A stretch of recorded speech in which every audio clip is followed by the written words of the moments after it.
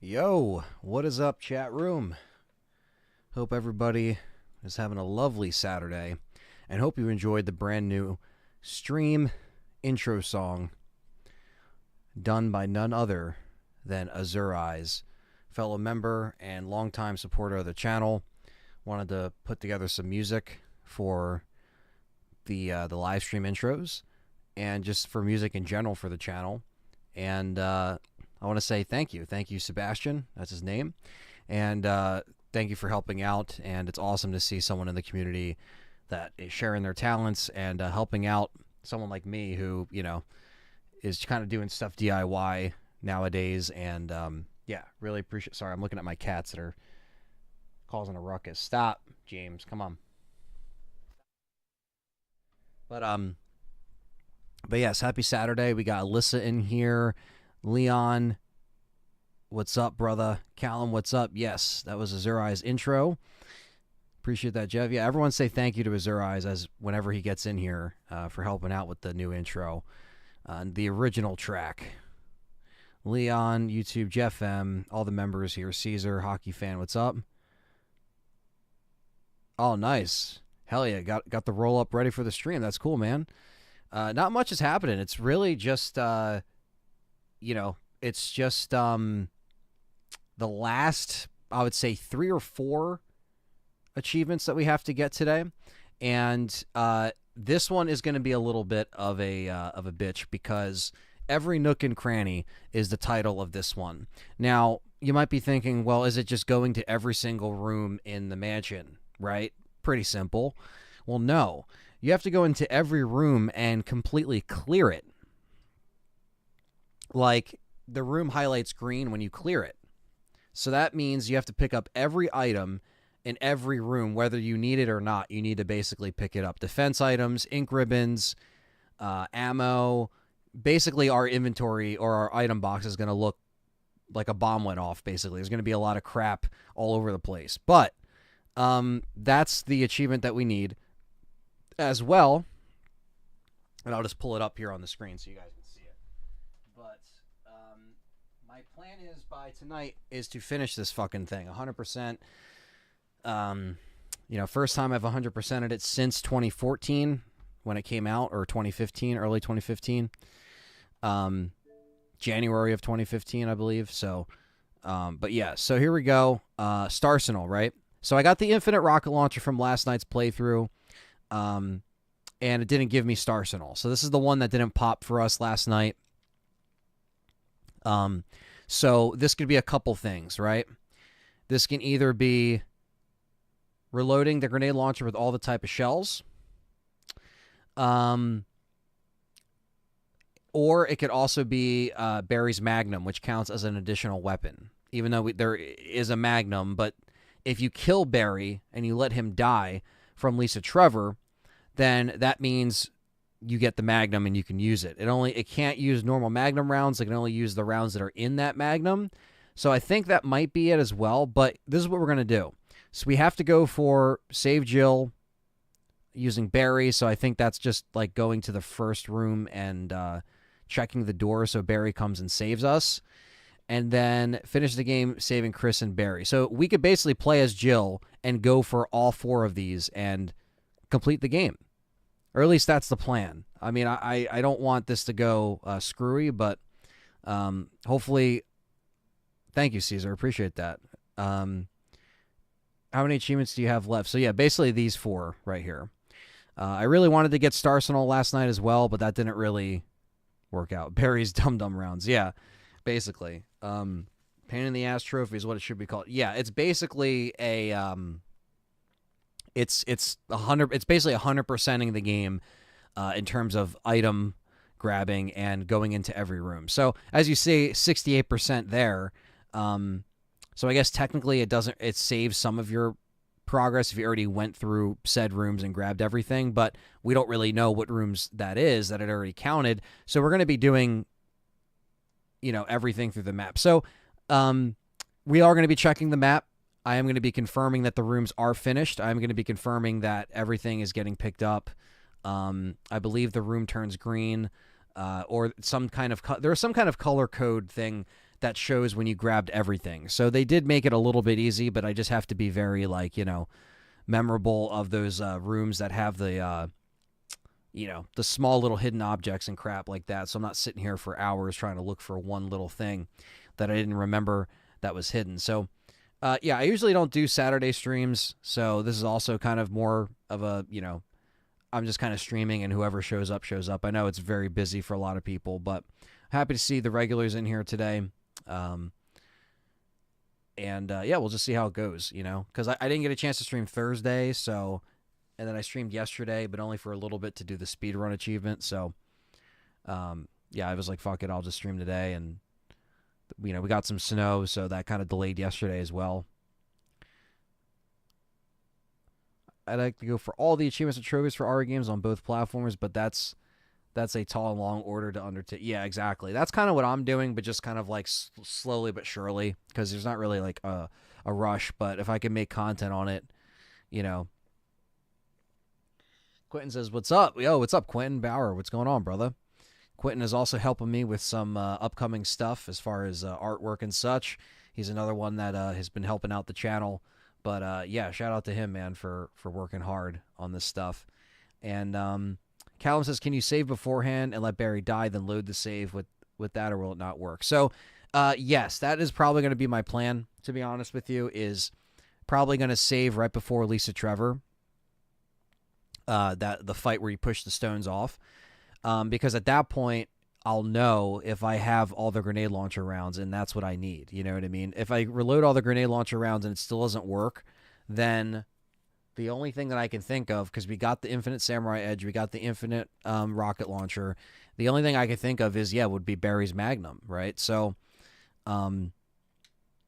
yeah, so that's going to be the plan, as far as like playing through this and then just trying to see if we can manage it. You know, we can save this run. We don't have to get too cocky, you know. Considering that we're doing every nook and cranny, we're probably going to be saving a lot because I don't want to lose progress and have to go through rooms again, and it's a whole fucking process. So, yeah, we're going to try to play this smart, and, you know, we're not really playing for time or anything. Let me just move a cat out of this basement because they're causing a ruckus.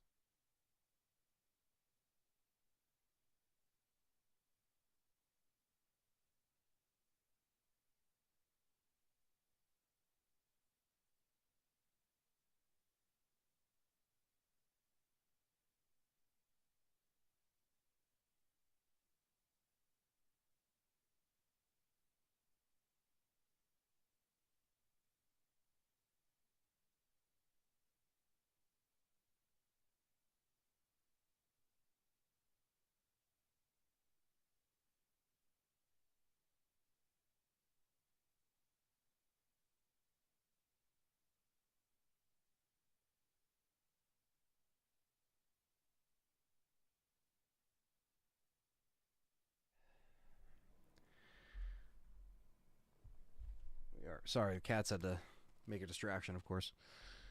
What's up, Dreadpool in the house? What's up, brother? Good to see you in here. Another fellow member in here. The Zoomies, bro. Yeah, I know. The cats are they just get nuts. It's every time I'm about to stream, they go crazy.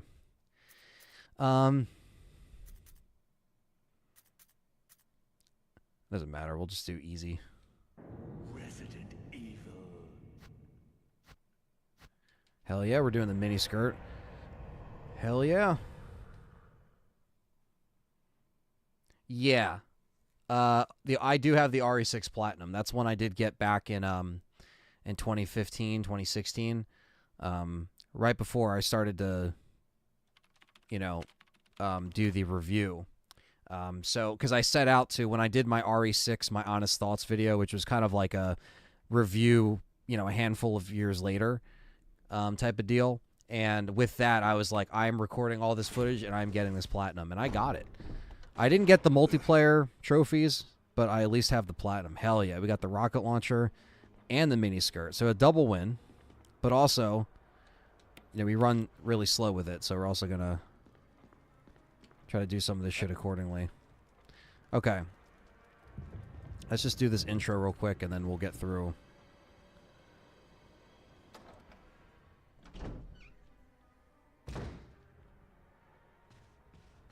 The RE5 one I still need. All right. I keep feeling like we have to worry about a challenge this run, but we really don't. This is kind of just more of a slow and steady run, and we don't really got to worry about any difficulty stuff or anything.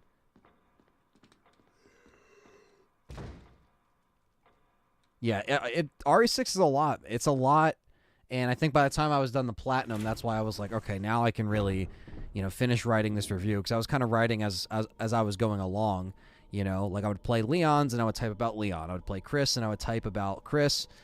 You know, like very similar to how I did the old school way. Very similar of how you know, like you don't want to. I mean, I didn't want to play all the campaigns all at once, but that's kind of what I ended up doing anyway. In terms of like one at a time, like back to back to back, because I was just in it, you know. Nothing. All right, give us the lockpick. All right. So,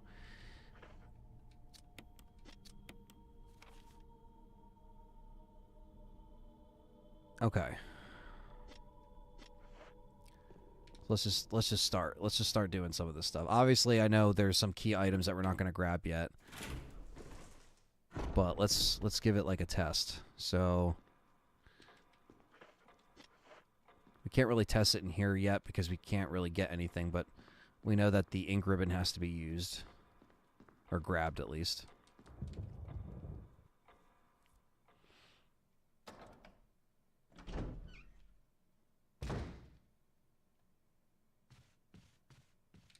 He has something.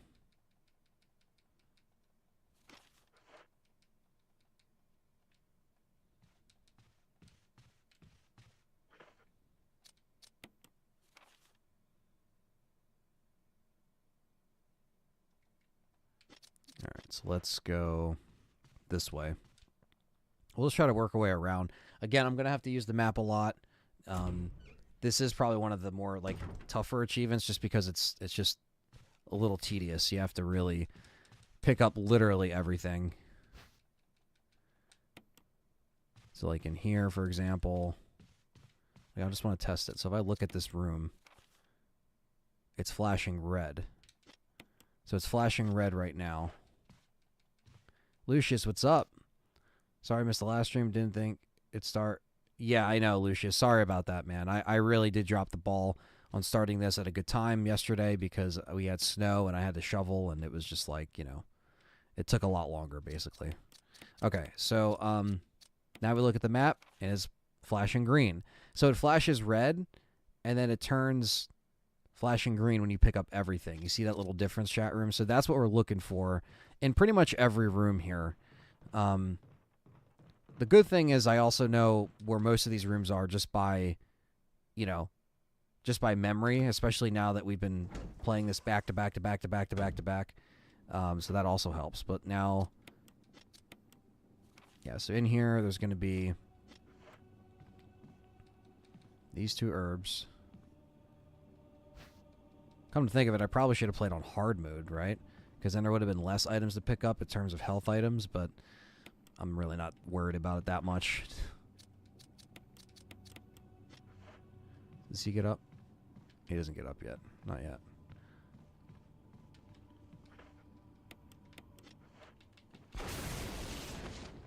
Love it. Gotta love it. And at the magazine. Oh, no, it's everywhere in the game. It's the mansion, the guardhouse, and the lab. Oh, they don't put the zombie there on easy. Oh. Interesting. All right.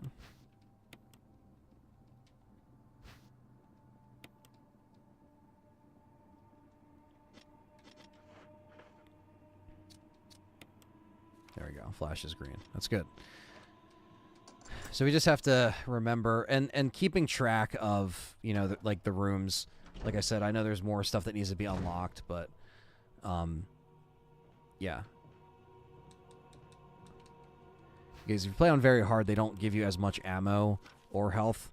So I guess that kind of would have helped me a little bit, because it really wouldn't have mattered if I was on very hard and I'm using the infinite rocket launcher, but...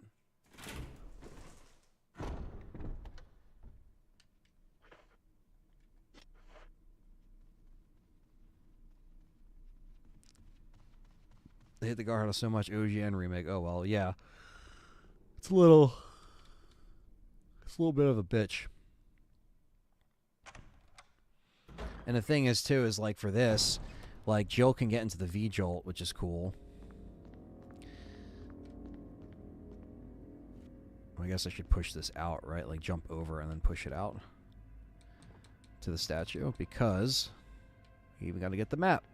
And we do actually have to get the map.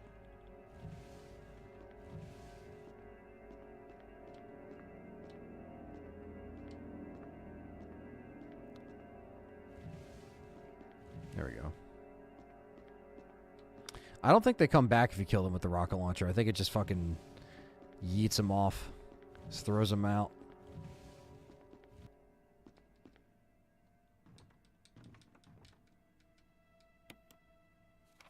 There we go. That's what we need.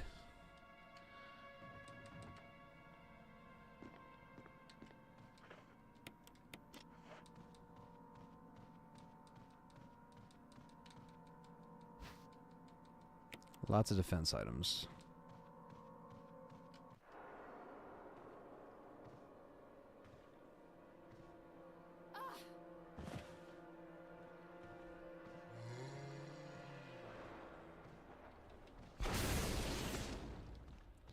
And stay down.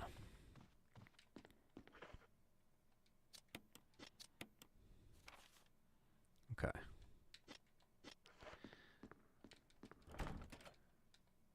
Perfect. We gotta go get the other key now. Kind of did it out of order, but it's fine. It's all good. It's not really going to be a rush playthrough. And yeah, so what we're going to do is we're going to save Chris and Barry as well. I also have to get the non-infinite rocket launcher to test out the... I think I can get the... I should be able to just find the acid rounds.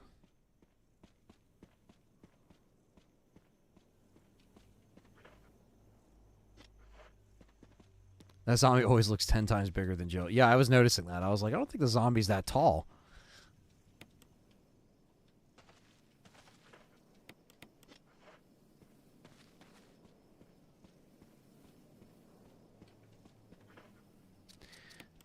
There we go.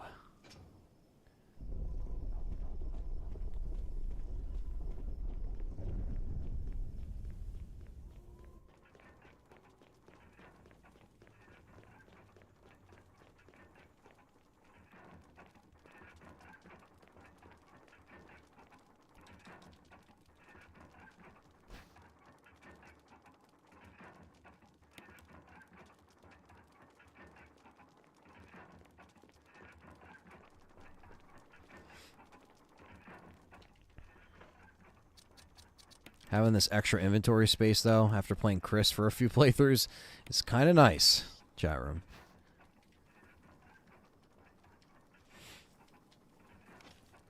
The Book of Curses.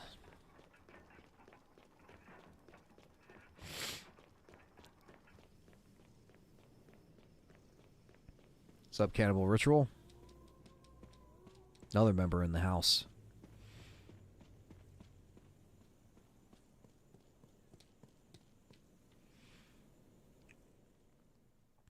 The only thing that's out there is the shoddy shells, and we got them.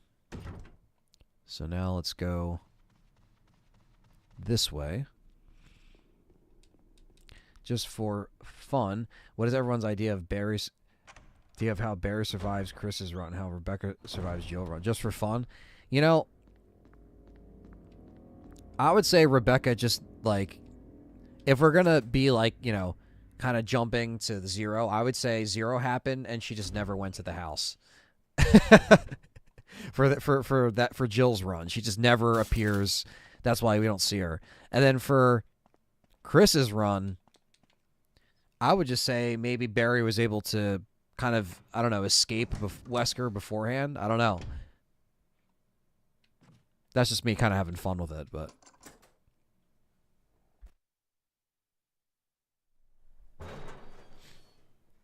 What's up, Gary? Garcia, what's up?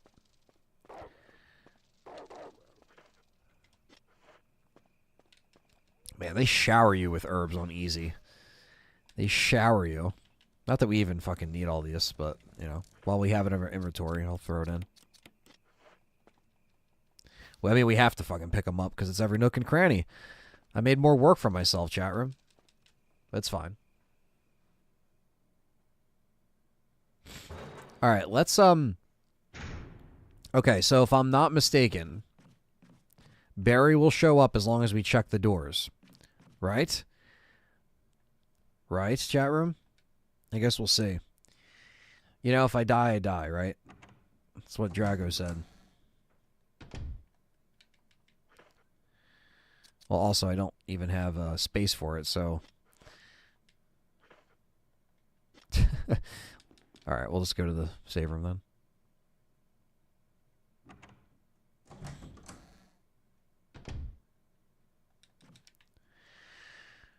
I think that was the problem, is I wasn't checking the door, and then I die, right? I don't know.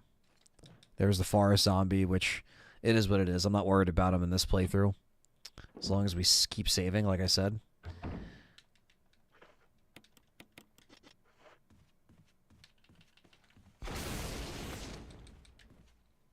If he dies, he dies. Yeah, because at least if I, you know, if I get crushed, then I didn't really lose much progress. So, okay. This is when shit starts to get a little all over the place here.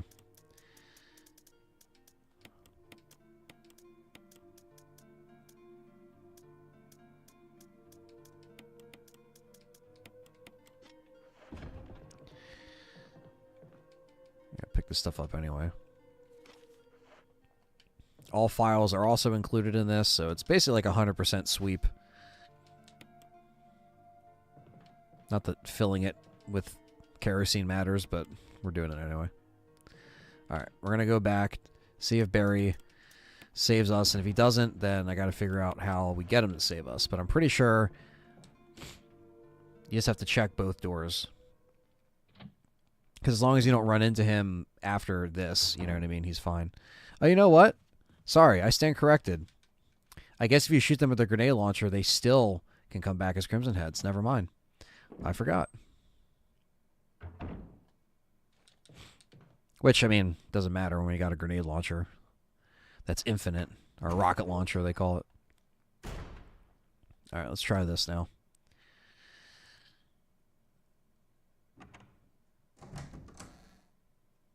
We have to make sure that we do get every item in this room, though, before we leave. Because you can't get back into this room once it crushes the door. So... I know there's a dagger on the table. And there's an ink ribbon, too. So there we go. We actually did need to save our stuff.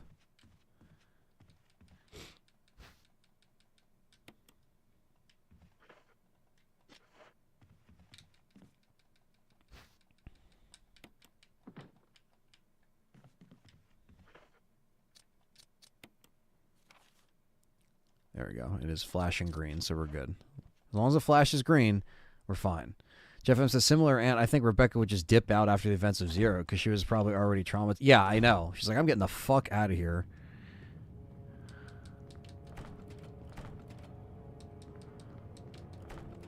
There we go. What did I do now? Wesker! Barry! Help! Jill, you in there? Barry? Get me out of here! The door's jammed! Stand back! Grab my hand! Badass Barry.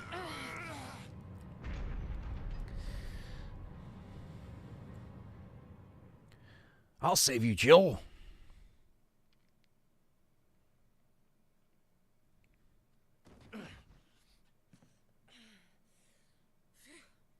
Barry. That was a close one. A second late, you would have fit nicely into a sandwich. Yeah. Really? Thanks. But Barry, didn't you say you were going back to the dining room to find other clues? I'm glad and all, but why are you here? I just had something I wanted to check. Anyway, Anyway, I'm Sketchy McSketch. Alright, and we should get an achievement. What a great guy. What a great guy, that Barry. There we go. Why we never got that? Because I don't think we ever... I think we broke and shotgunned that room so many times as Jill. And then that doesn't happen with Chris, so there we go. That's why that 10G one kind of escaped. But yeah, I think Rebecca just would have pieced out, you know? Been like, I'm not coming back to this shit. But that's why it's just funny. Like we were saying yesterday on a stream, like it just doesn't really line up with the events of this game as much as they would have liked to kind of smoke and mirrors it in a way where it's like, no, it kind of happened, but it's like, you can't really convince me, Capcom, because like, I don't know. Okay, but we're not really going to be using this shoddy too hottie. I think I'm just going to put like ammo like all the way down here because we're not going to be using it. But we have to pick all of it up, so let's just store it away from our items here. And same thing with the health. I can put just like in this section here. I think Barry found some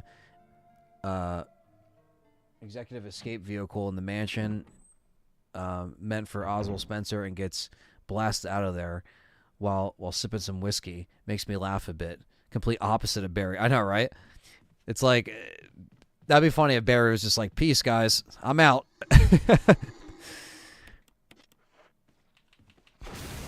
Or Barry's like very like team driven, you know, or at least he pretends to be. And then he's like, screw you guys. What's up, VB? Another member in the house. Thanks for coming in. This we do need, this board. We have to use it later for the, once we get the lighter, which I think we actually get it in here.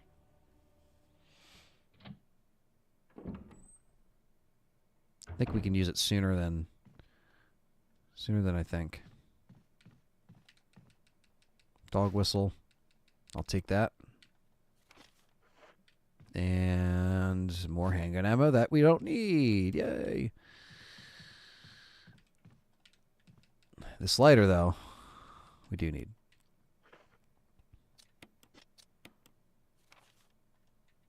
Still red.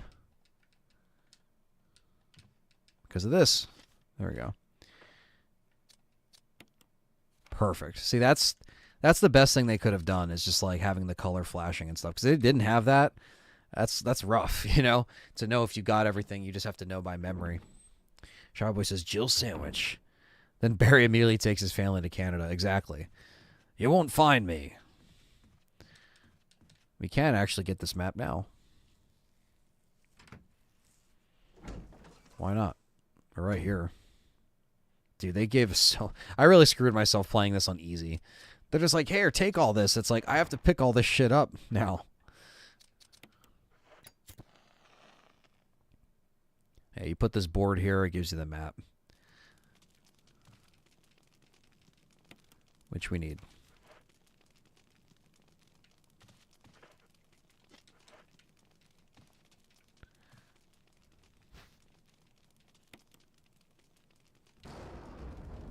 Every nook and cranny, chat room.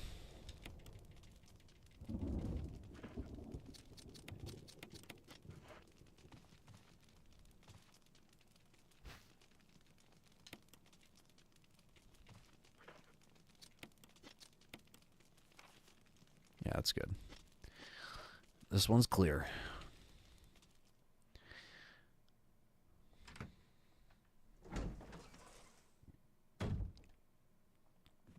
So it's crazy this remaster turns 9 years old in a few days.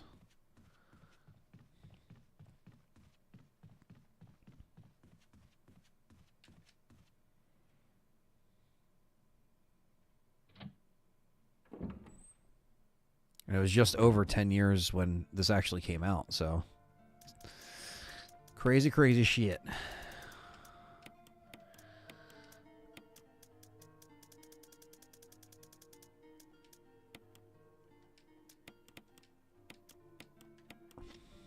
Do we need the lighter? Not anytime soon. Need it in a little bit, but I'll just put that there for now. And the dog whistle. Okay, we're on track. We're on track. I did this challenge on easy, and it requires a lot of trips to the item box to drop off all the extra herbs and shit. Yeah, Quentin, I was thinking about that. I think I kind of screwed myself with that one. I really should have just done normal, at least, because that would have been, like, you know, not as bad. But I'm like, oh, all the extra stuff.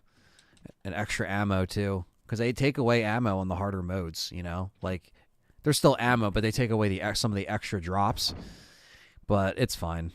At least I'm doing it with Jill. I can carry a little bit more.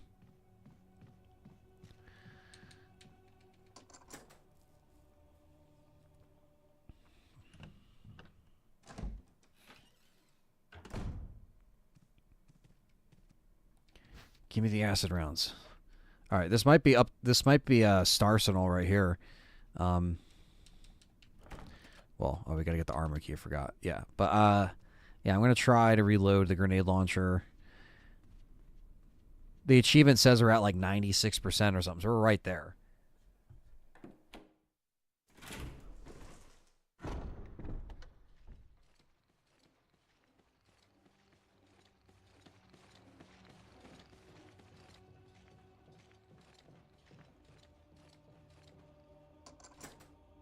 Fuck you, Forrest. Fuck you, dude. You ain't fucking this up.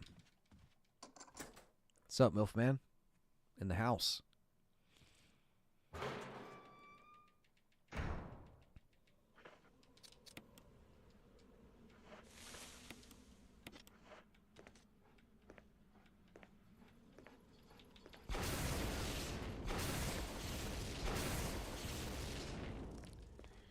Blasting him.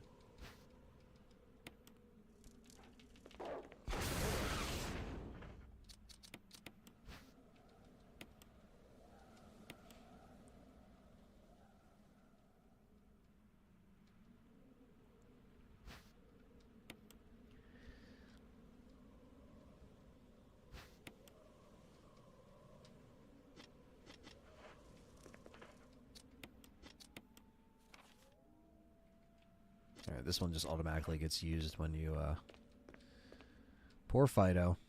Did not make it. Jill's got the rocket launcher. But yeah, I'm gonna grab the other...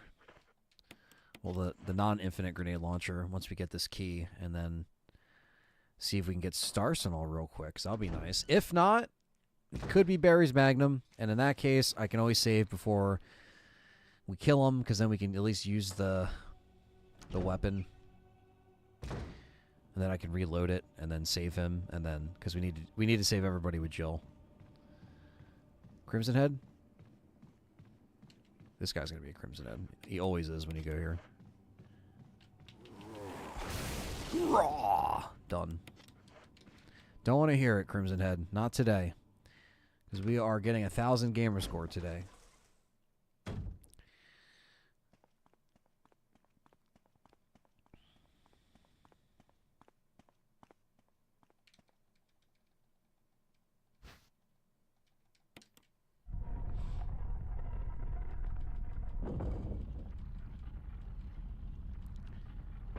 Zara says, just got up. Hell yeah, man. Glad you enjoyed it. Thank you, Sebastian. Seriously. Can't thank you enough. Everyone say thank you, Sebastian, or thank you, Azure Eyes.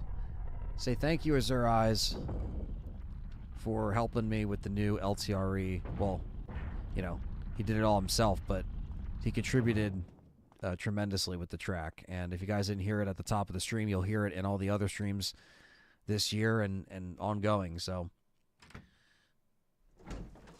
that's very that way Barry comes back in R3 to save Jill after Barry and Wesker get separated. Then he dips and takes his family to Canada. This is my new headcanon, he said. The reactions you guys had were the best in the Microsoft event. Royal Rumble next Saturday. I'm cleaning the house now, says Perry. That's awesome, man. That is awesome that we're going to be hanging out. We're going to be seeing each other. You know, very much looking forward to it. I'm happy that this crappy weather is, happening now. I mean, I know it's going to be raining throughout the week, but it'll at least be in the 50s, which will kind of be a break, to be honest. With this like 12-degree weather, 15-degree weather we had last night, which was just wild. But yeah, man, that's cool.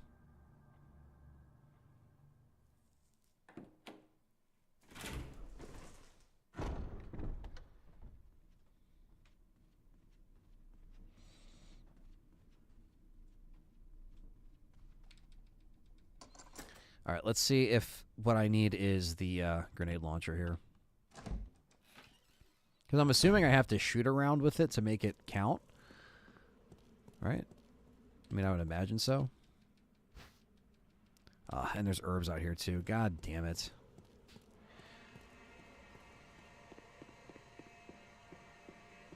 Hold on.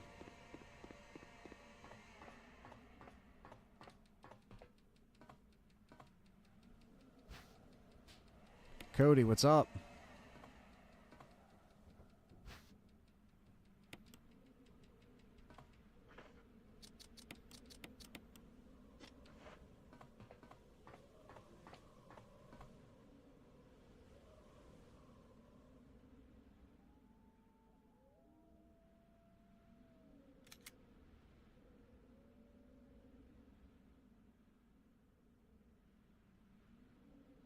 Sorry, hold on. Heater problems.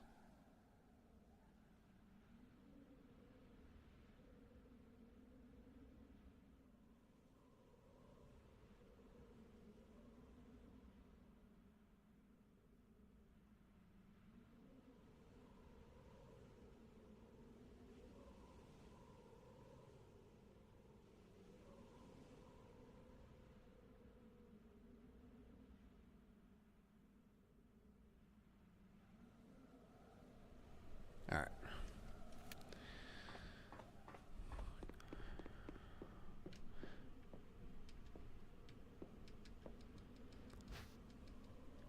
Let's see if this is what we need. All right. Because acid rounds are the only other rounds we get besides explosives in this one. It took me a day and a half. I knew once I had the bell melody, I knew I wanted something atmospheric and haunting. Then I built around it, and it came together pretty well. That's awesome, man. That's really cool. No, I really, really dig it. It's Jill time. Yes, it is. Now I just need to see if... Let's do this.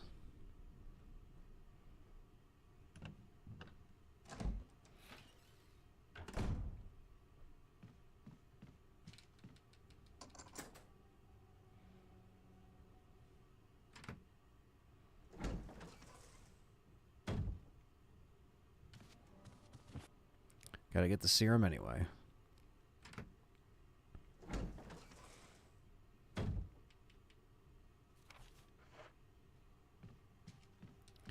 Okay. I'll test it out, because I think what I'll do is I'll test it out on some enemies. So I'll use the explosive rounds just in case I haven't used the grenade launcher yet. Then I'll load the acid rounds in there. I also kind of ripped off that Koto sound from RE7 if you didn't hear that. I definitely heard that, but I liked it though. You know what I mean? It was cool. It was really cool. I like that you took inspiration from the stuff we love and, made it your own, which is great. PS5 jailbreak video is tonight or tomorrow live, says Perry. Hell yeah. That's awesome, man. That is awesome. Yeah, I try to put this stream up as an event, so you kind of, just so, everyone and yourself saw when I was going to live stream. Just in case you had wanted to go live. Oh, we can't swap it out. Okay. Let's see if we can, oh, no.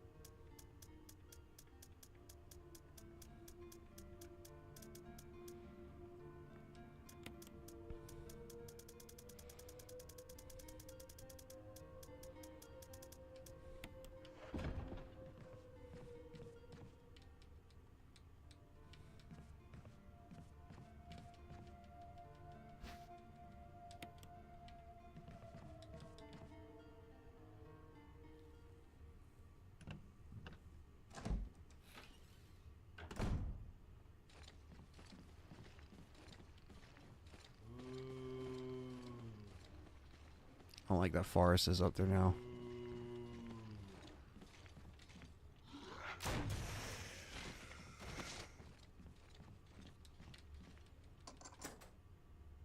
Alright, so if it didn't pop right there, Dreadpool just left another Comic-Con. Sorry, my visible enemy on easy. I'm still in the mansion. It's all good, man. You'll get through it. Okay, so now, you know what that means, chat room. If I didn't just get Starsenal and I'm at 92%, it's got to be Barry's Magnum. Right? I mean, it's got to be. Batman, what's up, man?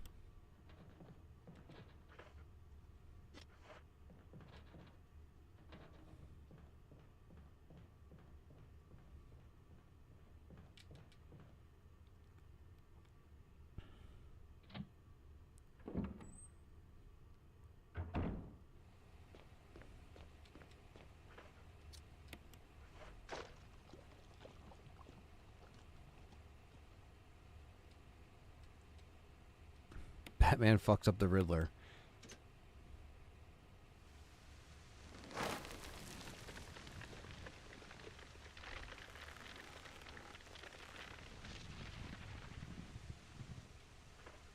It would have to be. Yeah, I was going to say, right? I mean... Shit, alright. We'll grab what we can. I was going to go back up the other way where Forrest was, but I just don't like risking it. Dr. Chase, Meriden, and Vicky Vale all in one night, Batman. Breaking out the bat condoms. Only sold in Arkham City. Exclusively.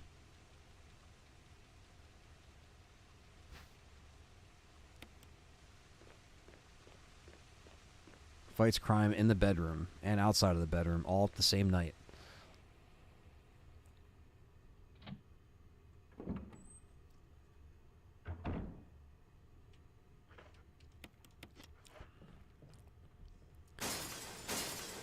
Yeah, I got the assault shotgun on Chris's playthrough. But I'll get it again on here just to be sure.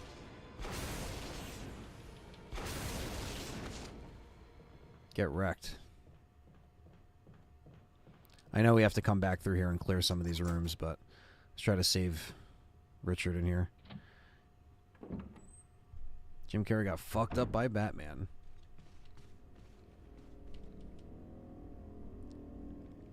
And Sonic. Yeah, Mr. Family Feud says Patriot. Yeah, how did that go, Perry, the Family Feud thing? I was shoveling snow, freezing my my balls off, but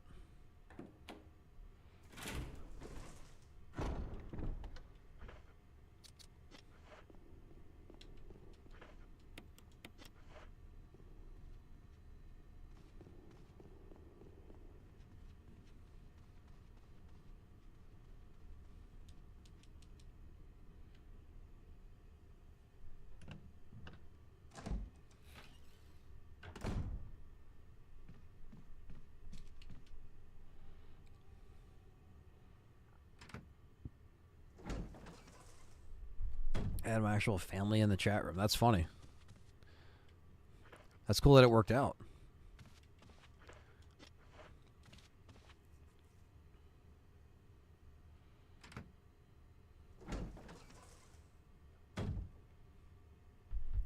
James, what are you doing?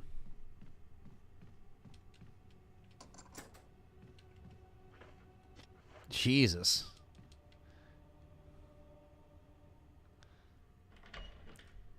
Got the pointy fingers in the chat.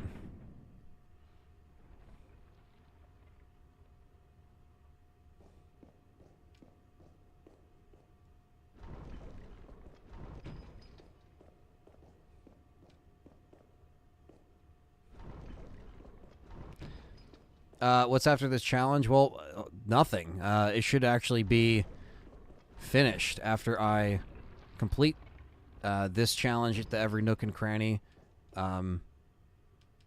It should just be Roman Reigns coming to WWF. Once this is done, like hopefully with this playthrough I can get the rest of the achievements and Remake will be done and dusted. on the Xbox One. Oh, you said Romance Reigns. I like how I read it as Roman Reigns. Romance Reigns. It's so stupid.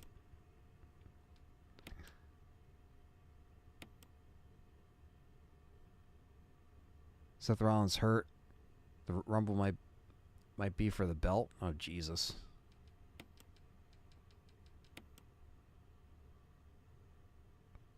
Am I going to play 0?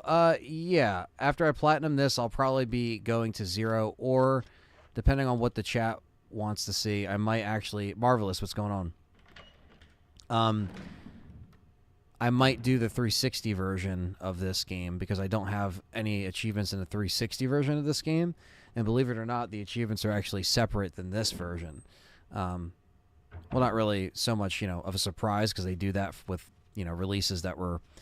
like, cut off on that, in that cutoff point where it was like there was still 360 stuff coming out and PS3 stuff coming out.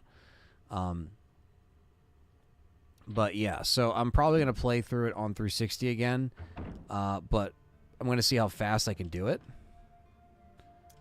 So maybe see how fast I can actually complete it in like a day or two's time instead of like spreading it out through a bunch of streams. Make it a little bit more of a challenge. The 360 version is digital only. Yes, that is correct. Yeah, I'm going to be playing that for you guys, but I think I'm going to try to do it in a timely fashion and see how fast I can do it, if people want to see that, it's just because I never did it and I feel like I should just complete it and get it on my actual profile, like instead of playing it on the hacked Xbox, I'll just play it legit, but yeah, it's hard to remember that it existed because it kind of came out, in that like, and yeah, it was PS3 as well, like Perry said, physical in Japan and Asia. You got the Biohazard 3. We both have it, I think. Perry has it too. The black box Biohazard 3 for PS3 came out in December of 2014. That's why I kept thinking it was coming out in 2014 because that came out before we got it digitally over here. So they shipped it out from Play Asia. I remember I was like working at ShopRite at the time, and I remember before I left for my shift, I was able to actually get it from the guy and sign for it because you had to sign for all that stuff. And yeah, so that ended up being... Oh, you know what? Flame rounds might be the other rounds we need, now that I think about it. The incendiary shells. So let's try them too.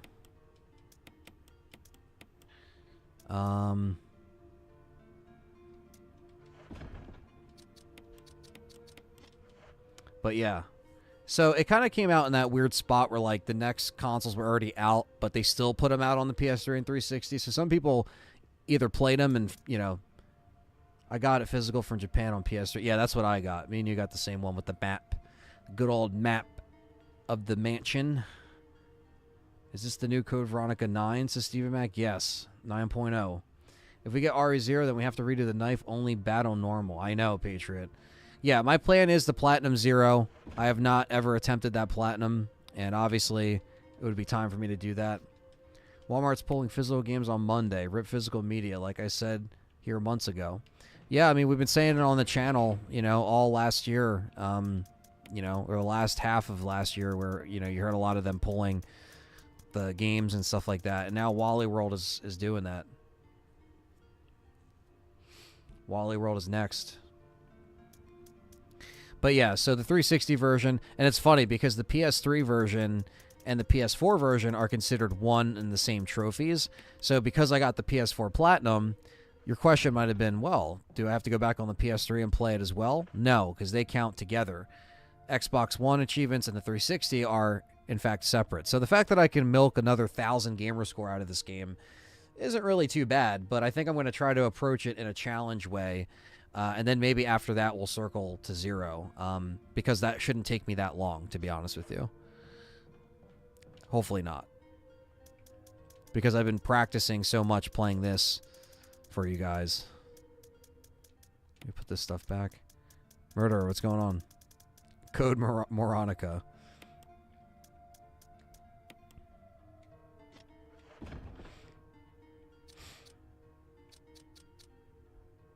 Oh yeah, he's working on content as we speak. I'm pretty sure. Like I said, check him out on the channel, on the page on my YouTube channel. It's there, and then he's on Twitch as well. Murder, what's going on, man? Where am I going to now? All right, I gotta go up here.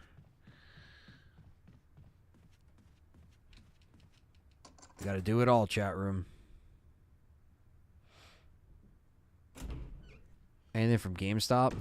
But not the, the only thing I think we'll hear from them is that they're closing, but we haven't heard that yet. No RE news yet. Nope. We'll have to look out for a PlayStation event coming at some point. If they do, it'll probably be, between now and summer, I would say, is when they'll probably have an event. But that's just me guessing. I'm not saying any false information. I'm not saying they announced anything, but we'll see if Sony, if they ever do their thing, that it could be there. But I personally think that if they're going to show something, it's going to be probably at their own event, the Capcom event that they have, Once retailers all stop selling physical, which is going to be this year, GameStop will have to announce their demise. Yeah, honestly. And like we mentioned on the show, it's basically like, and the digital consoles are coming this year as far as the mid-gen refreshes are coming around the corner.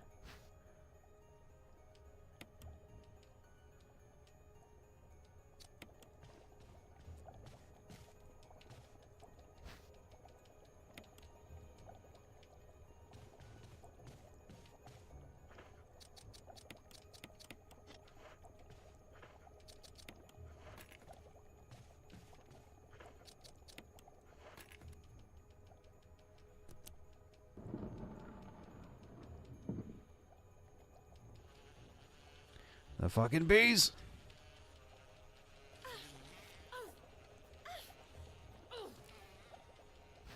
Yeah, long time coming for GameStop to shut down, that's for sure. Treated their customers like shit for years and just get away with it. Yeah, that cart, that the switch is out, or the hack for the Switch is out now, where any cartridge could just be, or any game could just be played when you plug it into the cartridge slot. So it's pretty nuts. They're gonna have to figure something out. Yeah, GameStop sells clothes. Yeah, basically. Can't find any games. The only games they get are pre-orders now. So what's the fucking point?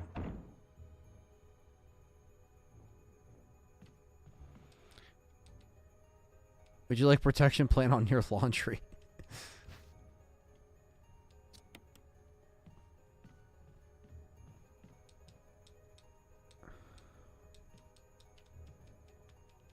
I know. Yeah, Michael, I get the same thing. The original and the remake get meshed together in my head. They definitely do.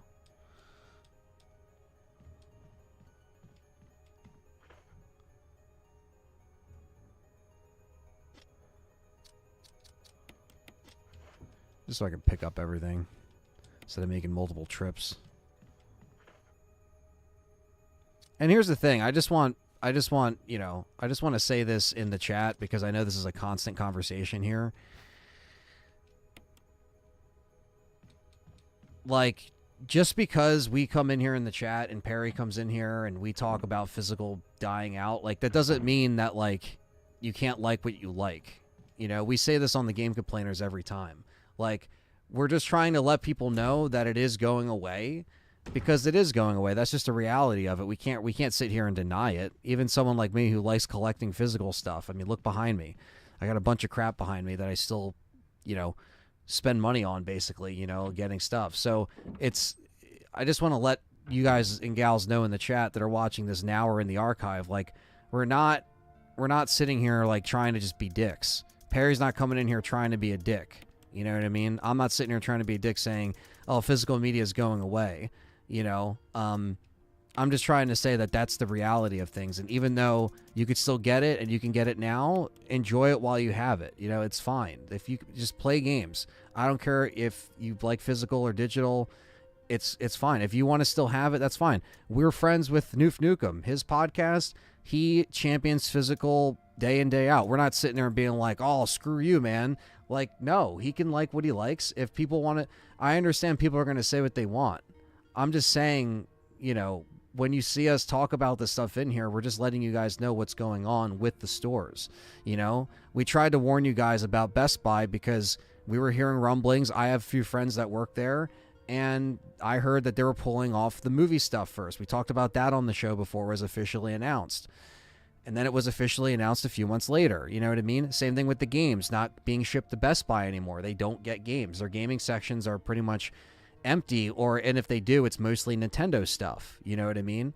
But I'm still, you know, a physical collector. I like collecting more retro stuff nowadays. I don't really get a lot of new games physically unless it's a property that I like. You know, or support like Resident Evil. I always do. You know, I get the collector's editions. You know, I do a bunch of stuff with RE, obviously. But, yeah, when Game Duel shut down Steam. Yeah, exactly. That's what I'm saying is that, like, I understand that, like, we're in, you know, we're still coming off of the heels of, and, like, I guess this goes for us. Like, even people like, you know, me, Perry, Frank, Fred, or people on the show that talk about these topics day in, day out, week in, week out. Like, eventually we won't have to keep talking about it because there'll be a wave of people that will just not have anything to say about physical or versus digital anymore. When it just becomes digital and that's it, the only time you'll hear about physical stuff is when it's old games that we're talking about. You know what I mean? Why explain all this, Anthony? We warned everyone last year and no one believed it. I mean, look, I mean, it's just, I don't know. I just think that, like, we had to tell people, you know, and especially with GameStop being, you know, like, just complete dicks to their customer base, it's not really surprising that that's happening sooner than later with GameStop. But now with Best Buy trying to branch out and do all this other weird crap in their stores, we've already talked about that. But look, while you can get physical stuff, buy it. No one's going to come into your house and take away, you know, your physical discs or your physical 4K player or anything like that, unless someone actually comes into your house and breaks in. But let's just hope that doesn't happen to you. But you get what I'm saying. It's just, you just enjoy what you can while you can get it. Now, if you can't get discs in a few years, or if Amazon stops selling discs, which they could, and you might have to go right to the, you know, right to the studio's website to get some of these Blu-rays. That's probably how it's going to be in a few years, you know? So we just have to kind of embrace that a bit, you know? I don't really think there's, you know, I don't know. I just don't think there's anything completely wrong with just recognizing it. But at the same time, I'm not going to come at people that still like it. You know what I mean? Like, if you like physical media, that's fine. I'm not going to sit here and, you know, belittle you or make fun of you and say, oh, you're in denial just because you like physical media. No, I like physical media too. I like CDs. I like vinyl. I'm in it for all, you know, I like it all, you know. Obviously, I know it's different because music is music. There's a different, you know, with music, you physically own the music. On a vinyl, it's physically there. With, you know, with games nowadays, they're not really on the disc anymore. So I think for me, that's kind of more of like why I stepped away from that pretty heavy. You know what I mean? You can get both. You can like both. You can do one, not the other. As far as like collecting wise, it's all good. I came back here to save because we have to go get this fucking forest zombie part done, and I don't want to die. So let's keep it going here.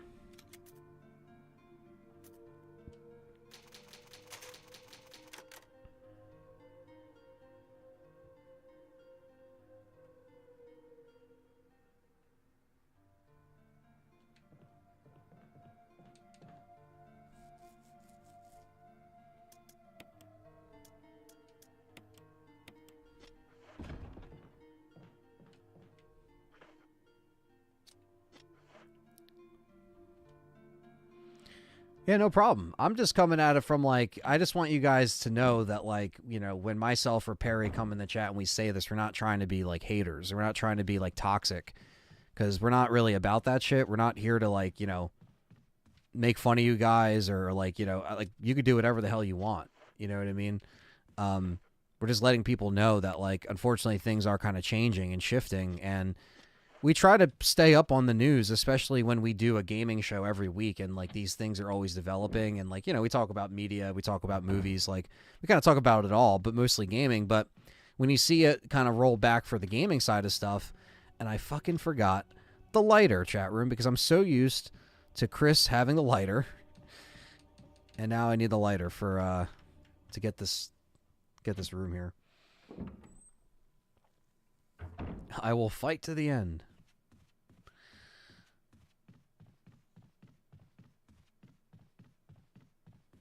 Do it while you still can. Make him pay.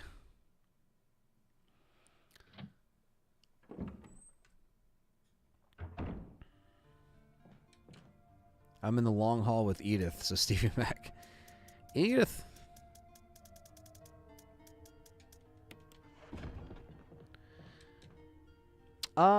Michael, I mean, I was saying on the... I know we were kind of speculating on Game Complainers that they might go digital because of the new... hack that came out for the Switch that just exposed all the carts.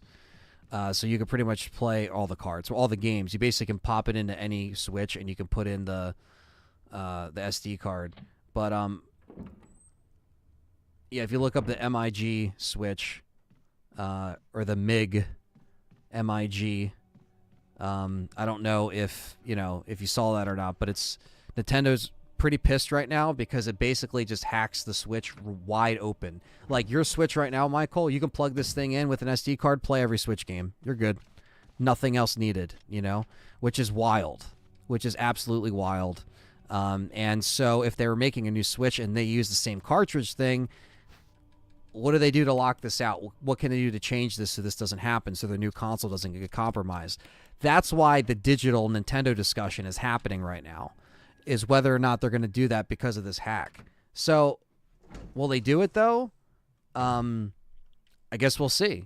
I think they might stick with physical if they can get around it. If they can get around this hack. But, Anthony, if you copy your legit cart to the MIG Switch, those keys can ban the legit copy that was ripped. That's crazy. I did not know that. That's wild.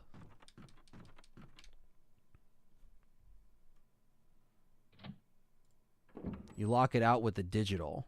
You lock it out with digital. Okay. Yeah, it's crazy. It's absolutely nuts. The stuff that's going on, between the Switch getting, fully smacked like this, and then the PS5 getting jailbroken. And Perry's going to be showing that on his channel, so get ready for that. All right, this is what we'll do. Let's use that. So we take this. I'm not going to use half the health items I'm picking up anyway, so. We did save. There is going to be a forest zombie here. We did save, so if we die, it's not going to be too bad. And we're dead. Oh no, he didn't kill us. Oh. Holy shit, he didn't kill us. Oh. Okay, we're cleared. This room's cleared. Whoo! It will destroy the used Switch market. It also bans your account, too, if the legit ban cart is used in your machine. Damn. Well, that's good to know. That's just good info to know in general for anyone thinking about it, but it's pretty crazy, man. It's crazy. I mean, look, the console's been out for so long, it was a matter of time before someone split it wide open, but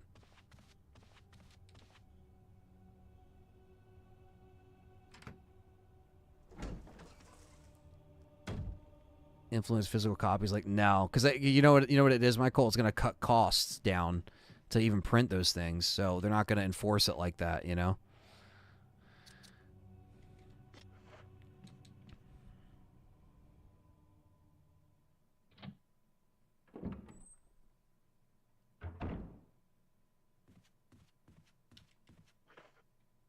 Still got to shoot the incendiary round. That could be it too. There was a reason why Nintendo last year that they were working on De Novo digital. Yeah, I mean, I really want them to stop being scared and show us what they got, because they really need to step it up. They really need to step it the fuck up and announce this shit already.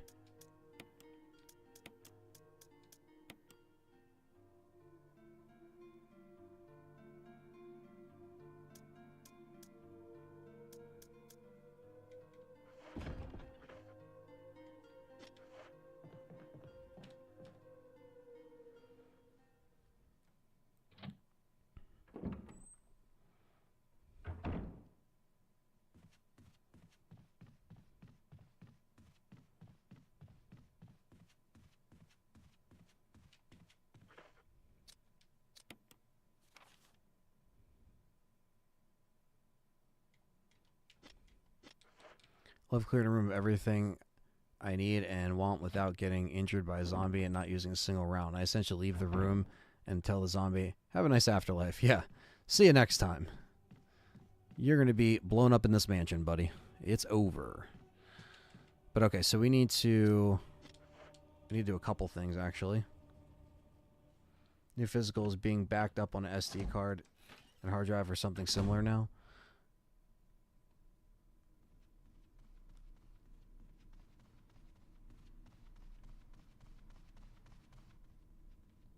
What do you mean physical for which platform?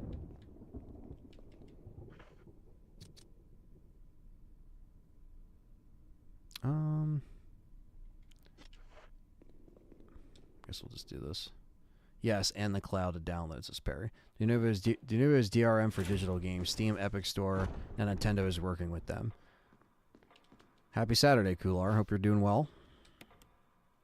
We're going for every nook and cranny, and hopefully we can top off our achievements with this playthrough. I hope.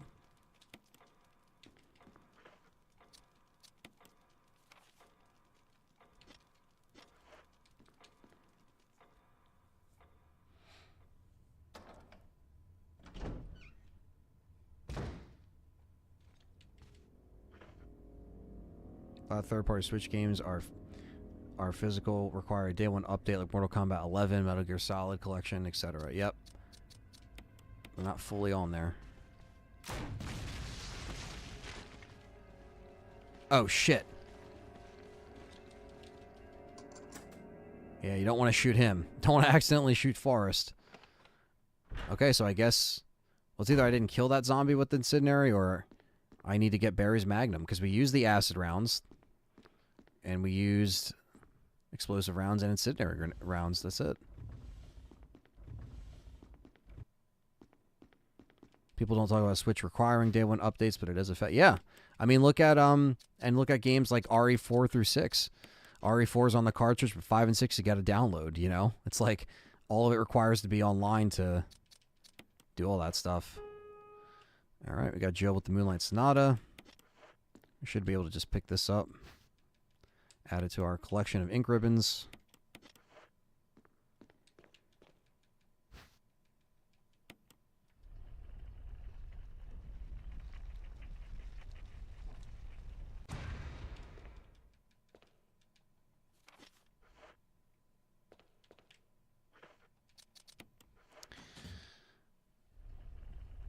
We'll see, man. We'll see. I really want to see what the hell they got coming up.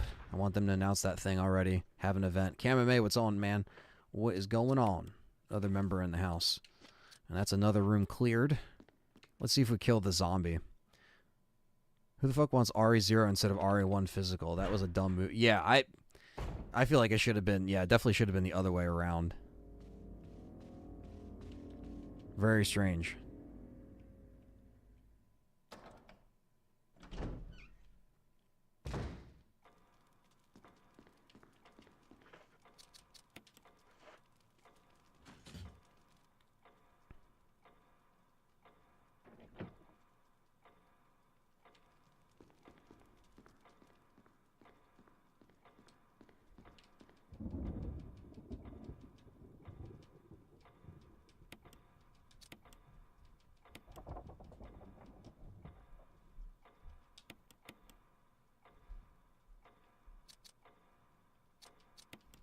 I didn't mean to do that. Come on. I meant to hit the other one.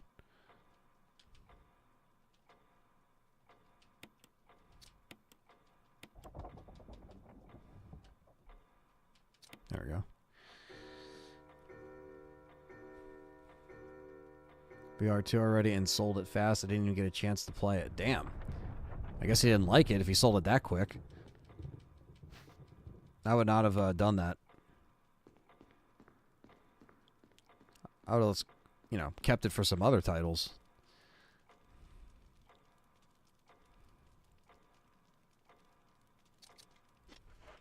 Now this room should be done. Yes, it is. All right.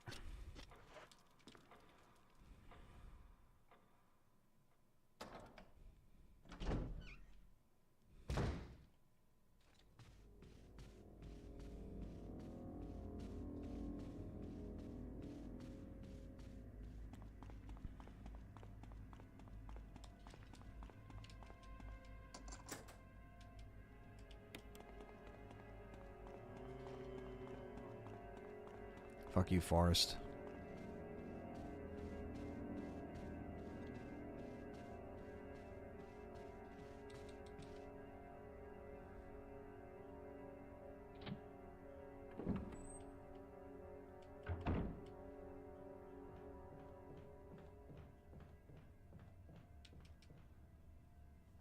New publishers also eliminate leaks too, like how all the RE remakes had a physical copy out there, and leaks were out months before the game release. Can't do that when there's no physical. Yeah, that's true. Yep, that will eliminate a lot of the leaks. You know, people stealing the game, all that crap. Forgot I have to unlock this door too. Can't forget about that.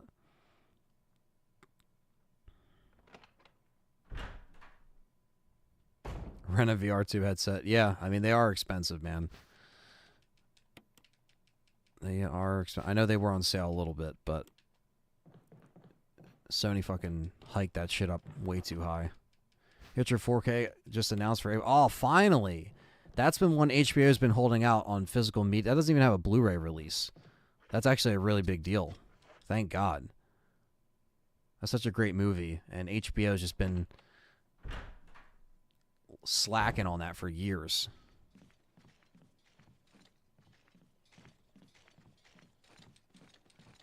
Fucking Forest up there, man.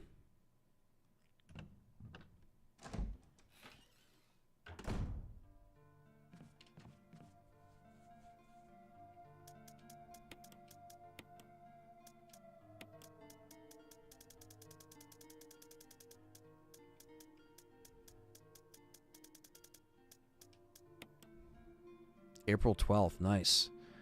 Hockey says, I need that on 4K. Michael says, I remember when Blockbuster titles that would get before street date, and I was popular with my family for those who went early. I was popular with my family for those we got early before street date. Yeah. Yeah, some of that stuff was cool back then, you know? Getting the hookup for that stuff. Nowadays, it's more like popular with like records and stuff. Like I like getting... You know, some of the indie record stores get it early, and then they'll sell it to you if you're cool with the guy, you know. Love to try the VR2 headset, but only for RE4. It's too damn expensive. Yeah, I mean, I wanted to do that, you know, eventually. And it probably would have helped if I did it right when it came out, but, you know, just other shit is, you know, other shit's taking priority, I guess, you know. So,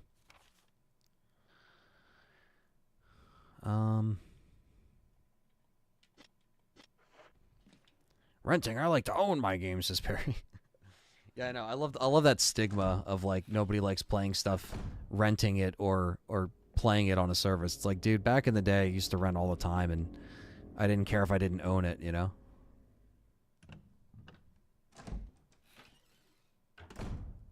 It was a perk to rent them. Yeah. Renting was awesome. And I never used Blockbuster, but I would always... You know, Hometown Video was the more local video store.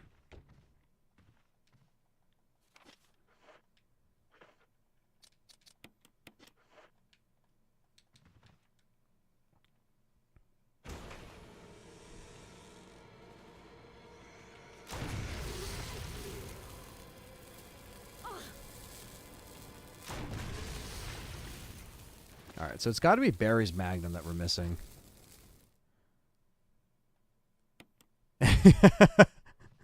Ferris says, Michael, you caused the death of physical. You rented, you created Game Pass and Skynet. You took it all away. What do you feel about the tie-in? What do you feel about an RE8 tie-in? The already established lore, was it meh or you, or did you like it? I did not like the RE8 tying into the OG lore. I thought it was very lazy and disappointing. Like, can you imagine Spencer next to Miranda just having a conversation? Like, I can't. There was a mom and pop rental shop where I grew up that I went to and I used to beat games in a weekend for $5, and then they would sell those games soon after for cheap. Yeah, I mean that's how you would have to make money and stay open, you know, like trying to, you know, sell back some of those games, make back some of that money, you know. Whether people like it or not, this game is inevitably getting another remake. Exactly. It will. It will, and it will be awesome when it happens. Hopefully for the 30th anniversary. I don't want to wait that long, but I think that will be appropriate if they time it up right. I didn't grow up with Blockbuster, just had a mom and pop store. It was awesome, though. Yeah, that was always better. Wesker getting checked out by Heisenberg. Yep. It just doesn't really make sense.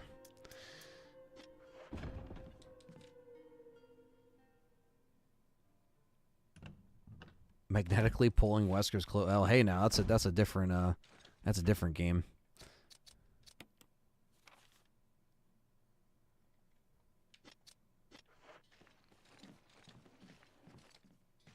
Also used to buy practically new Blu-rays there, but it would be for half prices. Yeah, that's cool, man. It's always cool to get, you know, to support a business like that. And obviously a lot of them are, you know, never made it past a certain point because of just everything else streaming-wise, but... Okay, the Keeper's Room is done. I'm just trying to go through each room and just checking...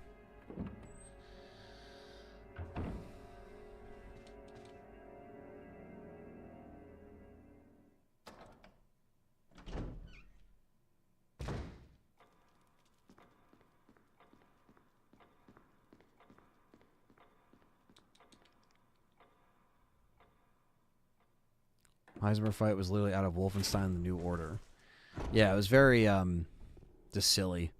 You gotta use the tank vehicle that Chris made. Like, what the hell? Like, what is going on? Oh, you know what I didn't do?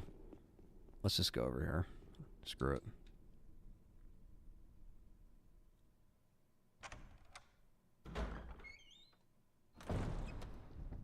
I know this room's done, but this room isn't done.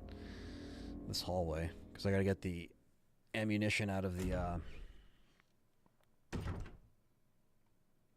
Yeah, you have to grab all the items for this achievements. That's why this is gonna take a little bit, because we have to, yeah, pick up everything and not miss anything. It was like Bethesda made that fight for Capcom, yeah.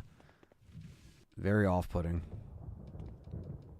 Actually, it's actually the cause of what happened to the world of bioterrorism, but it felt like it was just weird. They desperately try to connect everything. Yeah, it's almost like they wanted to make it like, you know, be like, make fans like mark out for it, but it's like no one cares. Like, no one cared. And it was just through files, very lazy. You know, and Chris is just like, oh, Spencer, like, what does he do? You know, it's like there wasn't any like build up or reaction that was worth it, you know? Devs are watching Transformers when they came up with that.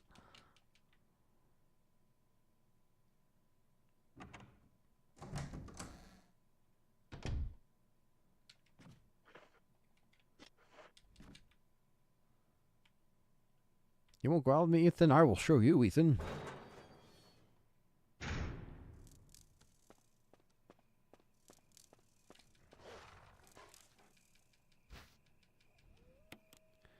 And I pick all this. Oh, shit.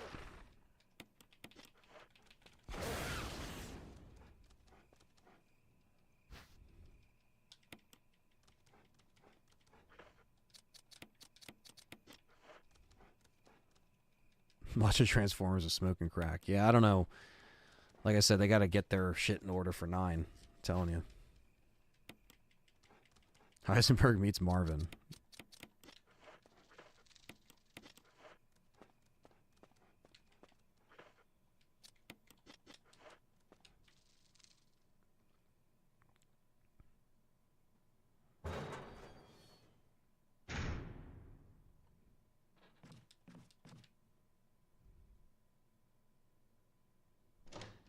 Yeah, he didn't want to do interviews for RE8. He said, nope, I'm good.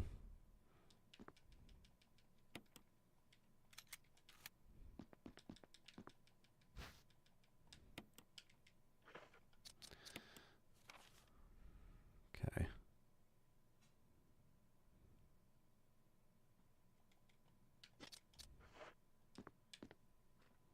I don't know. I would just say bring back some of the older characters to play the main character again, instead of having, like, you know, new people all the time. Maybe Chris, maybe Jill, maybe Claire.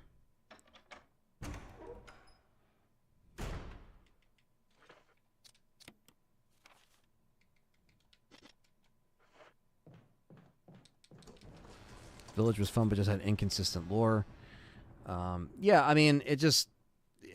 Like, the action gameplay was solid. Like, the gameplay was fine, but it's just like the vibe was not Resident Evil, and the writing was just kind of, you know, just lazy. They're like, all right, we just got to finish this up, you know?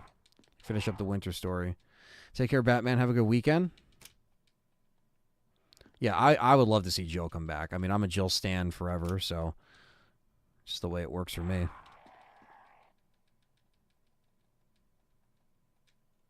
Don't just give her Death Island and that's it, you know?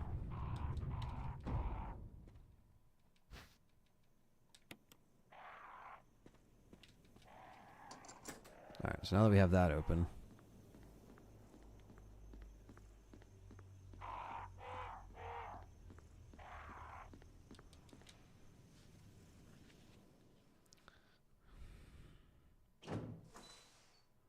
That's highway robbery. Oh, shit. No! Oh, my God.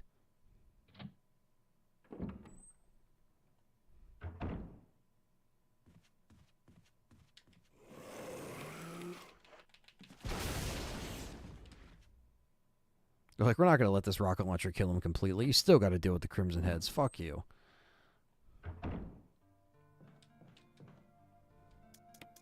So much fucking health.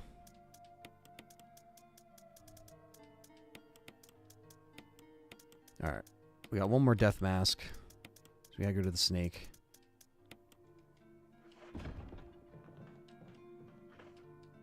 Christine, what's going on? Thanks for being here. Another member, supporter in the chat. Thank you. Hope you're enjoying your day off. Alright, let me pull up this thing here. So...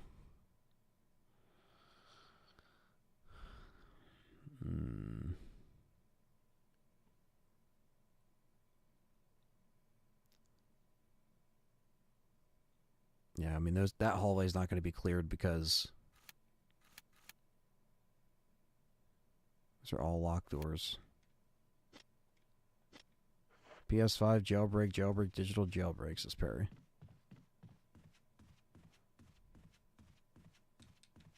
Jill needs her own RE4-like game. Maybe she rescues someone and goes to the city that is full of bioweapons and stuff. I mean, I would just want to see Jill back in, yeah, like a current RE game, because it has been a while. I know remake, but that doesn't really count, you know? Get more shine in a game and a movie. I would say Jill for a main game, and I would say Claire as well. Leon and Ada's had some time, you know? Shake, shake, shake, you're digital. I think that Jill needs to be an RE9 because they're going against the BSAA. That's what I'm thinking, Callum. If you do a regular RE1 remake on normal, you're already a pro. You get left with way too many mixed herbs. Yeah, yeah. The good thing is they have a decent amount of a challenge with all the different modes that this got, which is cool.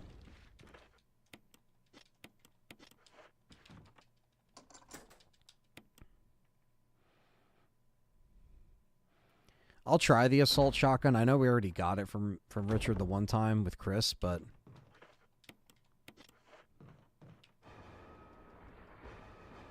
I don't know if there's anything else in here besides the mask.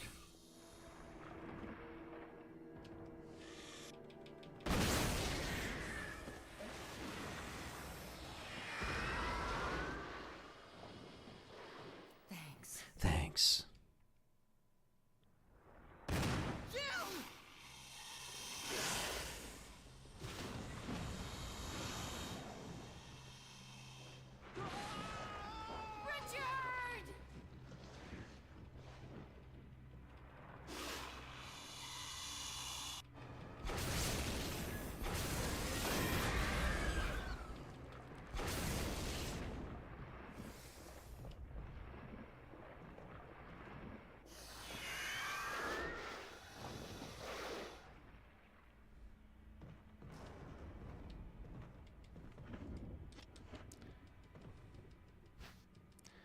Assault shoddy.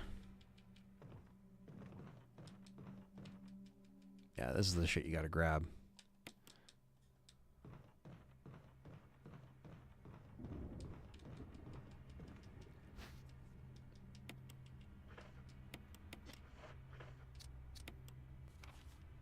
Alright, that's everything in here. He had enough. I've never played the Suffering games. Brandon was just bringing that up in the chat the other night. I really do want to play them. That's something I'm going to have to play on the channel at some point.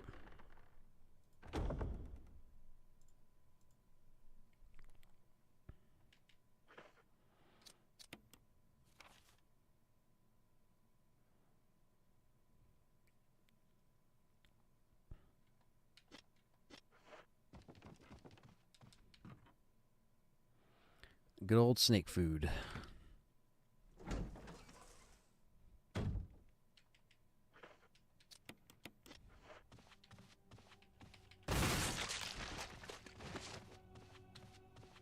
Alright, it's not the assault shotgun. It's probably Barry's Magnum. For Starsenal.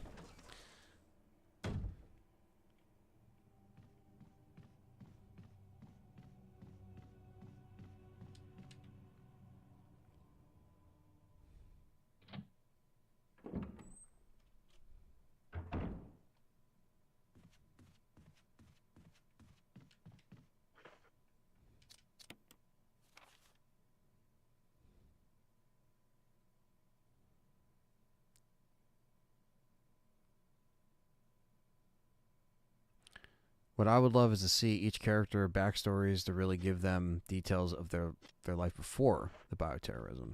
Yeah, like leading up to it. Yeah, I mean they don't really go back a lot, you know. They really don't, and try to like kind of fill in some of that stuff. But it would be nice if the next game setting was in a city during an outbreak, Raccoon City and Tall Oaks, but better. I was disappointed how linear the city portions were for RE2 and 3. Yeah, I mean, if they did return to a big city, or even like what they were trying to do with 6 but kind of failed, you know, where they were making it on a larger scale, could have worked.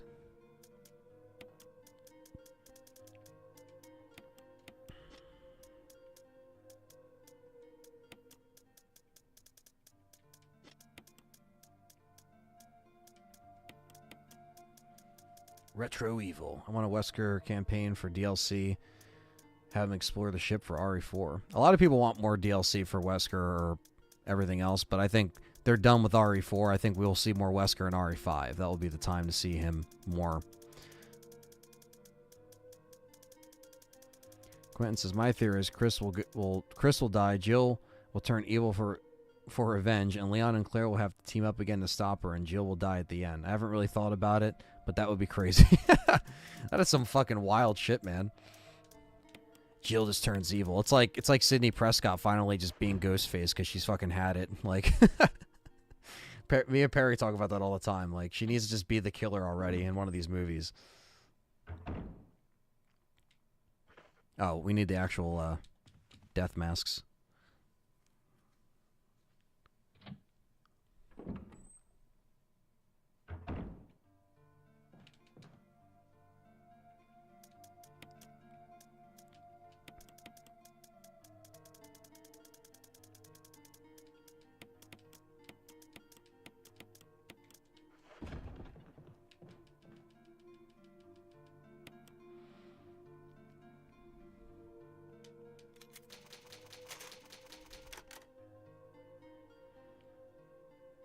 There we go. All right, Father Ted time.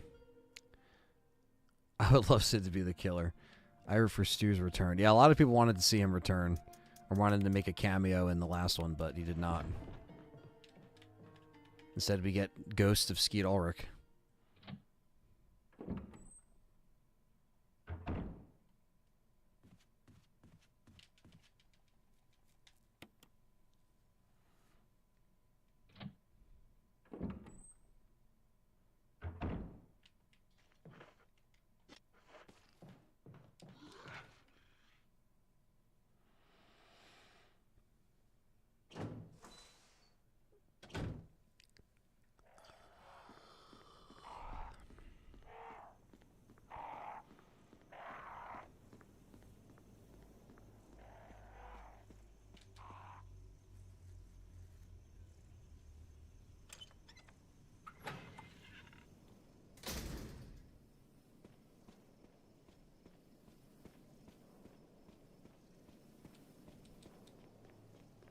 The weirdest part for me is like how Friday the 13th went supernatural.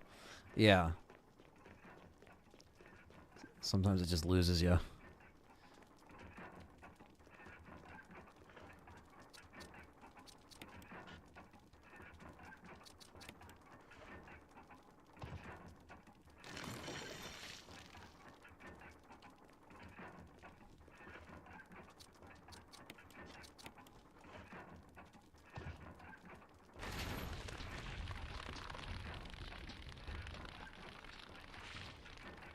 That would be crazy cool, Art, but I think there's too much money to put a stop to it, you know? They'll keep the stories and characters going as long as they make money. Unfortunately, but... I mean, fortunately for us, because we're RE fans, but... It's the same shit you gotta deal with in Hollywood with movies, you know? They just kind of continue it for just forever. Even if remakes or reboots come along, it's still being continued somewhat.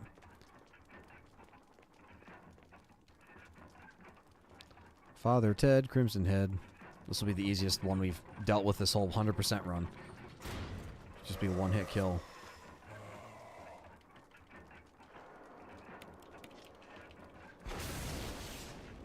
And he's toast.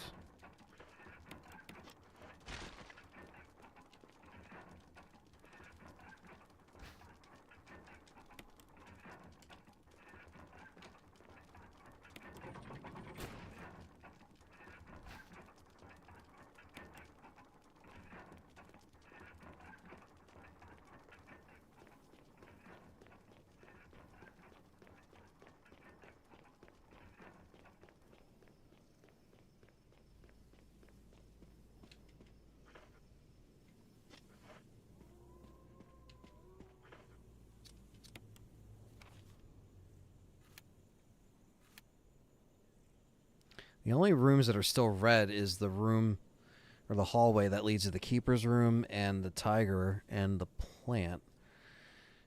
But I don't think that will turn green until I've done everything.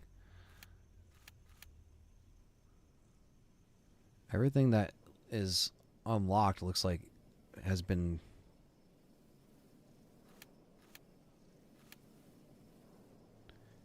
See how it says green 100% items red in progress? So the only thing that's red is really that one room. I'm a big George A. Romero fan. I did hear about the Twilight of the Dead. I heard they're working on that, yeah. I'm curious, you know, like, I'm not trying to be negative about it. I just think that, like, someone trying to take a loose concept, because I don't know if the script was completely done, but even if it was completely done and they're, you know, trying to do something with it, it's cool because it might keep some of his ideas intact, but, you know, I don't know. It just seems like without him actually being here, you know, it does suck because he can't really bring his script. It's going to be directed by someone else, so it's not really the same exact vision because he might have wanted it certain ways than others, but it's cool they're trying to do some Twilight of the Dead. I mean, look, will it be better than Diary of the Dead and Survival of the Dead? Maybe. But even those last two that he made were a little rough, in my opinion. I see what he was trying to do, but yeah, I just feel like we should just kind of let these things go. But I understand that the fans are dedicated, and I'm obviously a big fan of Romero. And the next video I'm working on kind of has stuff to do with movies and Resident Evil, so some of his stuff included.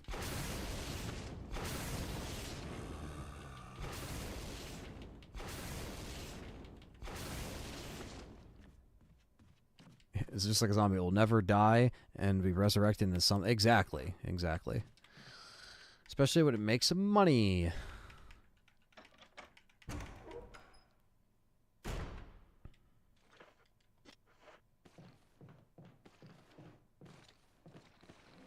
I was ready for you this time, you fucker. Director of the machinist is attached to it? Okay.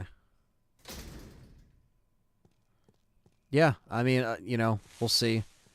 I'll probably, you know, check it out because of my curiosity. I think a lot of us will.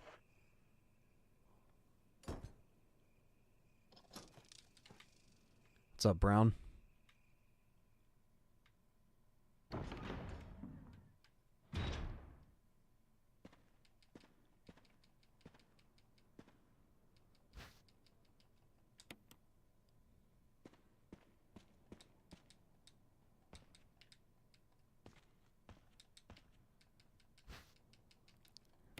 battery pack. Ah, crap. It's alright. I'll do the crest on the way back. Usually like to have it for when I'm passing the graveyard, but we gotta come back anyway when we come back from Lisa Trevor's house. What's up, Matt? Fellow member Matt in the house. Good to see you in here, man.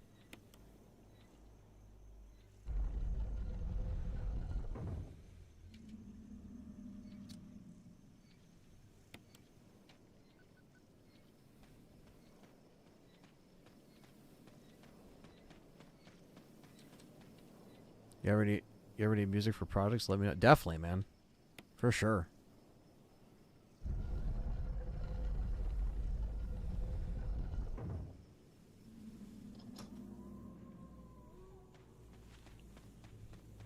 Really, really appreciate it. On my way to work, you guys got snow and I got the rain. Yeah, we're going to be getting some of that rain this week. Up and coming, which will probably make all the snow melt, but we only got like 6 inches, 7 inches, which isn't like, it's really not that bad, you know, compared to when we used to get like a foot of snow and crap. So we did get it a lot yesterday, but I just had to constantly be on the lookout and clear out because they barely plow the street. They didn't even plow our street. They do the main roads obviously, but they could give 2 fucks about the neighborhood roads. So I had to do what I can for the sidewalk and the driveway, so my family can, you know, leave and enter, because a lot of them worked yesterday. So yeah, had to kind of take that L yesterday, and that's why I started so late, but it worked out. We got everything done that I wanted to, and we're here today on a Saturday, which I typically don't stream, but we still got 45 people in here for a Saturday. It's not bad. It's good to know in case I ever need to start doing some stuff. What's your list of the next RE remakes coming out? I would say 5 is up next, you know? I would say 5, and then we might get a 1 remake again, which would be awesome. And I think eventually we will get Code Veronica. But I think 5 is safe to say that that's next.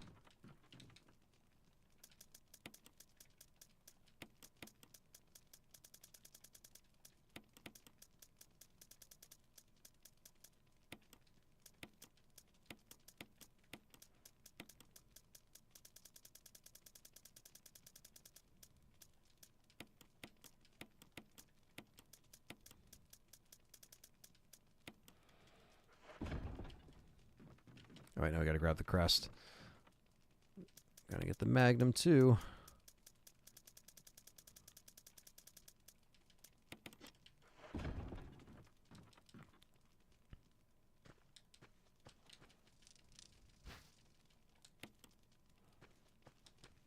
There we go. Mr. Trevor's about to enter and be like, who the fuck's in here?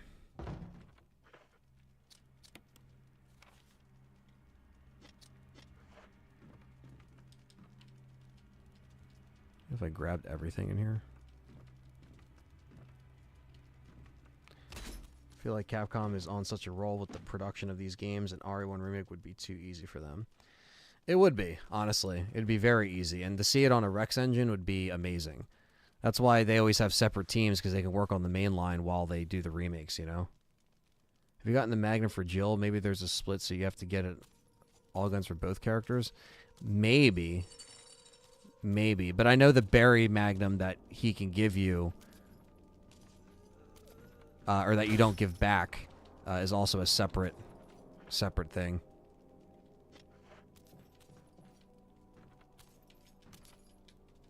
Yeah, we do need the map of the courtyard.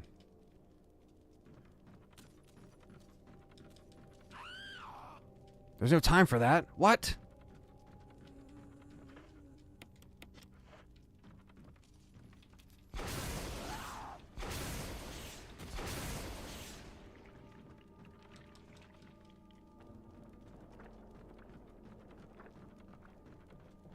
She's fucking down. That's so funny. There we go. I just needed the map. I love to see RE1 and... Oh, absolutely. I would love to see RE1 on the Rex engine. Really want to play the classics RE again. Wish Capcom do a collection. Yeah, man. I think eventually we'll see that. They realizes that it just fucking prints money. She smacked the shit out of us. Yeah, remake of 0 as well. Might as well.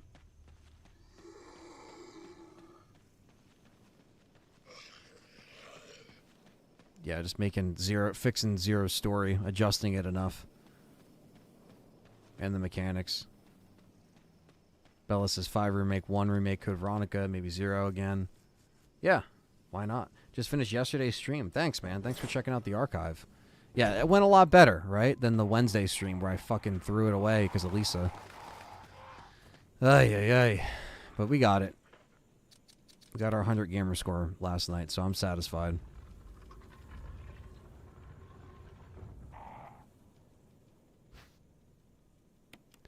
And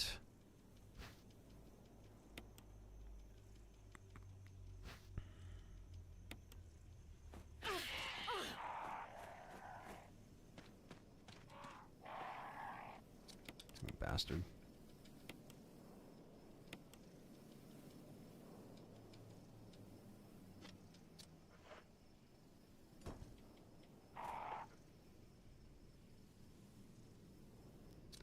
If Alfred is in his full glory, I think the opera singing slug will stay in, hopefully.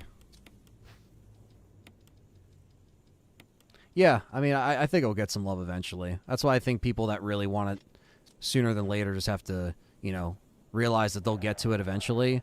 It isn't their top selling game by far, so like they're going to focus on other ones that will move some product, you know what I mean?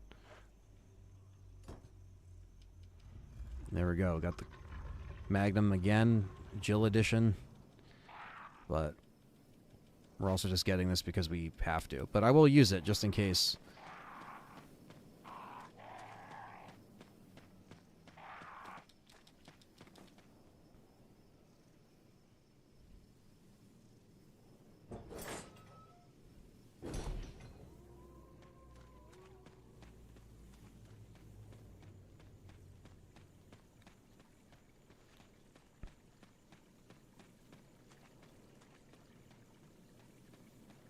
Not too bad. We're moving. We are moving.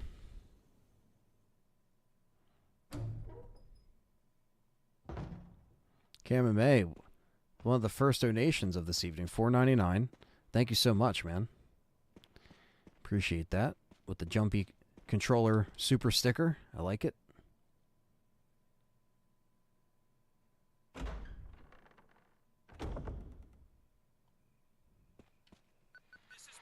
This is Brad. I screwed you over because I'm Brad. First RE game I played was Nemesis, which I got for Christmas. Which RE game was your first, and do you remember that day?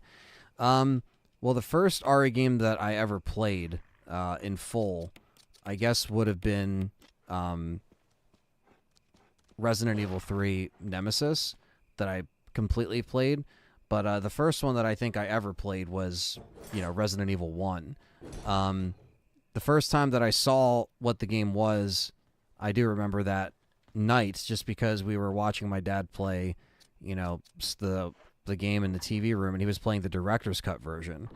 And he had the original, but he also bought the director's cut because he didn't know what the differences were or whatever. And then I remember we saw the zombie, the first zombie, and I remember seeing that for the first time, and I was like, what the hell? And my brother was like, oh, he's got lipstick on his lips. That's not blood. Like, he was just, like, making a joke or trying to make it seem less scary for me. But I didn't really care. I was intrigued by that image. And then slowly but surely I would play, you know, the games. But I think the first one, / Director's Cut, was the very first one that I played. And then I would watch my dad play the other games. And then eventually I would just ended up playing them. But RE3 was the one that I resonated with the most, I think. So I really started to fully play that one first. A lot of the times because it was easier, especially because of the easy mode and everything like that, you know? Interesting they put crows here on easy. It's interesting. Yeah. I would play before school, always get the shotgun, and then had to turn it off to go to school. Yeah, there was a lot of stuff like that where I would just play the very early bits and then just turn it off because I didn't know what to do, or I didn't. Then I started to use the strategy guides gradually that my dad had for Resident Evil and other games, and that would help me. I would look at the pictures, I would read, start reading the stuff to kind of figure out what to do. And yeah, so very fond memories of playing those games. And yeah, I do remember that very moment where I was like, holy crap, what is this? And then I was very curious, especially when you're younger and you're like, something kind of scary, you kind of want to know what it is. You're curious, your mind's curious about it. So yeah. Now we're in the guardhouse, though, so we got to clear out the guardhouse for every nook and cranny, so this will be fun.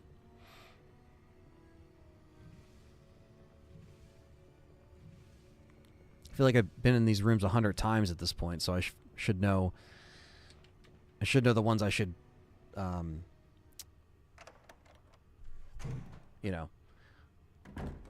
should prepare my inventory for some of this shit, because there's going to be a lot of items, and we are going to be far away from a save room, but...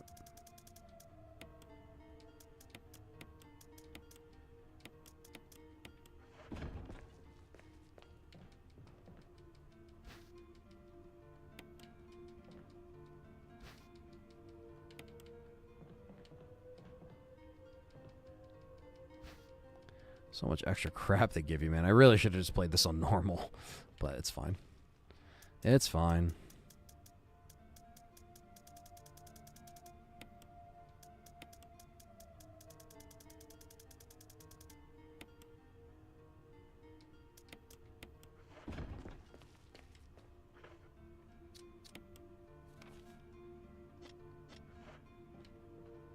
Let me also grab this.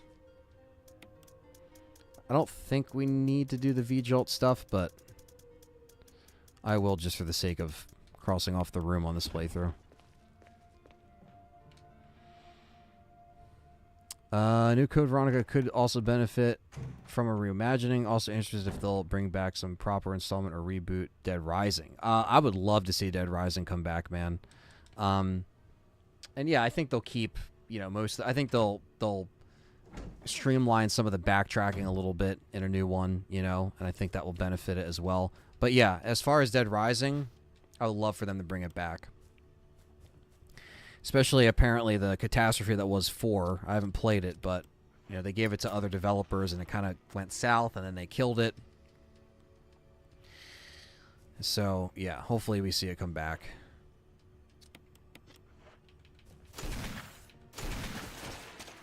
Alright, that's just testing out if we need the Starsenal shit from that. Nope. Might be Barry's Magnum, chat room.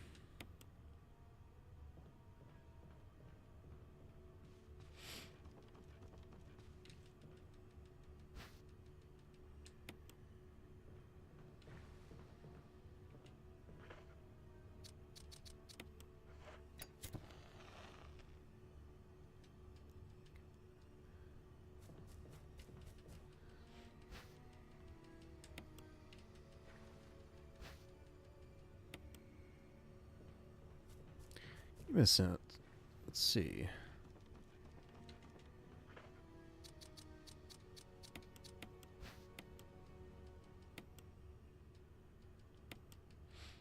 Remember that day family and friends came over, I went to my room playing RE Nemesis and remember couldn't even figure out how to make Jill run, so walked during the Dario section. Yeah, right? I mean, it's funny like how much of a challenge it was when you're first kind of getting into it or getting into gaming, And the PS1 years for me were those essential years of learning and playing Resident Evil and Siphon Filter and, Crash Bandicoot, Spyro, like the stuff that we had, as well, like our games,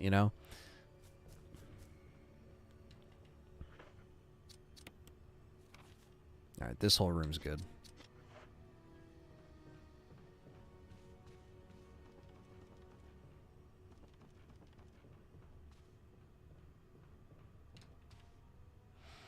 R.I.P. Spider.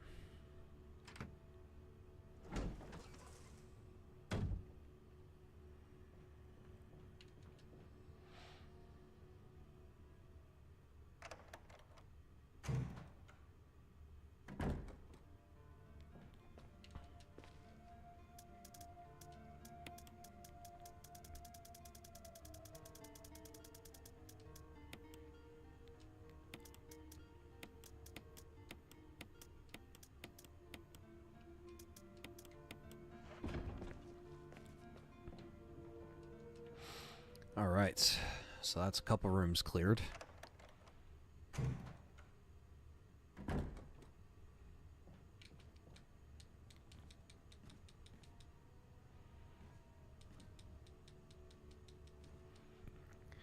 I'm going to have to, like, thoroughly check, though, before we leave the mansion the second time. Like, thoroughly check. Because once we get that second key, that should unlock a lot of the shit that we need. You know? All about stars. Someone be stalking us.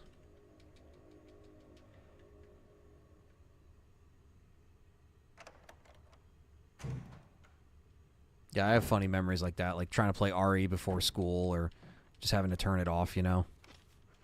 RE3 was the one, though. I think that was the one I really fully immersed myself in and was really trying to get good at. Because 1 and 2, I always felt there was some kind of challenge there. And they were hard.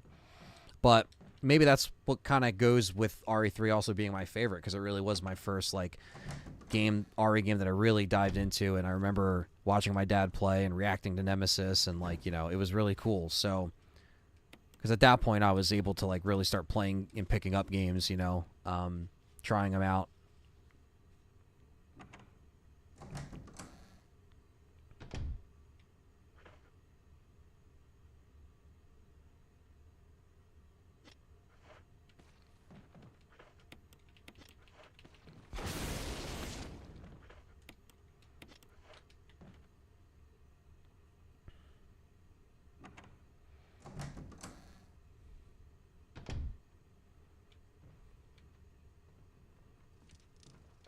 I'll grab that later.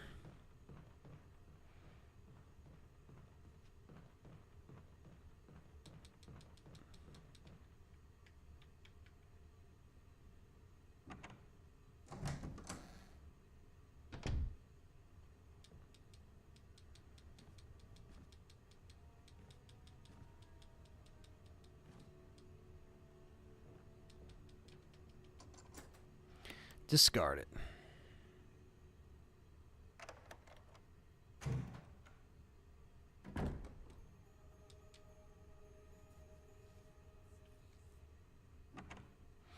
I think what the self-defense gun's in here.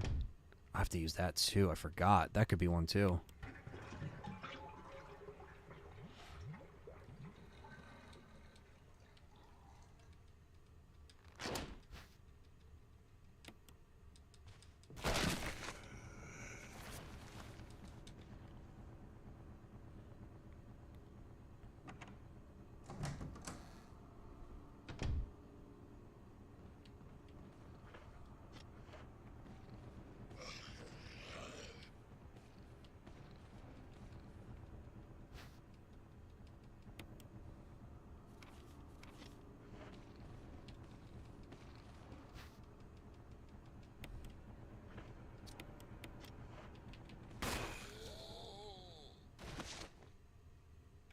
Forgot about the self-defense done. Did I not use it?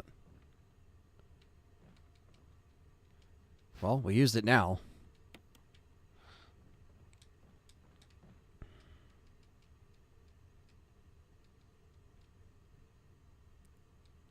The golden era of gaming, going to GameStop, EB Games, Circus City, buying PS1, PS2 games like Onimusha, Silent Hill 1, 2, and 3, RE1 and 2.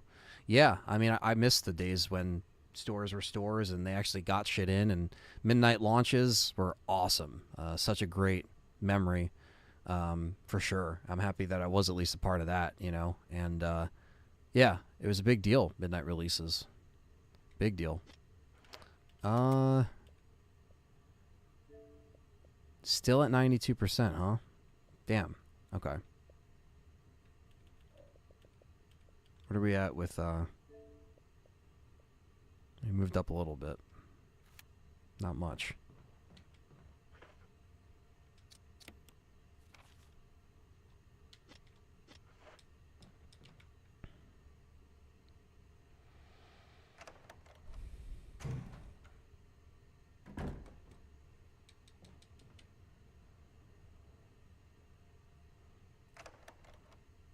Throw some of this crap away.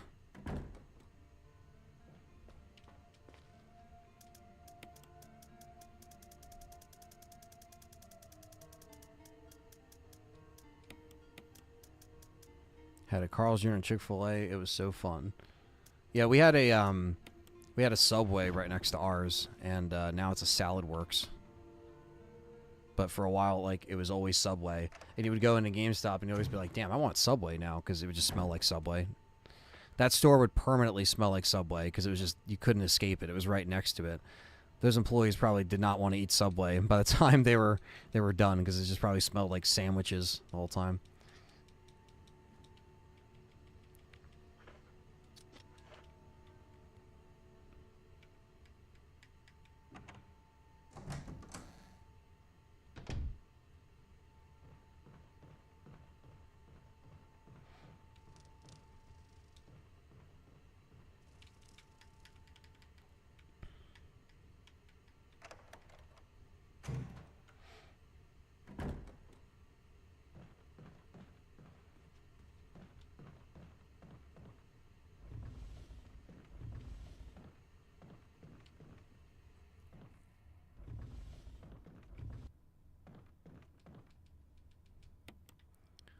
Damn right we'll climb down.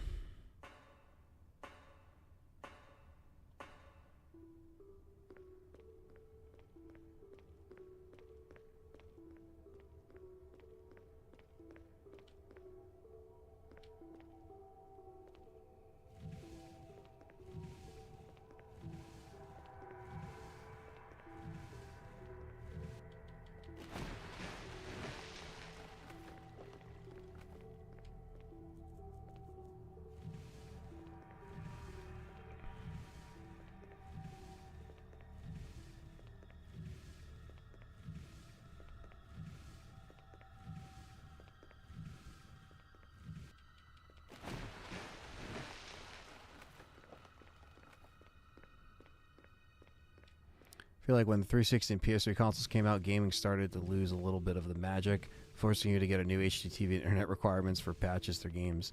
Yeah, some would say that it really lost it after that, because after the PS3 and the 360, say what you want about those eras, but I think the online for the 360 was by far the most memorable online years of my life.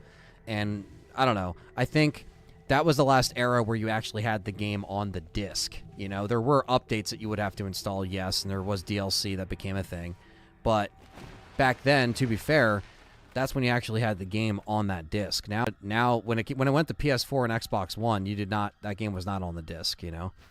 So, but I still like that era of 360, PS3, because that was the peak of my midnight launch kind of runs, you know, with Halo and Gears of War and Resident Evil and yeah, there's two knives. There's the other knife is with the spider.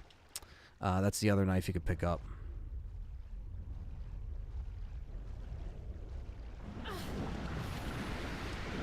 Fuck off, dude.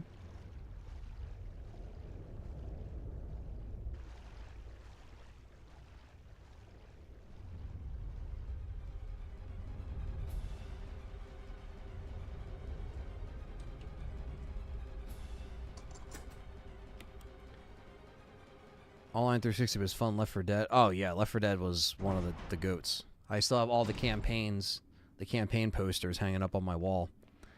They've been up here for years. I got Dead Air on one side, got No Mercy right in front of me, Death Toll on the other side, Blood Harvest on the other side too.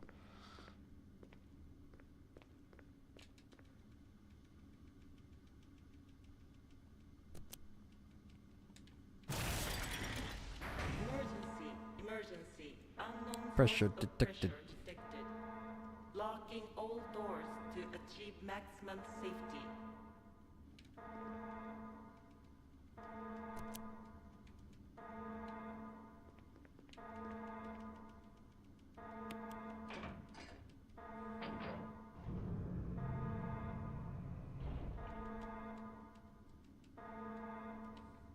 Reaching 30% of pressure threshold.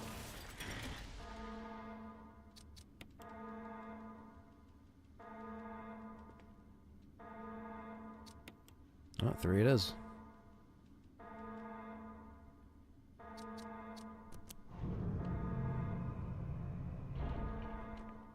Reaching 50% of pressure threshold.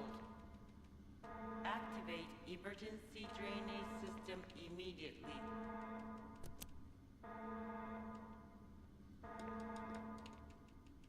Bill says, I just like the simpler times of, oh yeah, I think PS2, GameCube, Xbox, like that generation in the early 2000s, I'll lump Dreamcast in there with it too. That was probably one of the best eras in gaming, I would say. And I love PS1. That's like my favorite console, but I still loved when, yeah, games felt like they were complete and they were just all there. They weren't like half finished.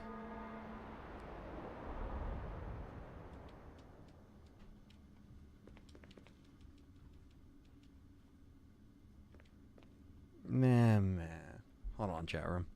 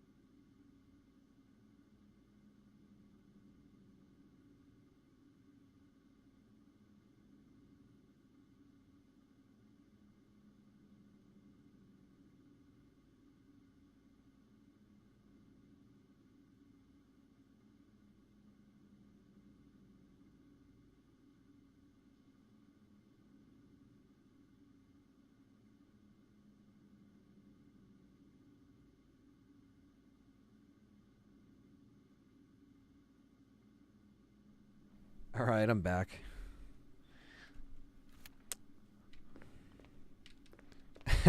No. Similar, though. Yeah. Might as well be.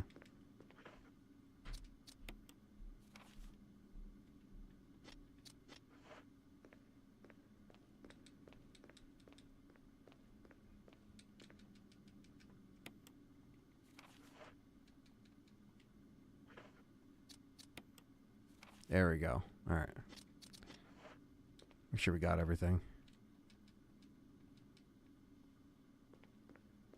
Buying the imported version of Shenmue 2, since that was only available on Dreamcast at GameStop. Those types of joys of just buying a game and just playing it without... Yeah, exactly. Yeah, because now you gotta spend money and you don't know if your money's even going to something that's worth it, you know. And now everything's $75 for a game, sometimes $100 depending on the additions that you get. And yeah, I definitely miss the simpler time of that, man. And you know, the also like the idea of renting stuff was awesome, because it's almost like nowadays we need renting more than ever, because you don't know what you're fucking getting. And at least now I know GameFly is still around, honestly, online. You could still rent current games from them, and that's the closest thing you have to, you know, to rent. Back in the day, you would rent and it would save you money, and it was awesome. But you know, those games were quality most of the time. And sometimes they'd be crappy. You get crappy games, but you could rent. You had the option to rent, you know. And that was a charm back then. And yeah, nowadays it seems like renting would be more beneficial than ever when you have games that aren't really coming out complete. I remember playing a Metal Gear demo, and lightning literally struck and all the electricity went out in the area. And while the doctor's having the heart attack. Ah, right. Yeah. That's funny. Power going off.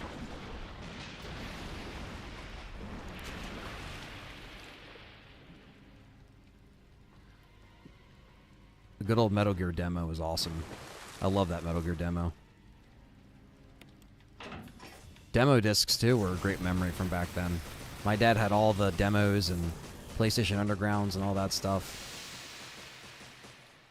The magazines were a big part of that, too.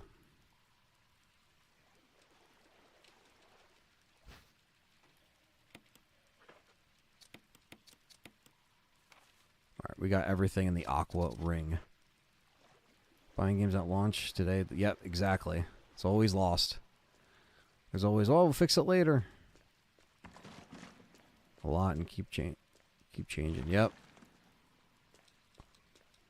But at least we were around for some of that stuff. We can pass along those good memories, you know what I mean?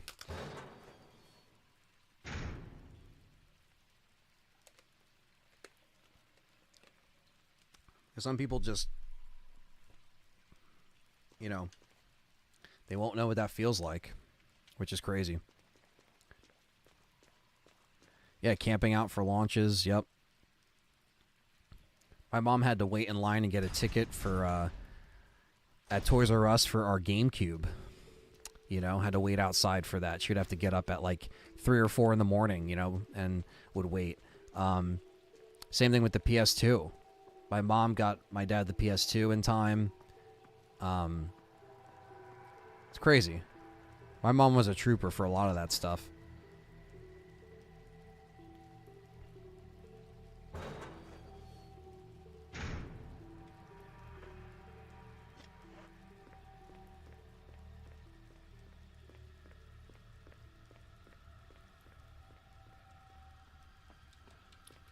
Yeah, exactly, man. Yeah, it's like everything's always a patch or to fix something. And yeah, there'd be DLC updates and updates for games even in that era too, but it just wasn't as intense. Now you turn on your console, you have to give yourself time before you want to play a game just in case there's an update. You know, that used to not always be the case.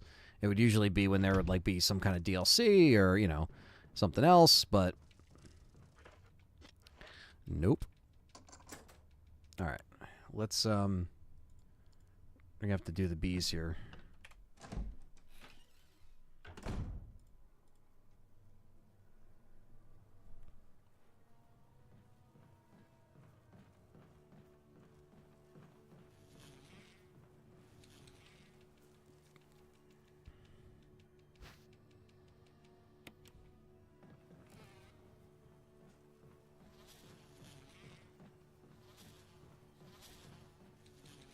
Time to kill these bees.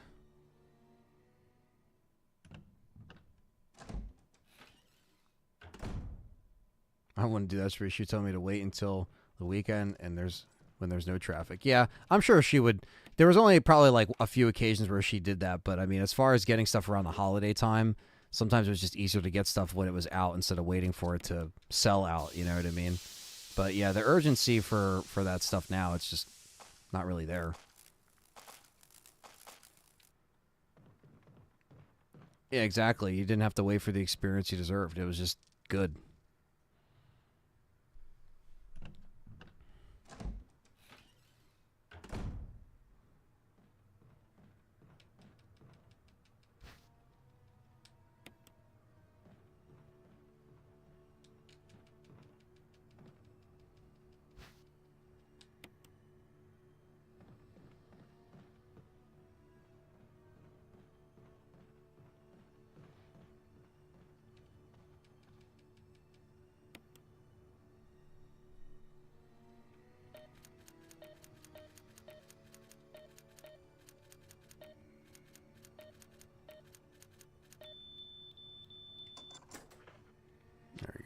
before we do that, let's grab...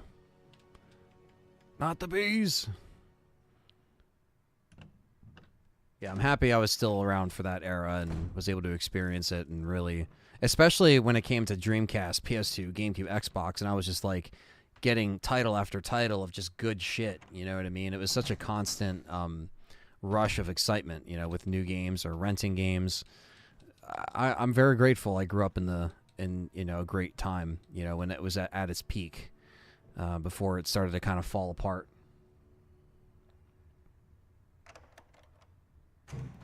Jesse, why are you laying down? Jesse's trying to lay down in such a stupid position next to my shoes. Like, what are you doing?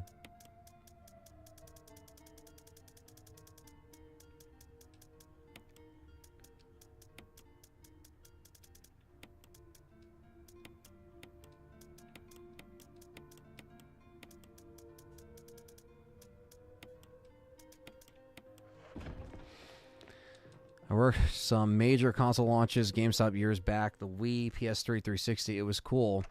Then worked some epic game launches like Halo 3. Good memories. Yeah, man. That's cool. You're a part of that. Saw it from a different side, you know? Remember buying GameCube and RE4 just to play it at GameStop back then for $199.99. Not bad. People used to go crazy for GTA. They were out of stock constantly in the UK. Yeah. Oh, yeah. I remember Gears of War 1 was just sold out for such a long time. And I remember I just ended up renting it until Christmas. Like, that November, it was right around Thanksgiving.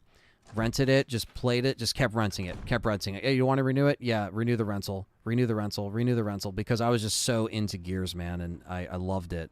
And I was showing my friends. I was like, you guys got to play this. Then eventually, by Christmas time, we all got it for Christmas. So I remember I still had the rental when I got it for Christmas. And I was like, well, I guess I got to return this to Hometown Video now. And because that was my video store. And yeah, then that week I brought it in and I was like, all right, they finally got that copy back. There's probably someone who wanted Gears so bad and I just kept re-renting it. They were just like, whatever. If he wants to keep renting it and give us money, they weren't going to stop me. So...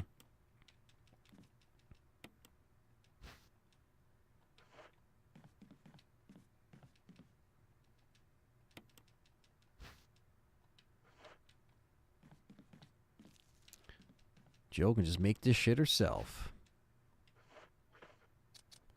I don't know if picking up all these glass bottles would count as everything, but I guess we'll see. Right? I don't know.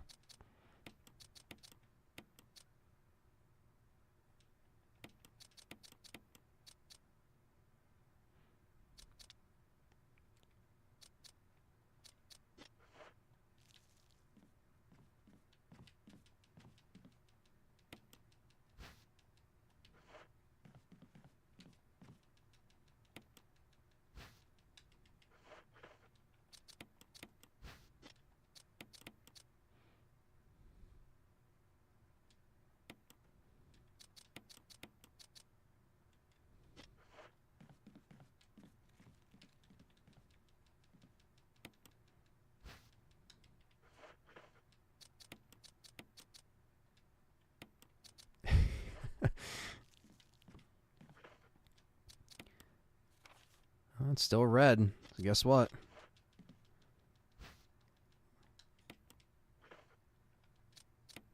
Ah, you do have to pick up all the jars. Okay. All right, good to know.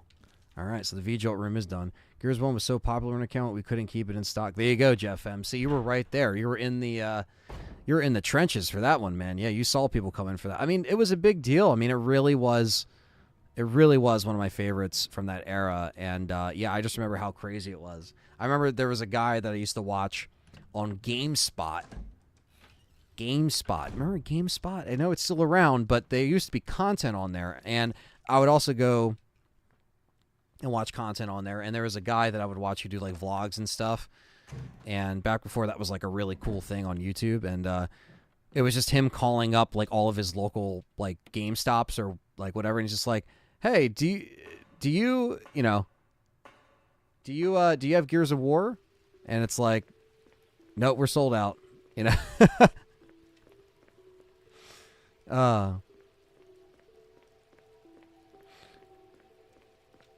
I'm going the wrong way.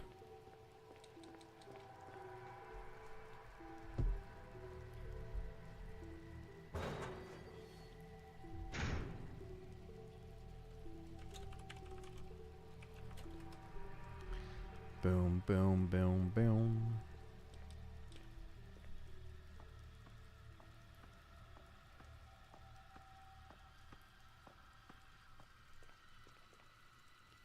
So am I a millennial or Gen Z? I was born in 96, February of 96, so I don't know what that would consider me. And the, do you remember Blockbuster videos, store and Hollywood video? So I remember Hollywood video, I remember Blockbuster. We had one called a Hometown video. Hometown video was our, you know, that was it, you know, because that was like the closest one to us. But yeah, I don't know what I would be considered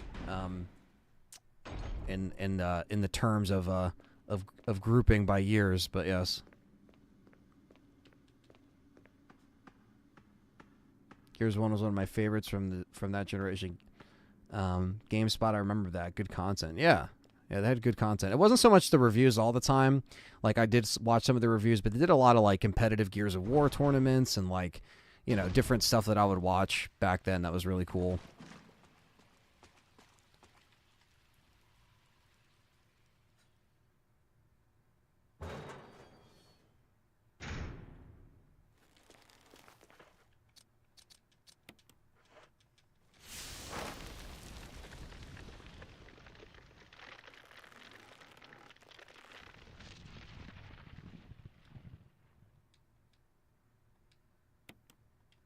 Throw that shit away.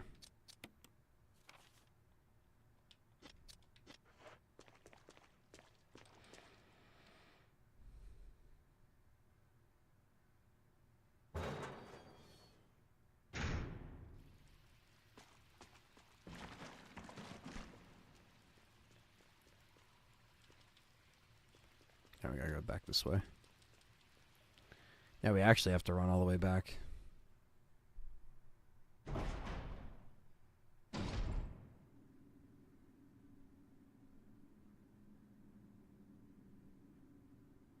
Damn.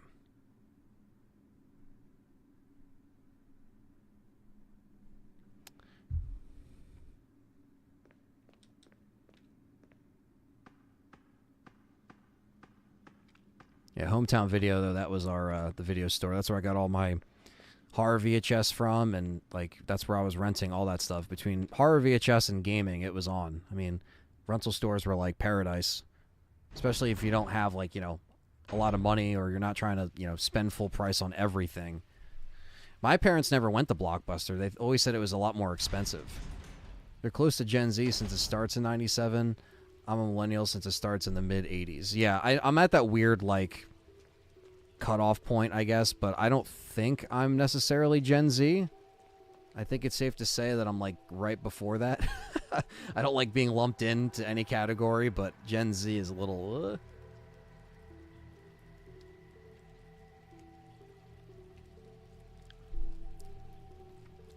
I mean, if Gen Z starts in 97, I'm like right before it. Fuck it, right? If I'm beginning of 96, I'll consider myself a millennial. I think that's fair. I know it's cheating because it's very much on the edge. I can't stand a lot of Gen Z, so that's probably why. I feel more connected with the other generation of people.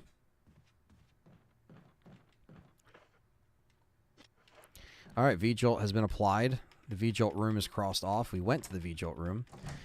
Christine, I'm trying to do every nook and cranny, which is to go into every room and collect every item. Basically 100%ing every section, which is what we've been trying to do, and hopefully we've been doing successfully, but we got to be very careful when we go back and double check certain rooms and stuff.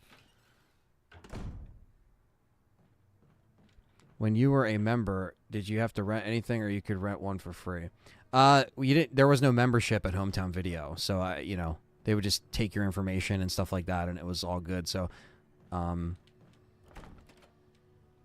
millennial has watched a movie on VHS. Yes, 86 represents, as Michael.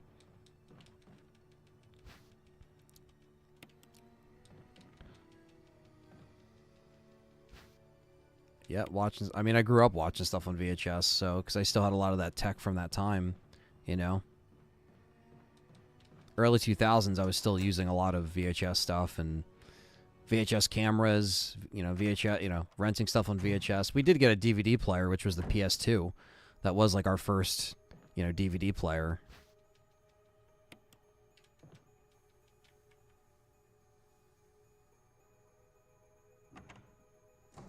I think we have a 10-year difference, so our experience in gaming is not. No, exactly. And I was still around for, like I just mentioned, like PS2, GameCube, Xbox, Dreamcast. Like I was there for all that stuff, like really understanding games and collecting games, and like I was there during that time. So it was definitely a very fun time to be a part of, and I can relate to a lot of the points you're bringing up in the chat about the older days. It doesn't seem like it was that long ago, but it feels that way,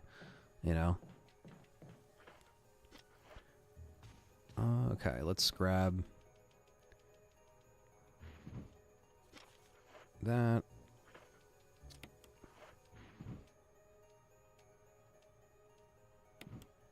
Naked lady puzzle again for the millionth time.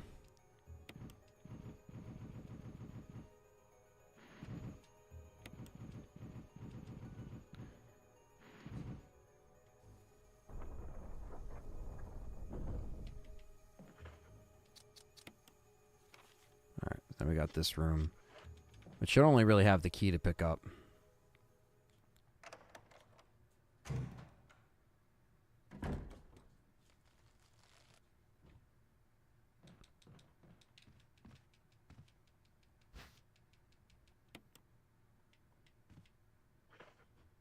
Movies felt more different as opposed to video games. Yeah, movies you gotta, worry about like formats kind of changing and shifting, and it was a fun little pocket to be a part of, Alright, so Barry saves us. We use the V-Jolt. I think the guardhouse is pretty clean sweeped here.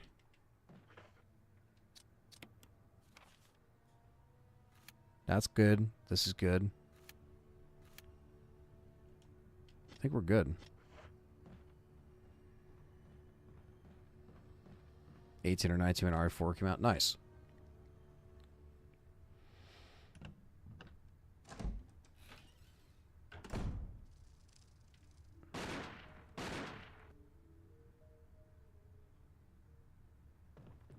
In Blockbuster, as a member, you could rent anything or you can rent it for days. And new releases 2 days. When you have rented 5 to 10, then you got one free. Yeah, they always used to do deals at Hometown where it was like, you could, 5-night rentals for VHSs were a certain amount of price, DVD 2-night rentals. But if you got, they would do deals sometimes, certain deals where you can get one free or get another rental free.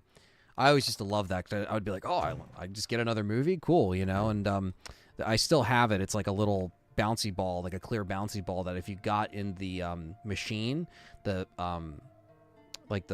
you got in the, it's like a, you would spin it and it would get you like a bouncy ball basically. If you got a clear one, it would give you a free rental. And I have that, and I still have it over there, just kind of like to remember. It's the one item I have from Hometown besides a couple instruction booklets that I, might have accidentally never returned. What's up, Manual? The good old days, absolutely.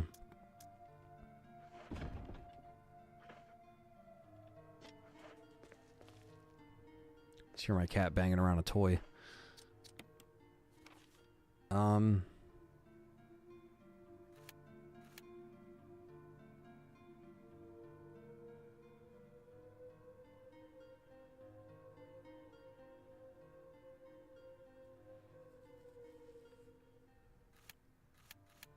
Do doors count as well? Like doors being locked? I'm just gonna go unlock that door if I can. I don't know. Like, why is that door red? What's up, X? Fellow member says, what's up? My surgery went well, but now I'm confined to a chair.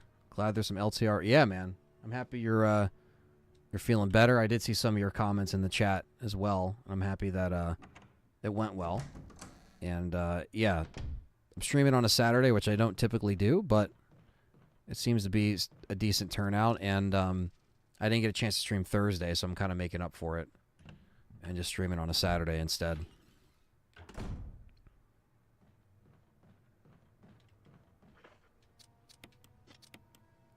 Okay, so it's...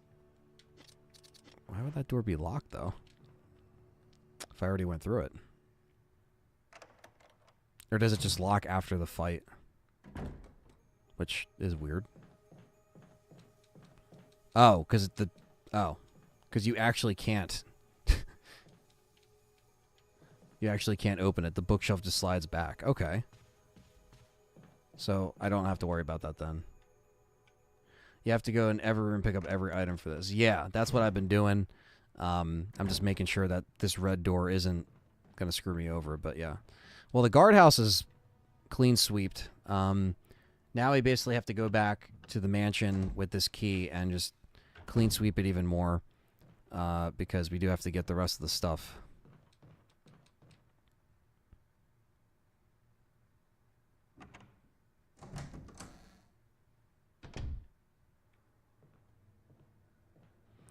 It's not killing everyone, but, I mean, we're almost doing that in a way. But, yeah, we don't have to kill everyone. We just have to get every item in every room. Every nook and cranny. That's the title of the achievement. That's the title of this video. And hopefully this will be the last playthrough that I can get everything else on. You think the younger people experiencing gaming today will have the same magic or nostalgia? I think they will. I just think they'll have it in different ways. You know, like they'll look back on it differently than how we talk about like going to a store, looking at stuff, looking at artwork. The early days of online, the simpler days when there wasn't a party chat, there wasn't Discord, you know. Party chat came, you know, in the middle of the Xbox 360 gen with the new dashboard update. When they got rid of the blades, they gave us party chat, which was a big thing. But like, they won't see those like jumps in technology, like when we were like, whoa, this is, you know. I just don't think that those reactions to the jump in graphics or technology will be there. Where we were seeing it make such advancements, and it was such a big deal with where they were going with stuff. So I think some elements of that magic is not going to be there. The interaction with going to a store and talking to people, or going to a rental store and talking to people about suggestions, or, you know, what we should rent, like that's not there. Now it's going to be more like online, who are people talking about, you know, what live streamer they're watching play a game, what content creator are they watching play a game, and I'm a part of that in a way, because a lot of people watch me play games and are like, oh, I want to check that out, you know, and that's just the generation that we're in, you know. But we saw the beginning of YouTube, you know, in 2005. I was there.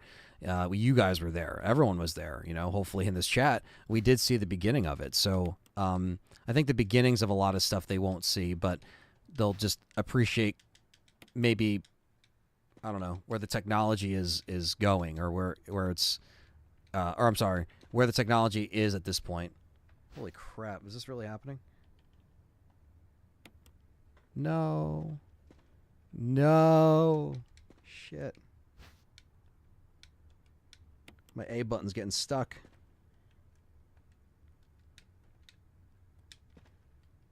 No, chat room, this isn't good.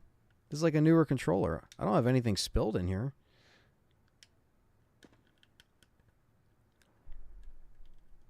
What the fuck, man? Hold on, chat room. Because, like...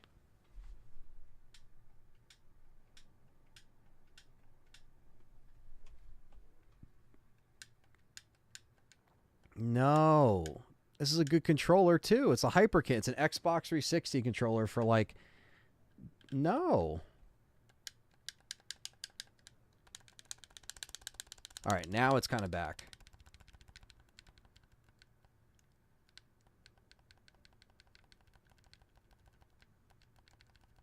I was going to say, I didn't get anything stuck in it.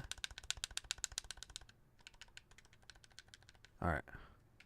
It's working now. I mean, I know I'm tapping A a bunch when I play this game, because I'm just like going through doors and then picking up items and just constantly tapping A, but shit.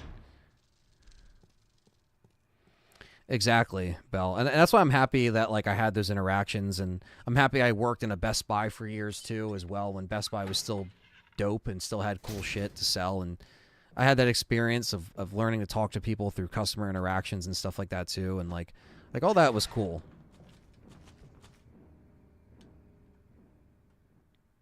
All right.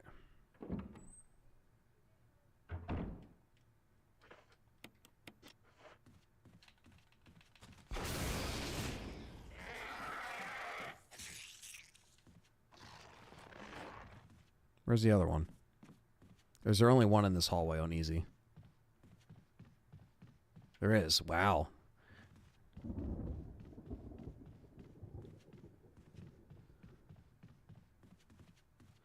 Alright, we'll pick up all these items.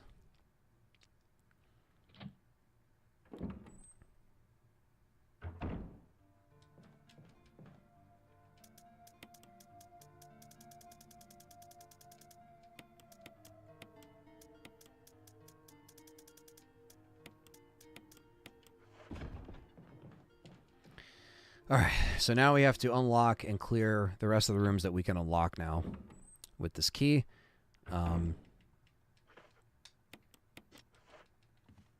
That scared me for a second. I was like, what the fuck? Now I got it unstuck somehow.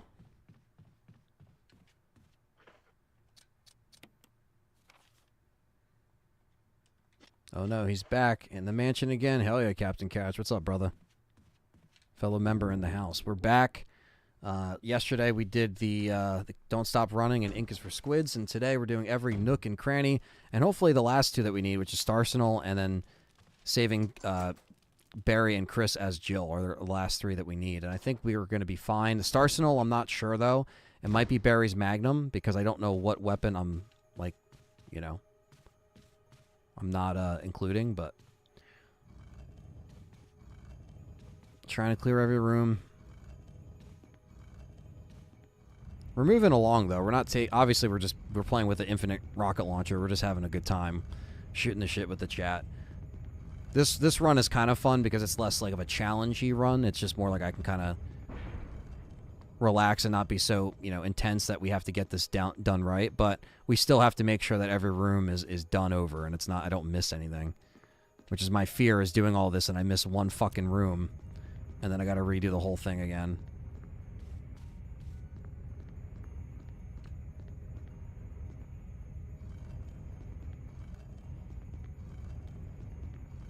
The only stuff in here should be, like, the stuff on the wall here. Or this, the defense item.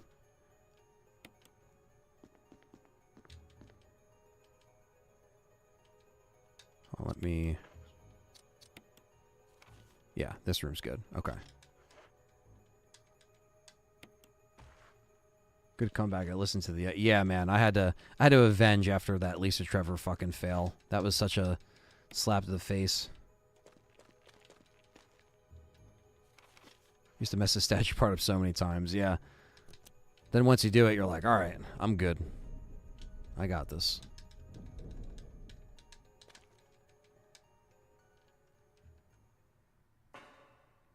Bump. Bump.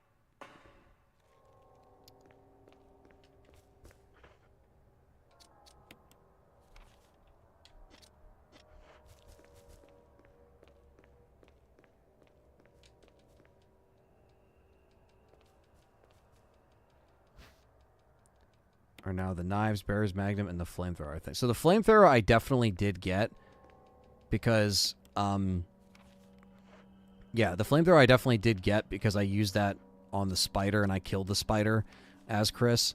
So that I know I did get. I never got crushed by the wall, to be honest with you, in that puzzle. I don't even know the answer to that question. Maybe someone else knows. Alright, so we got that. Yeah, because... Do you have to use the closet key? Ooh, that's actually a good point. Thank you. I almost forgot about that. And I have it in my my item box, so that's a good fucking point, man. Closet key I should use. Did I watch the Dolph Ziggler zombie short? No, I have not. I can't say that I have, but...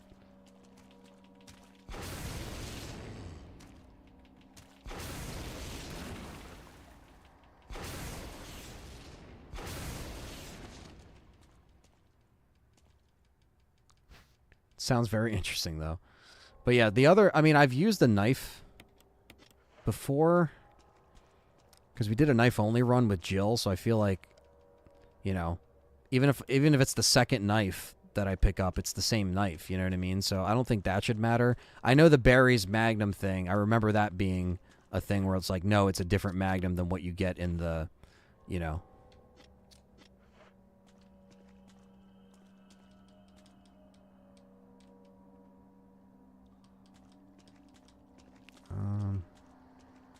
Anything else that I'm missing in here?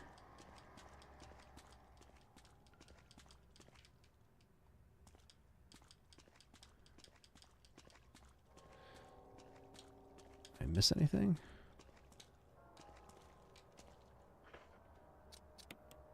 Uh-oh.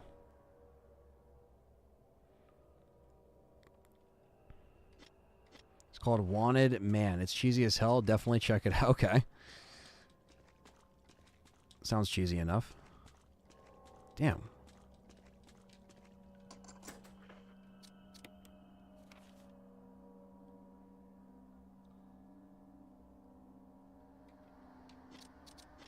What did I miss in here?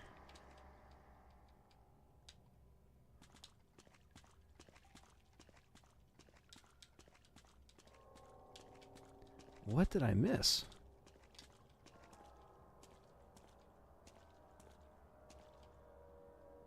Huh.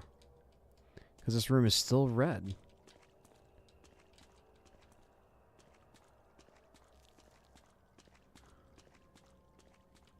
Ah, there we go. There it is.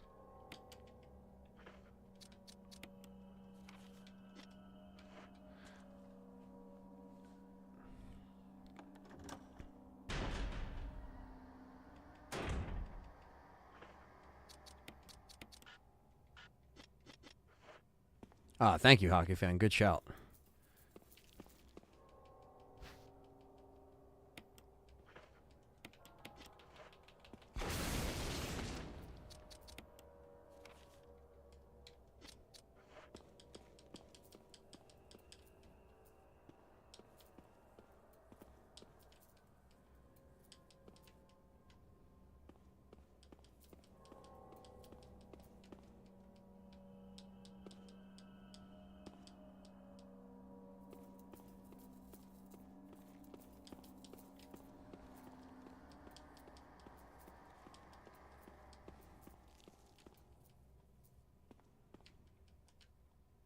Okay.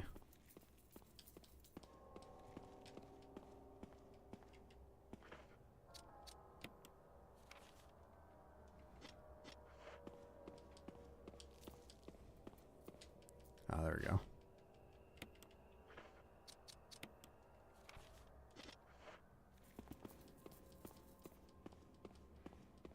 All right. Cool. So these rooms are cleared.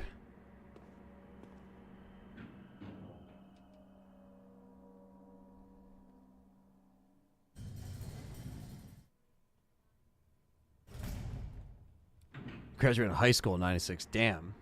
Sorry to make you feel old. Sorry if I did. Anyway.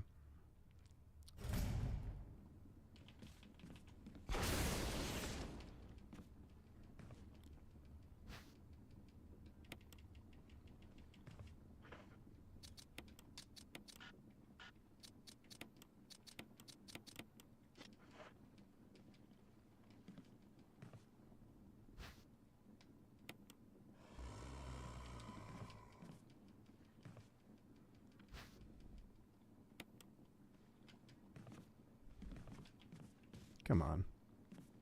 Only as old as you feel. It's true, right? And the zombies toast.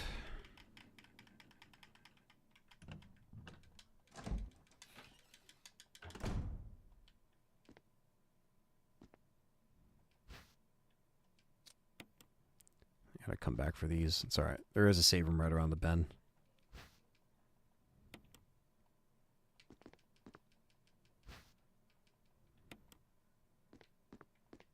And let's be honest. I'm not really going to use these fucking healing items anyway. So. Just to save us the trip, right?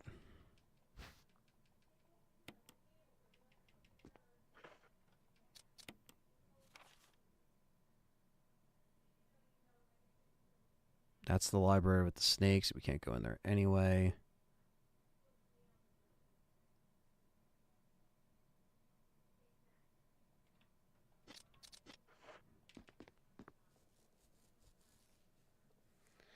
All right.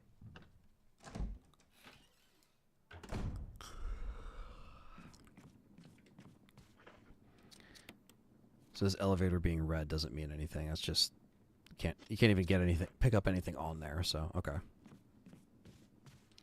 So we should be fine there. Dave, what's up, brother? Good to see you in here, man. I'm sure you're working today, but hopefully you it ain't too bad for you. We have so much defense items. It's funny. All right.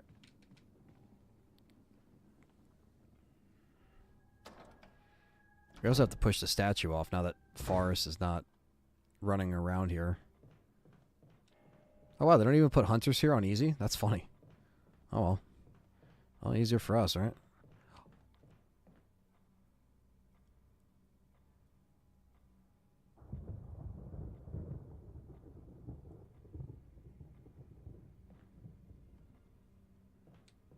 Wait.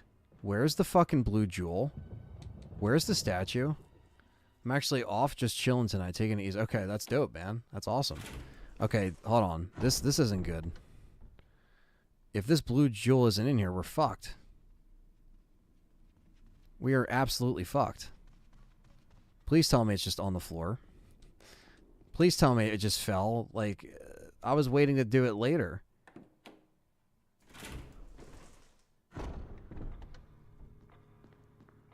Oh, okay. So the statue just automatically falls if you don't touch it? I find out something new about this game every day, chat room. Alright. That's fine. I was going to be like, wait, hold up.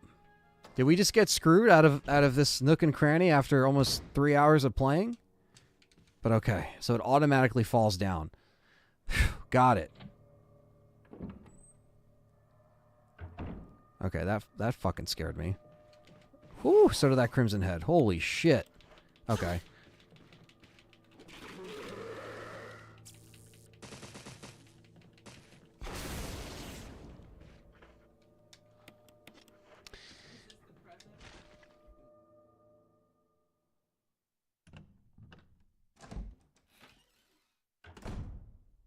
That's very sweet of him. I love that he found me specifically a Lego Friends one. He's so funny. Yeah, maybe yeah, exactly. Maybe a failsafe. Yeah, that's what I was thinking. Because man, that was okay. I got scared for a second. Let me see if I can.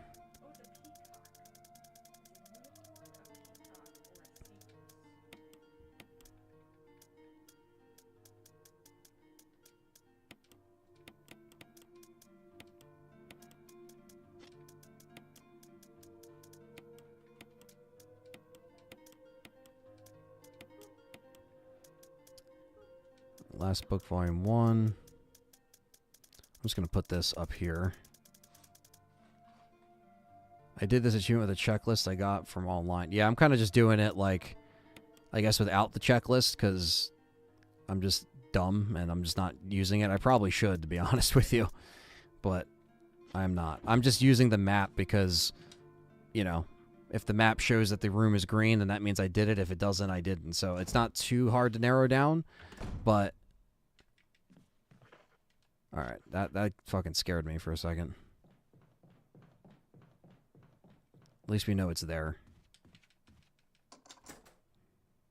It falls when you come back to the mansion after the guardhouse. Okay. I never knew it just did it automatically, but... What's up, Victor? It's going pretty well. Playing some more Remake, always a good time.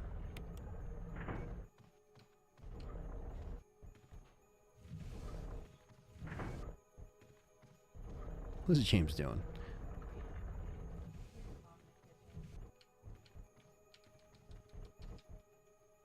All right. We got that, and then we are going to pick up both. We're going to pick up everything this time. Turn this off.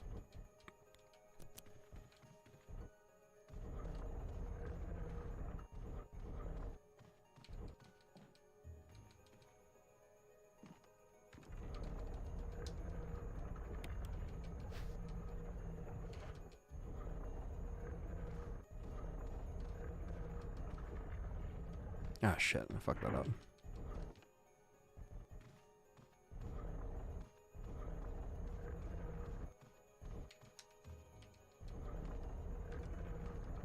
Oh, fuck you. This fucking thing.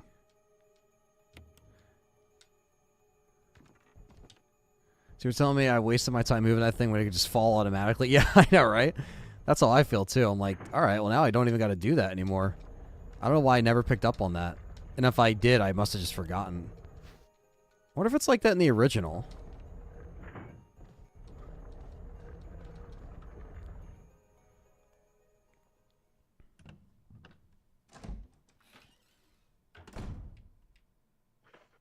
I didn't get those Jaffa cakes, Victor. I think because it's been snowing, I didn't think about it. But you know what? I'm gonna have to now.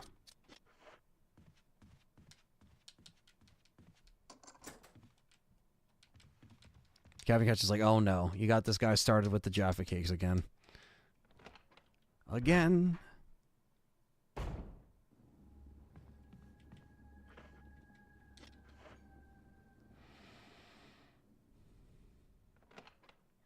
Alright, let's get the tiger done. We got some rooms we gotta cross off here.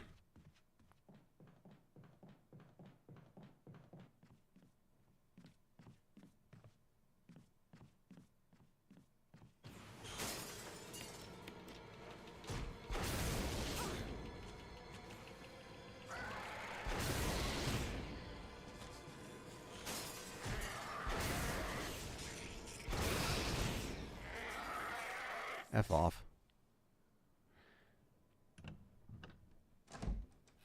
That's true, Captain Catch.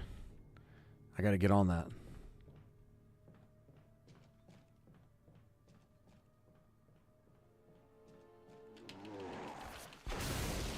She doesn't auto-aim very well with this thing, but I'll take it.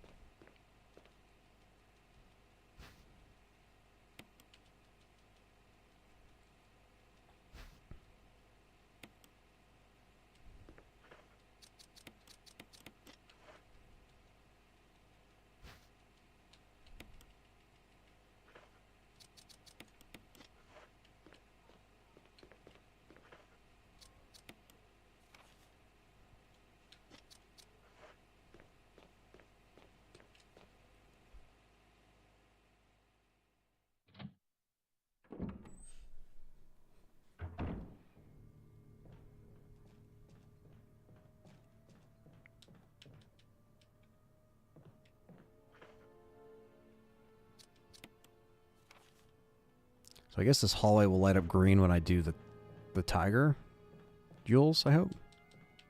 I hope.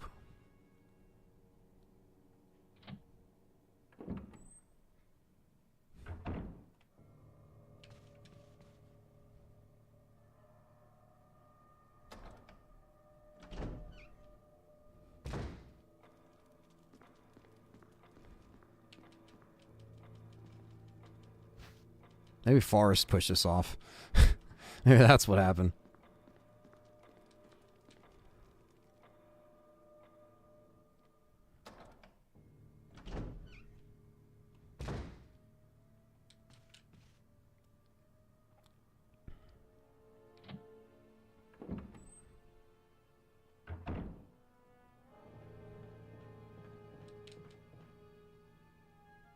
Is there a dagger on that table? Maybe that's what it is.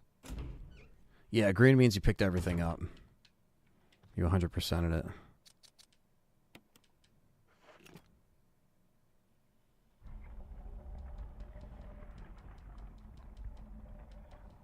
We need that to save Chris.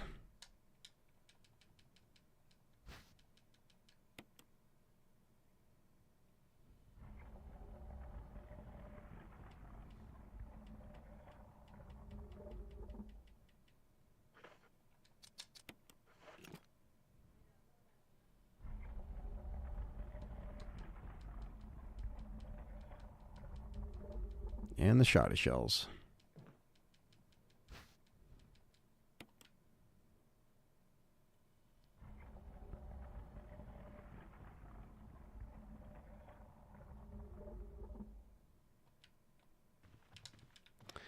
Love to see this game get remade again using the Rex engine or the RE. Yeah, they'd probably use the Rex engine by the time they get to this. Here's a dagger. But seeing it over the shoulder, third person would be amazing. I agree. Couldn't agree more. All right, this is all green. So the only thing that I guess technically still needs to be done is...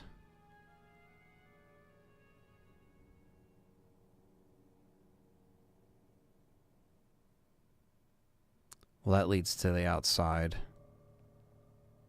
That door we're going to unlock.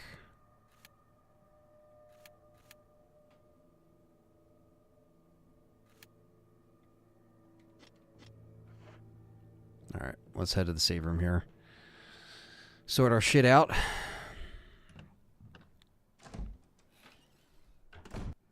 Figure out what we can do here, because then we gotta. Well, I gotta go get the other box anyway, the other jewel box real quick, and go into that room and use the closet key, because you guys reminded me. Because we do have that, and I want to make sure. Knowing this game, it would count against it, so.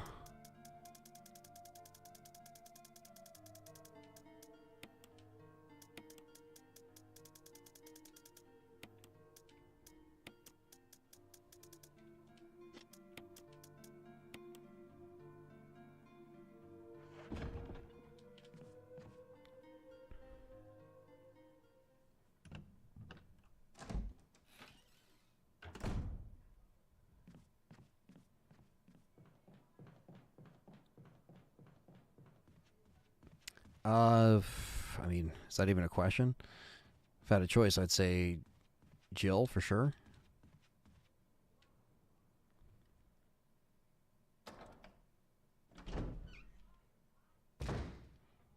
No more Hunter up here. F you. Easy mode got you beat. Got you beat.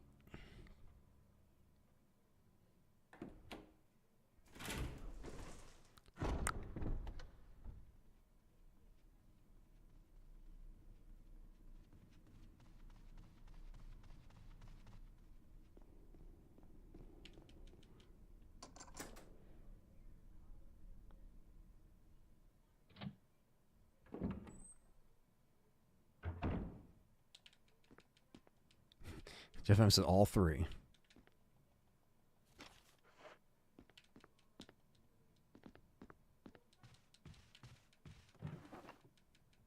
There we go. Got that.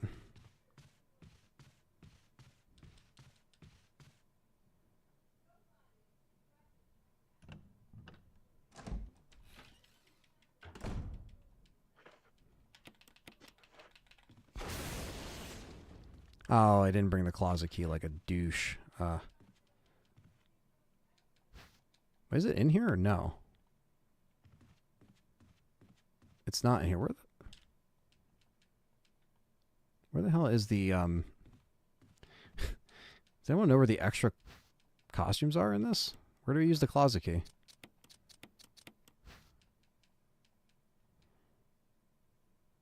Give me a hint.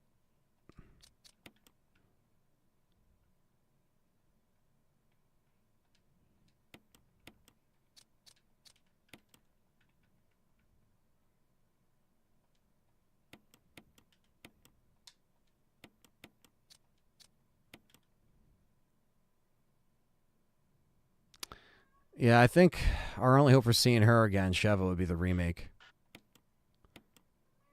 Closet key is where you get the first floor map. Not the closet key. Oh, wait.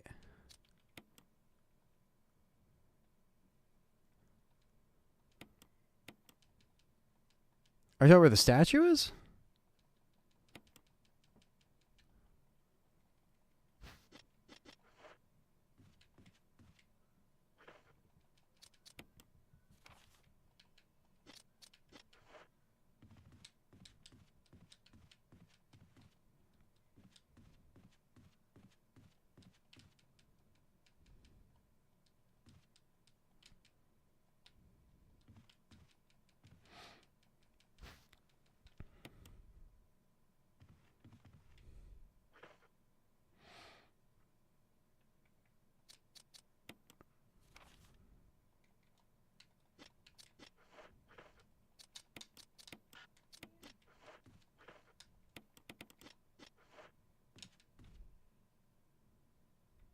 Jilly Jill Jill, Axel.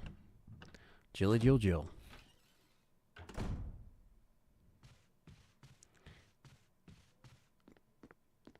Closet rooms we get the... Where do we get... Is that the statue? I'm trying to think. Fuck. Why am I blanking on that right now? It's not in here.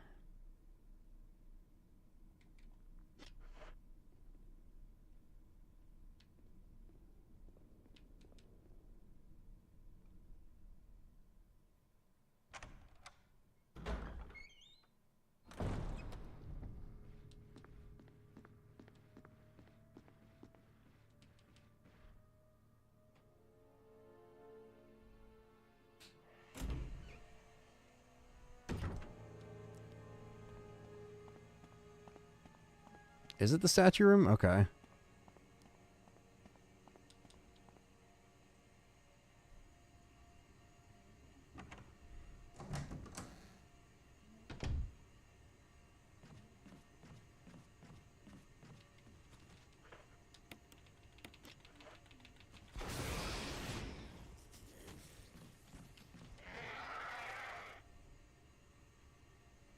Ah, where the Crimson Head is. Okay.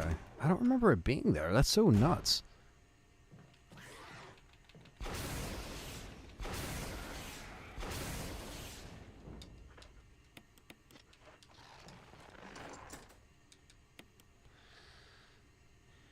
The fact this A button's getting stuck, man.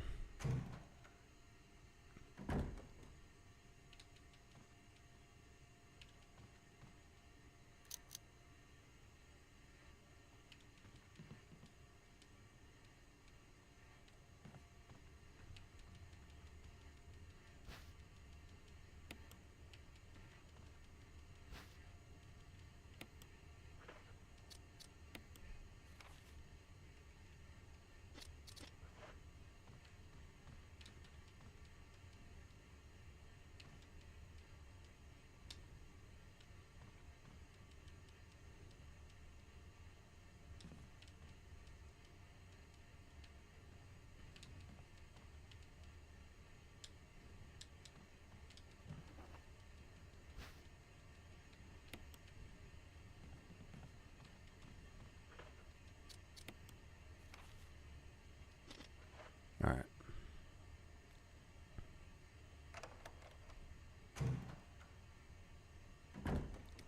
Oh, the originals were the big mirror. In the remake, it's in the statue. Yeah, that's I always get it confused. Couldn't tell you the last time I actually used the closet key in this game. Probably back when I did the this achievement like 9 years ago, or trophy.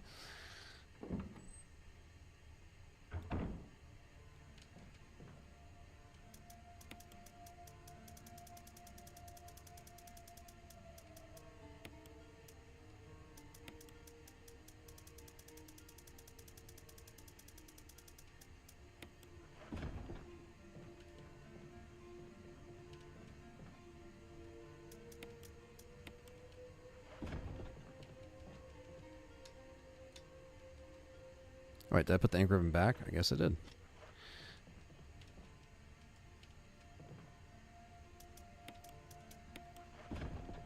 Fuck it, let's do this.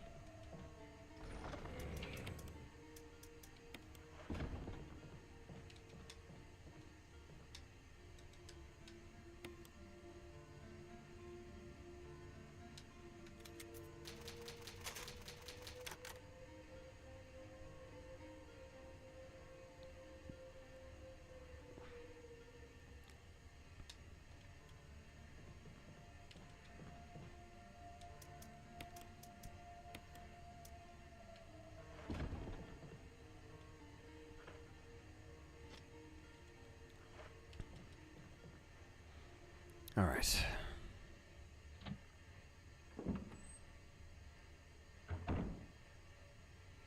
Hell yeah. Gotta love the classic music, man.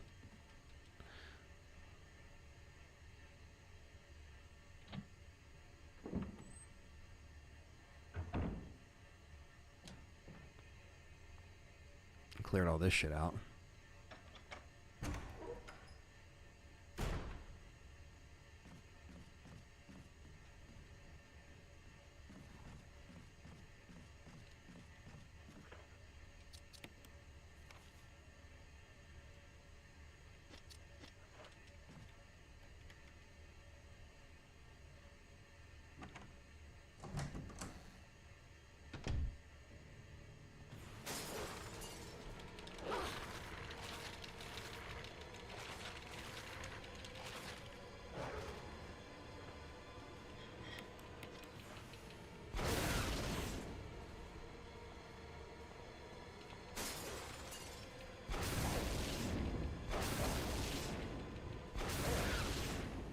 Get barbecued. Do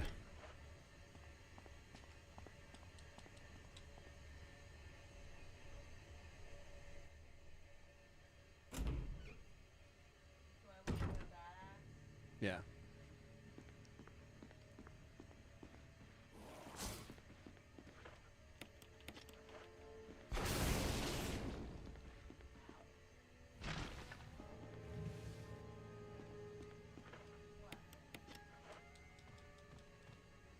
Oh, it's this hidden door. Shit, I forgot about this.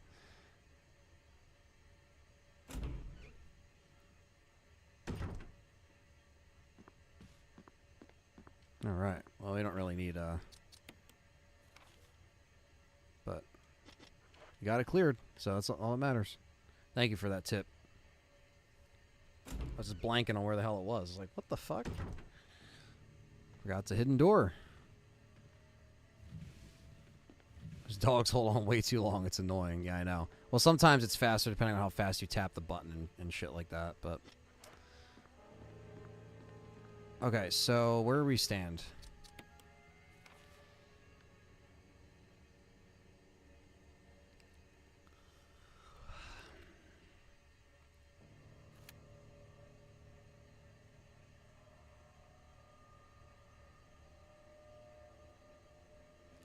That snake room is the only one that isn't highlighted yet, so I think we're doing good, chat room.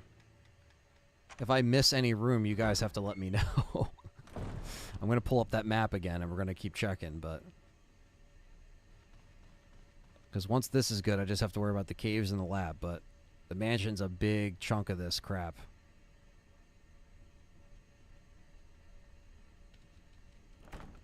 That I even might unlock just in case.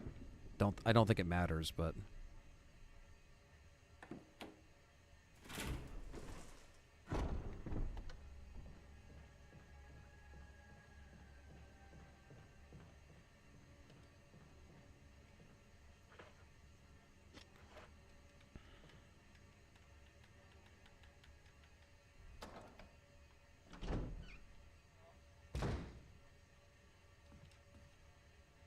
I know there's going to be a hunter out here. One or two. Probably one just on this mode, but... Oh. Maybe not.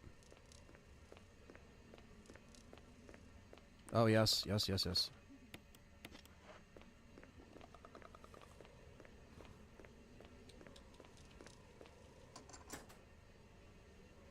Yeah, he didn't attack us.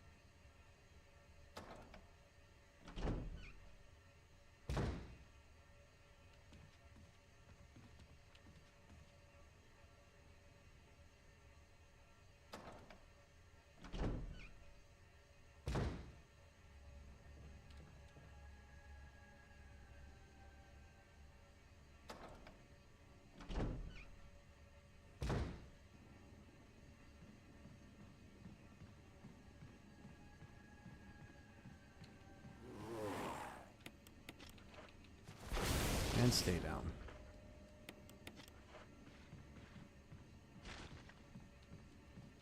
All right. Well, so one last room I think we got to check off in this mansion, guys, and I think we're good on the mansion.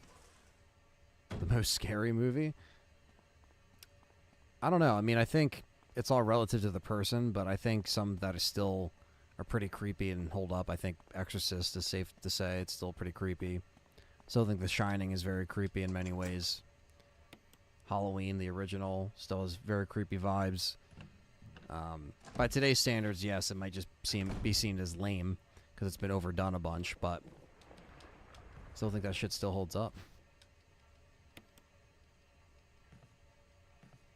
Exactly. They just want to eat. They're not trying to hurt anybody, but just get a little food.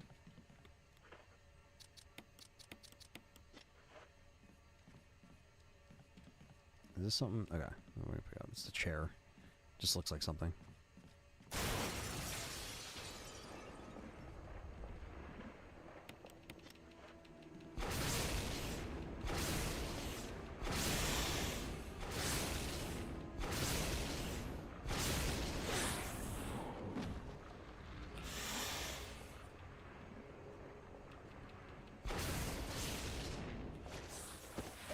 But they're evil. Yes.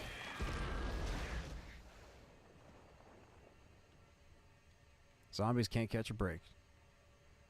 Charlie and the Chocolate Factory with Johnny Depp. That is a creepy movie. The original, too. Scary.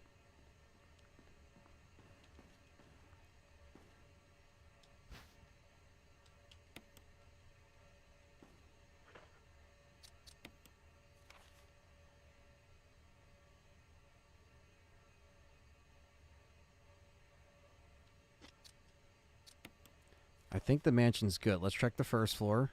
Besides, you know, I guess the one red alley that leads to the guardhouse. I don't know why that's red, but Poltergeist, yeah, that's still a good one. The only thing we don't have is like Lisa Trevor's, you know, her room, but that's going to be, you know,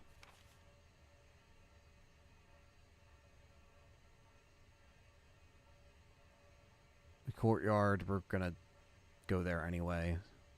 That little circle.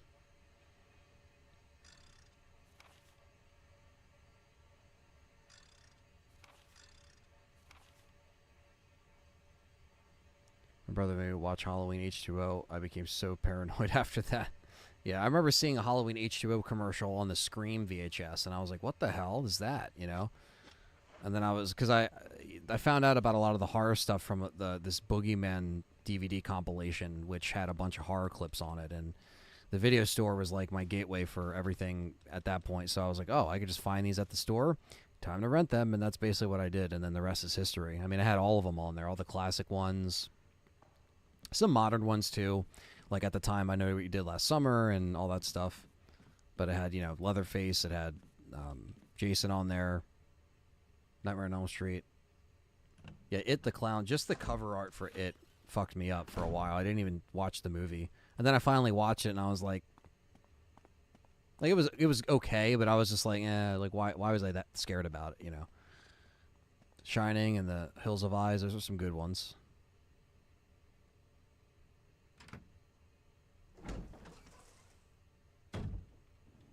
Yeah, Boogeyman Volume 1. Yep. In fact...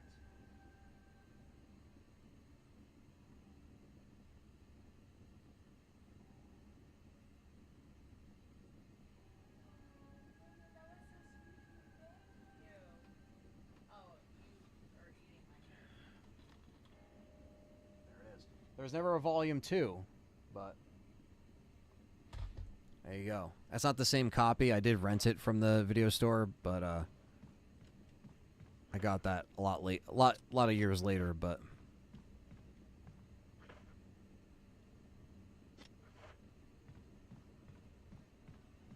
Mugen's about to nuzzle. He was thinking about it.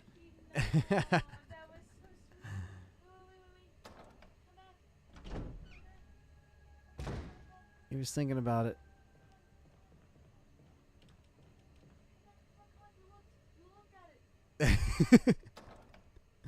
Our cats are just being silly. There was some weird one in there as well, yeah.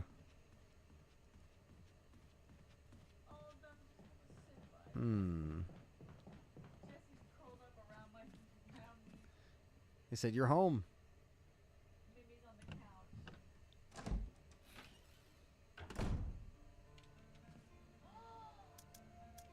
He peaced out. Oh. Didn't like it. Alright, let's get the crank. So we need that. Oh yeah. Awesome. Dolly Dearest, The Conjuring, Jeepers Creepers. All good ones. Hereditary was a really good modern one that I liked. Really enjoyed that one. I thought that one was pretty creepy.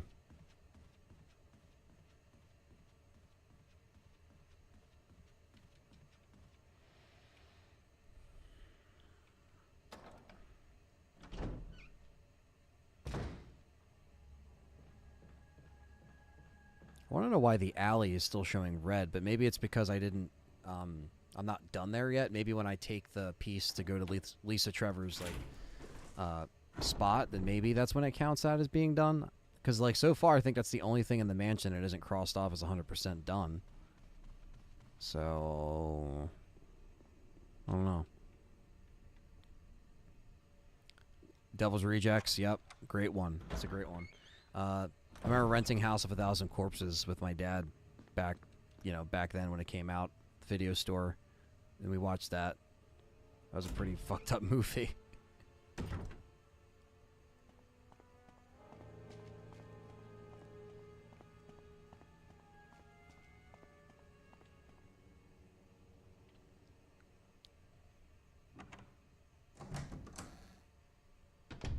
Yeah, exactly. The stone metal object. That's probably what it is.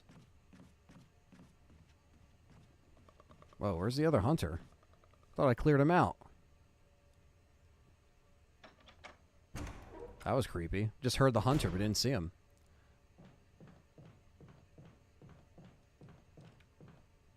They loved it. Nice. The grandparents. That's funny. Yeah, I remember I knew about Rob Zombie because, I found out about his music through Twisted Metal. And then right around in 2003 when his Past, Present, Future Greatest Hits thing came out, I saw it in Walmart. And my parents bought me it. And that was kind of like my introduction to heavy music. He's busy in the bathroom, yeah. Liked Hereditary a lot, but I couldn't stand the director's next film, Midsommar. Yeah. I didn't mind Midsommar that much, but I know it's not everyone's cup of tea. I know it was very, very different.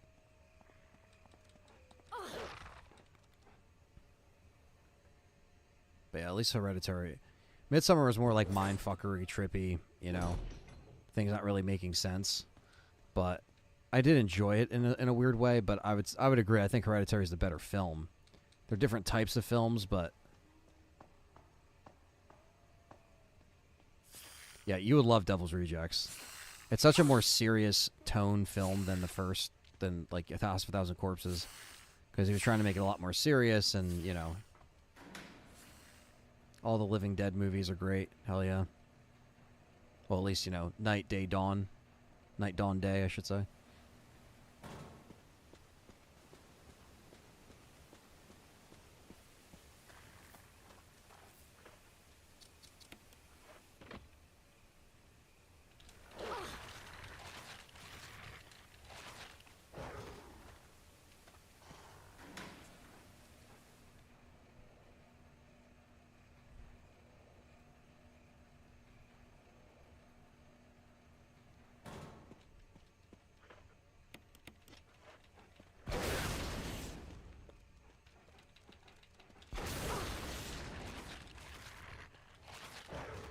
Midsommar didn't freak me out that much, says Jeff M.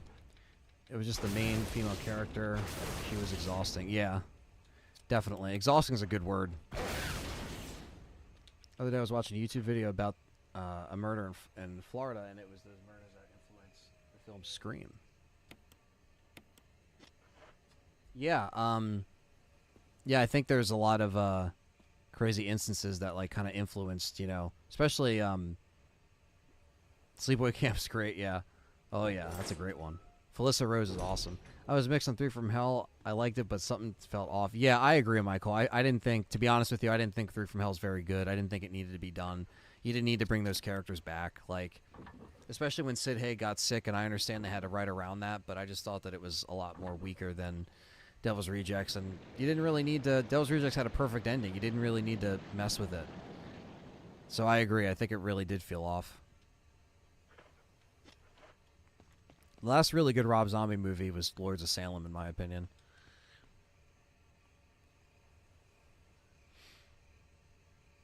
Yeah, it's crazy, Captain Catch. Yeah, it's nuts.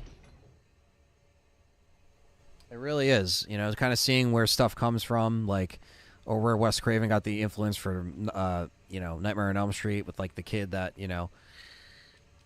literally just died like in his sleep with his dream. Like he kept saying if he goes to sleep he's gonna die, and then he had the coffee pot under the bed, and he kept not taking the sleeping pills. Then when he finally did, he didn't end up he ended up dead. It was like, and that influenced the dream idea of like Freddy, like, or dreams not waking up from your dreams.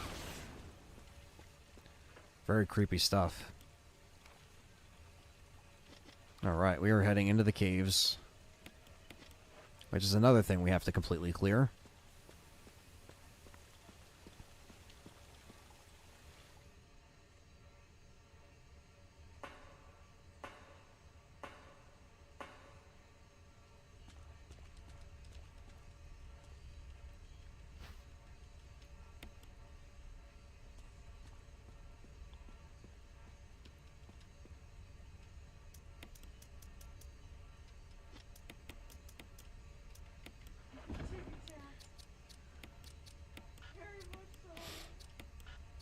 Cause you'll never find me.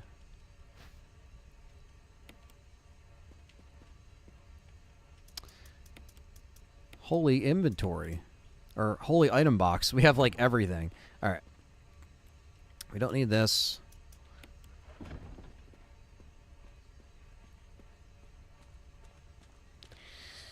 Enter the caves. Again. For the millionth time. And fight Lisa Trevor. Again for the millionth time.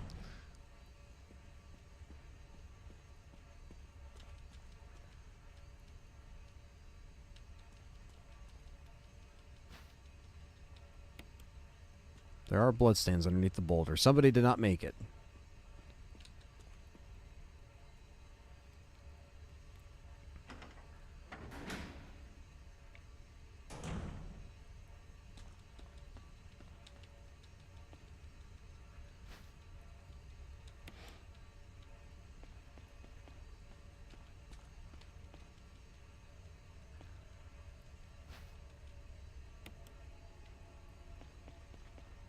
Stealing all of Spencer's stuff. Yeah, I'm like, give me that shit.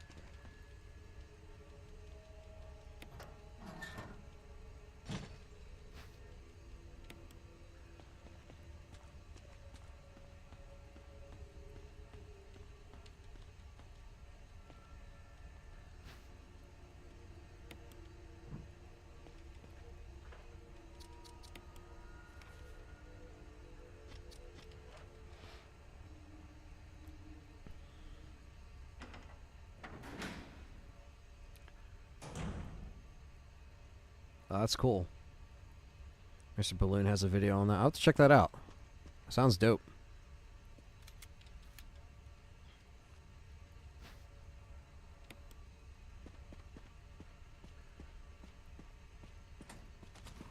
Out of my way, Hunter. Out of my way. Alien. Hell yeah. Alien's another good one.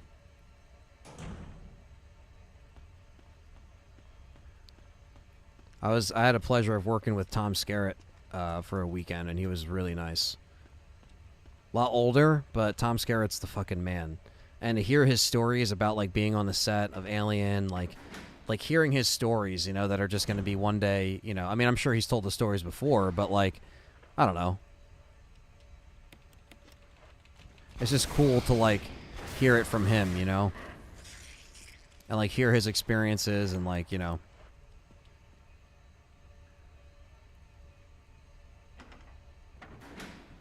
He was a really nice guy.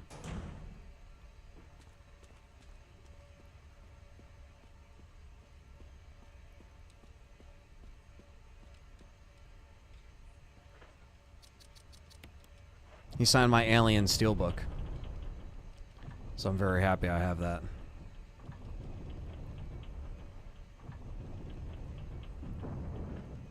Yeah, that was such a great... That was amazing, man. It really was. And yeah, Alien's is one of the best of all time, I think. Yeah, absolutely. I like Aliens as well, but...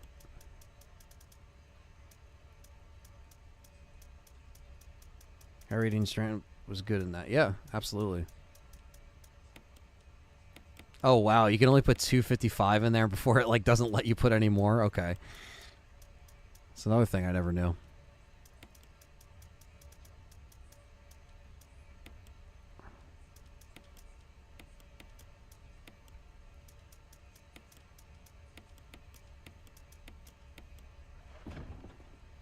You got to meet him. That's yeah. I pretty much worked with him all that weekend on Monster Mania. So when I work these horror conventions, I usually help the stars out for the weekend. You know, handle the money. You know, people come up to the table and they're like, "Oh, I'll get an autograph or a combo." I'm the guy that like handles the money, you know, or helps them out for the weekend. A lot of stars nowadays have their own people with them, and sometimes they do, but they also like sometimes they do actually require or request help, and that's basically what I do. What about the bonus situation? So yeah, that's what I do there, and so I was able to work with him, so it was cool. Have I played Alien Isolation? Fuck yeah, love that game. Very hard, challenging game, but I would love to play it again at some point because it's been probably almost 10 years since it's been out and since I played it. So yeah, that would fit nicely here on the channel, I think, because that's a hardcore survival horror game. Very infuriating too. Like I did rage quit a couple times when playing that on PC. Let me tell you, but it's been 10 years, so I'd like to go back and play it.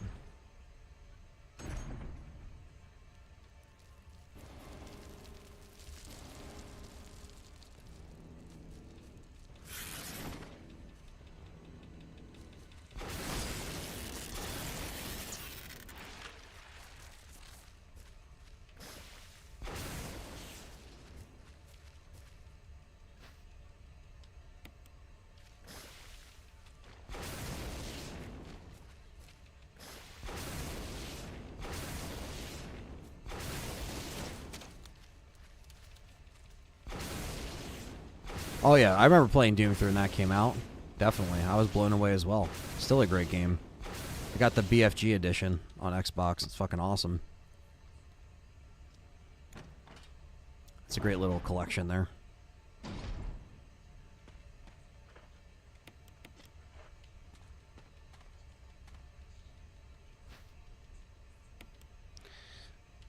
War Z was okay.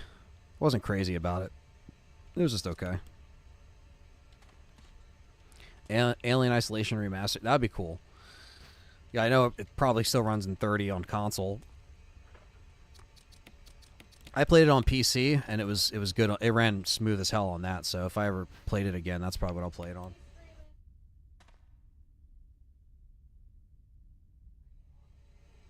I can get it.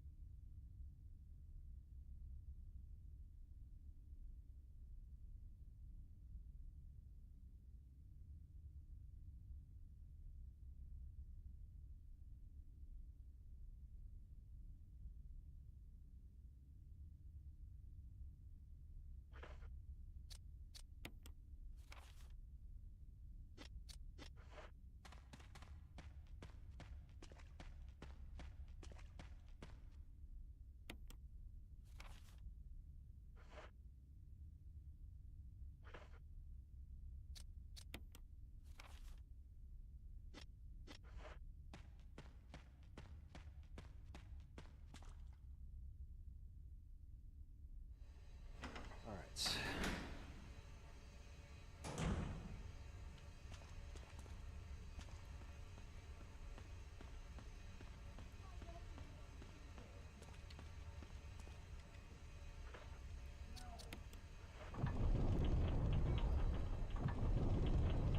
John Carmack's an amazing guy.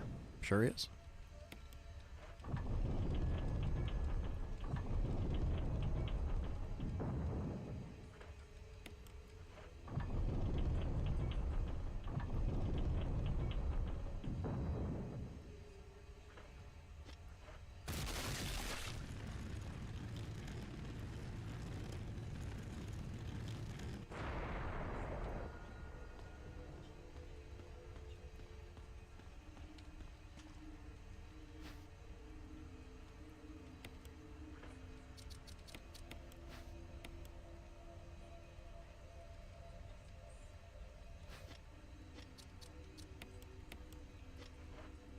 Just because I need inventory space. I don't feel like going back. We have so much healing, we won't need it. But it's just because we've had to pick it up, so whatever.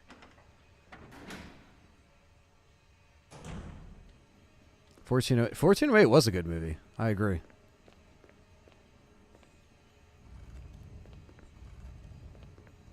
I rewatched that a couple years ago after not seeing it for a while. It was fucking wild. Yes, I've played both of those Dooms, and I do love it a lot, actually. I love Doom 2016 a little more than Eternal, but I like Eternal a lot as well. John Carmack needs to run id Software again. Yeah. That'd be interesting, right? Yeah, I did like 16 and Eternal. Pizza Face. What's up, by the way?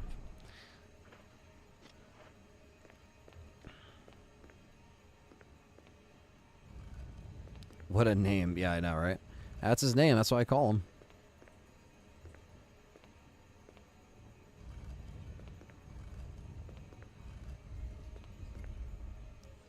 Yeah, it's good. It's good to watch shit that you haven't seen in a bit, and then, like, you know, see how you feel about it, going back to it, and all that stuff.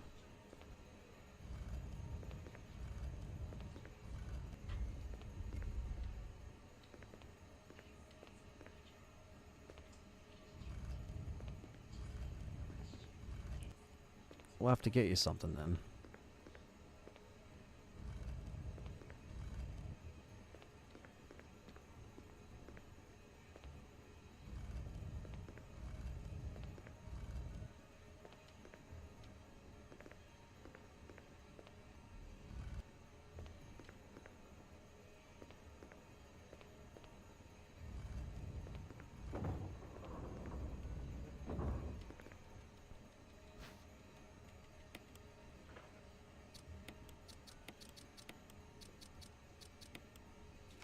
All right, caves are looking good, looking nice and green.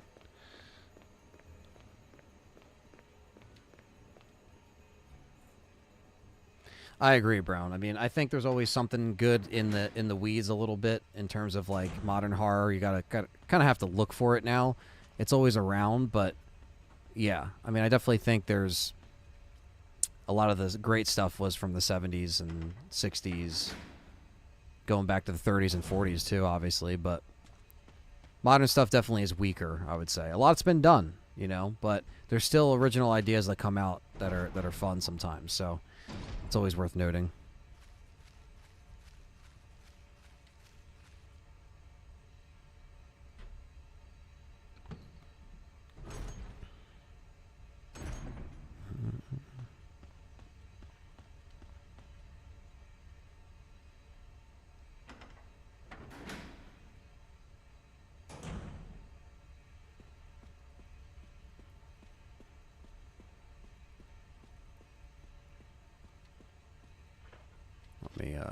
Let me hit up the box real quick.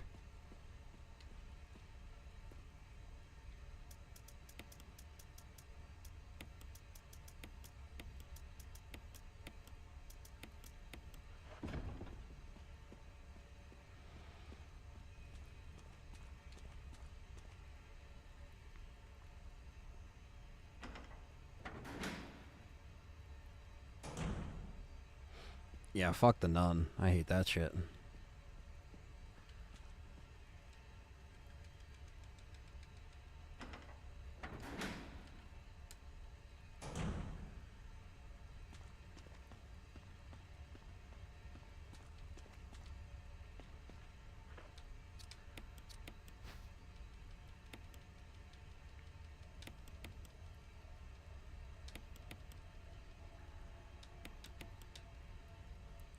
Funny, yeah, I didn't even want to check out Night Swim. I saw that, I was like, I'm good on that. It's January. It's dump month for movies. Fuck that. You know?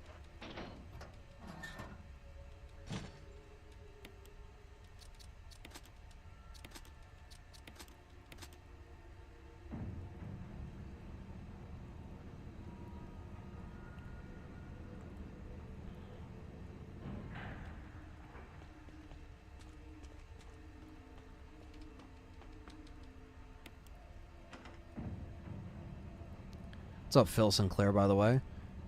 Longtime supporter of the channel in the house. Good to see you, man. Hope you're doing well. Another fellow UK viewer.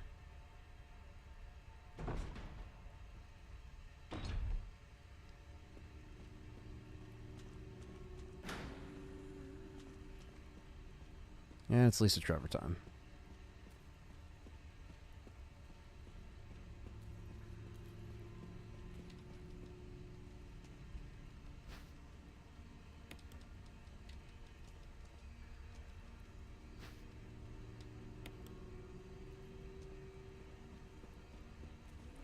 Alright, time to send this flamethrower over. They showed the monster and ghost way too many times. It seemed like a... I mean, you might be able to tell me, Pizza, but yeah, it seemed like a very cheap jump scare type shit. And I was like, yeah, not into that.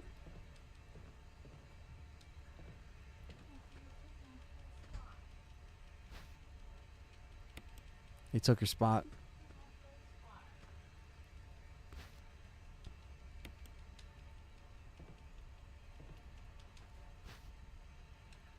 How many? There's a lot of trailers. That's why I just don't even see trailers unless like I'm at the theater, forced to watch them.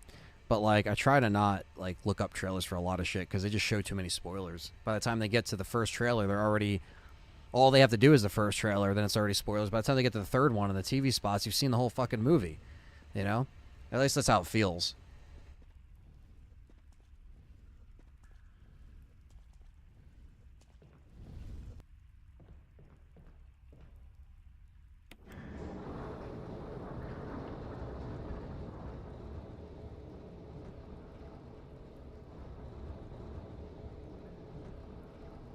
Last time you seen a good horror film in theaters? Yeah, man. Thanksgiving for me was the last good horror film I saw. That was like genuinely good.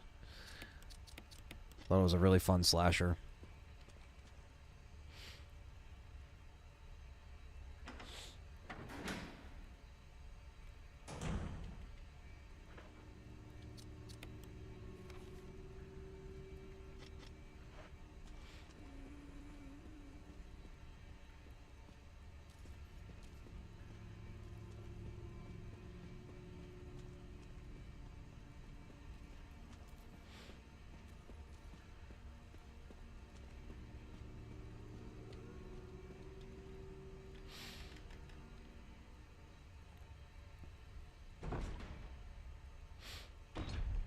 Exactly. Should everything but the cow, right? Fucking assholes. And Barry the asshole leaving us. But I do gotta save him this time, so...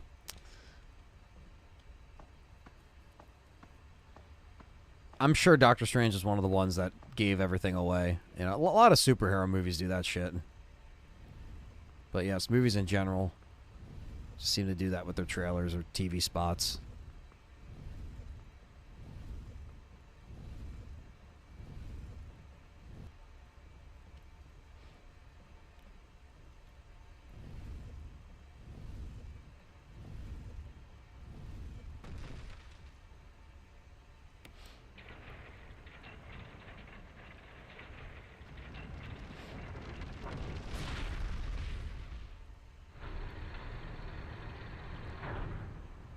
I saw all on Joe Bob.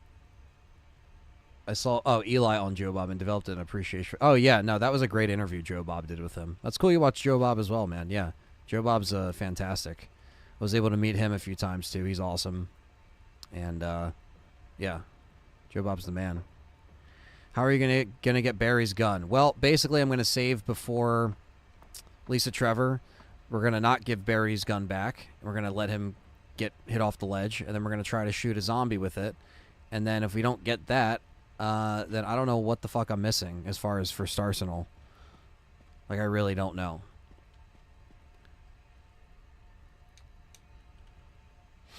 Really don't know what I'm missing after that. So, like, I'd like this stream to be the last one to get everything, but if I hit a wall on that, then I don't know what the hell I'm going to do.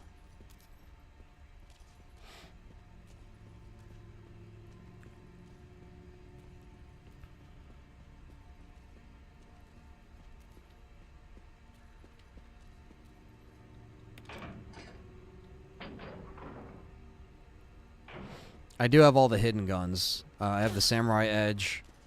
I have the Infinite Rocket Launcher.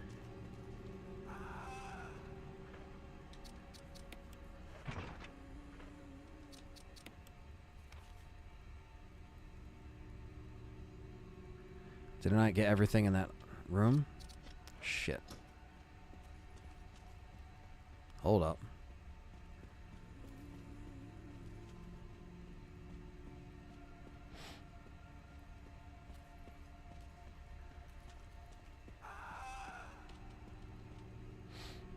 But yeah, I have all the hidden unlocked guns. I used all of the grenade rounds.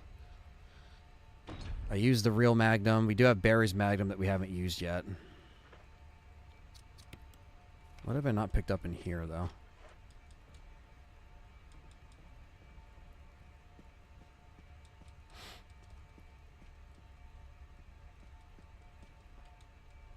Barry, why?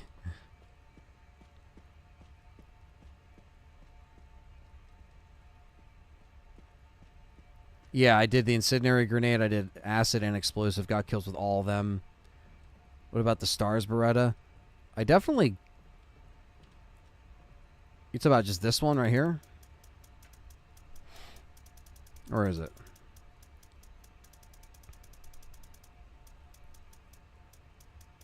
I tried the assault shotgun. I got a kill with that. I got a kill with the regular shotgun. This is the S.T.A.R.S Beretta as well.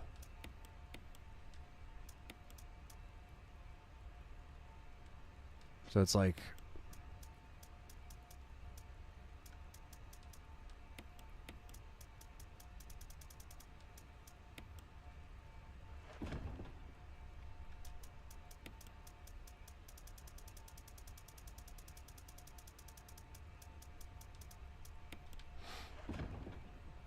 Trying to see what I missed in here. Something that wasn't picked up.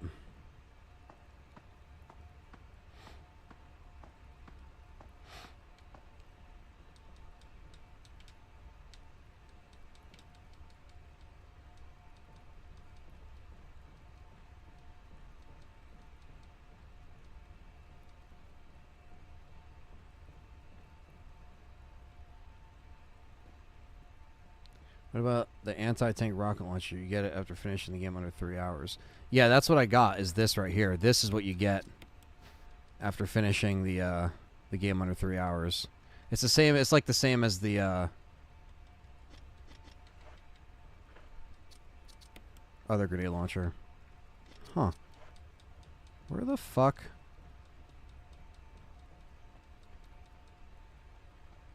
is the last item in here?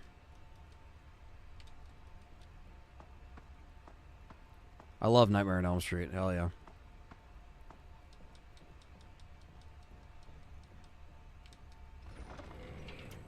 What else am I missing?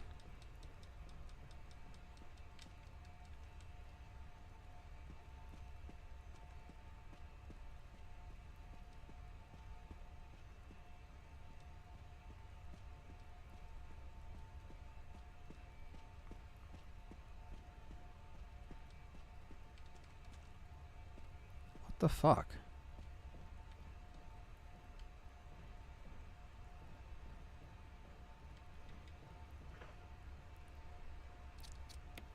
Every item in every... Well, that's what I'm trying to do. Trying to get every item in every room, making sure every room is green before we leave it. I just don't know what I'm missing in this room.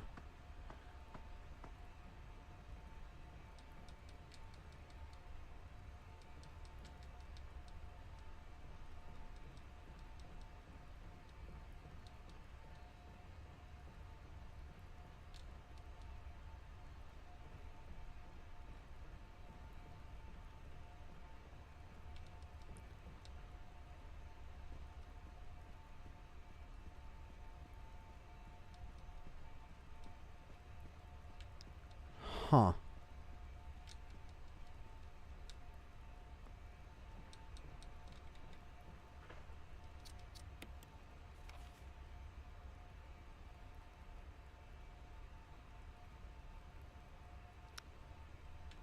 What items are in this room that I missed? There's nothing on here.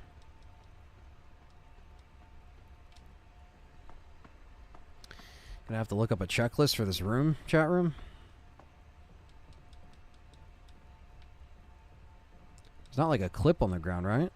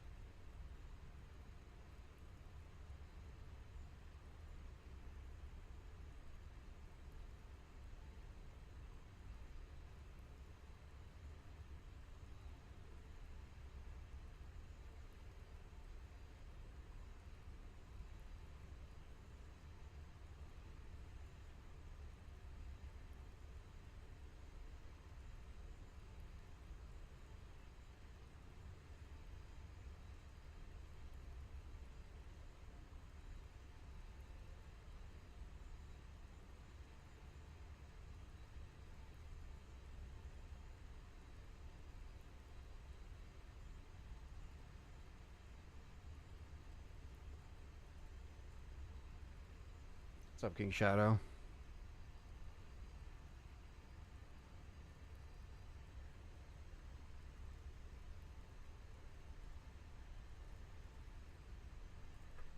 I think there's a clip in a dumb spot here.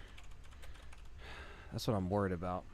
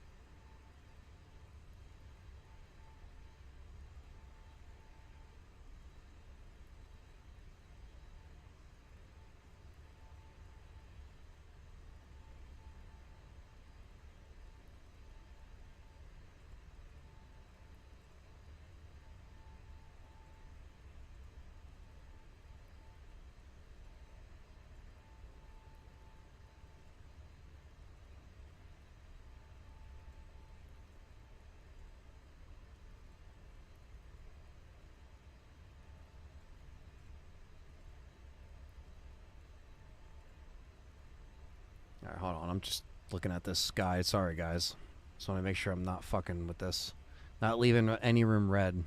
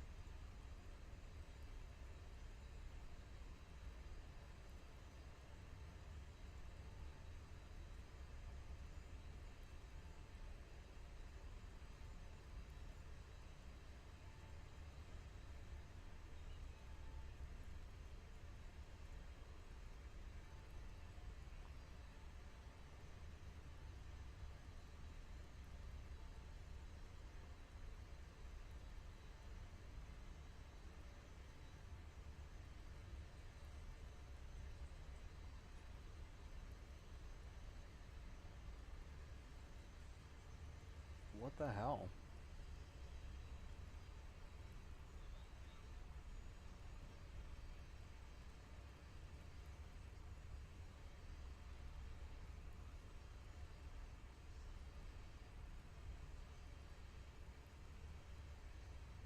He doesn't pick anything else up. He just picks up the flamethrower.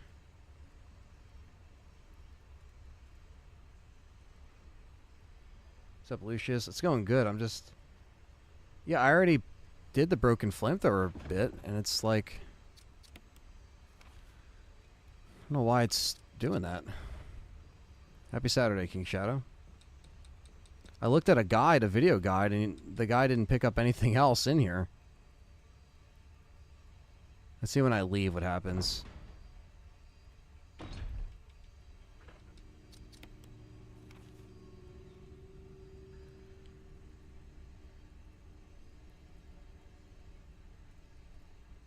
The cable car. Why is it still fucking red, man?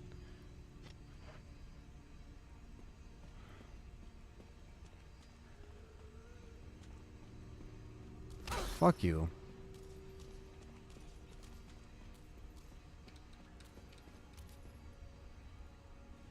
Doesn't each room go gray once you leave it? I think. Or they stay green. I don't know. I don't fucking know.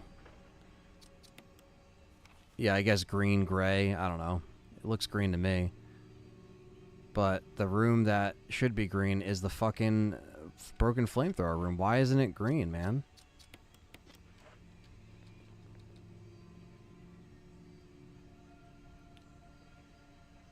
Why isn't it fucking green?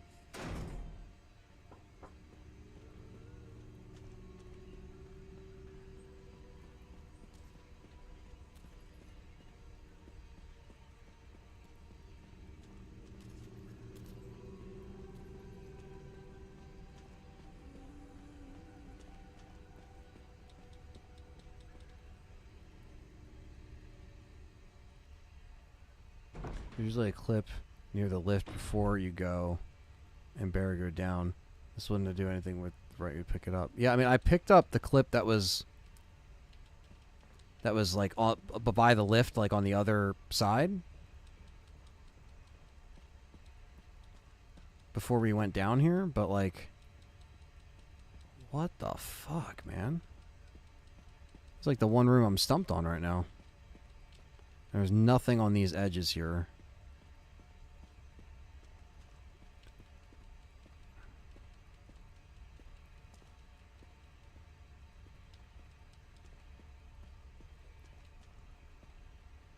When I move the item box over there?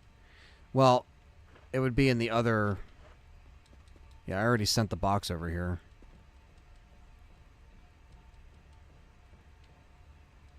There's nothing on the ground here.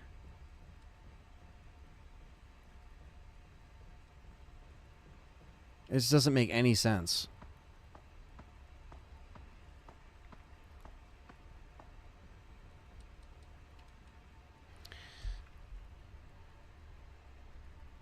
The guide that I looked at, yeah. Yep. That's the exact one, and I can't... He just pushes the box in, gets the flamethrower, takes it out.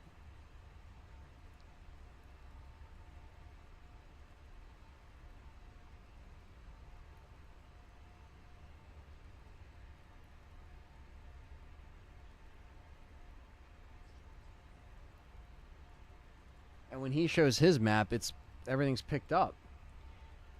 Which just doesn't make any sense. Like, why is it not counting?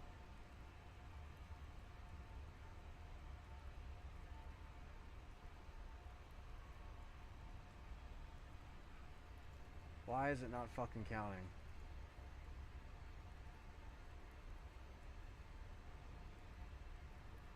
Next to the ladder.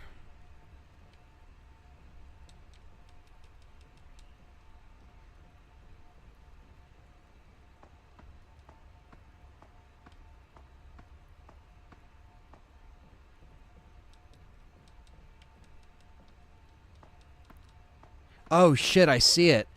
Oh fuck, I see it. Good shout, guys. Thank you, Lucius and Callum, and everyone else helping. Thank you. I fucking see it. I'm an idiot. You see it right there shining? It's hard to see because it fucking blends in. Here it is. Yes, there we go. Fuck. Finally, we can move on.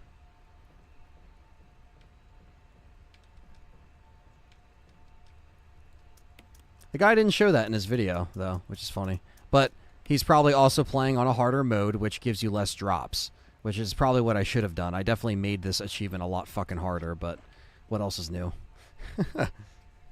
Thank you, guys. Sorry for that confusion.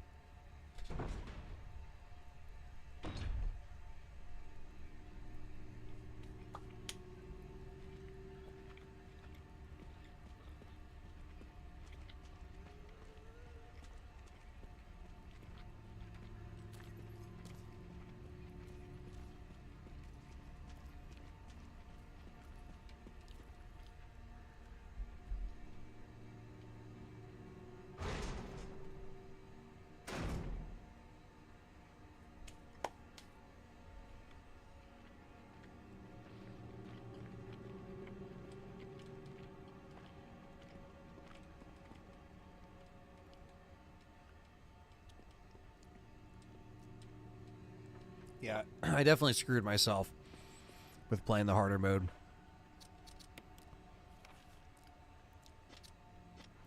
It's okay, though. Made it this far.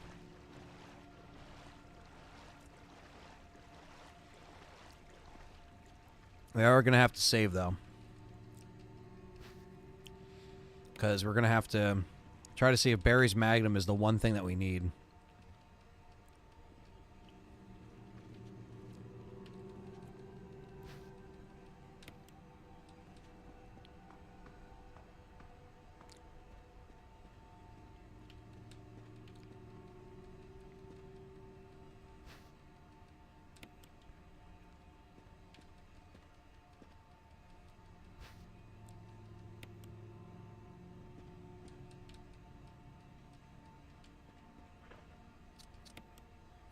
There we go.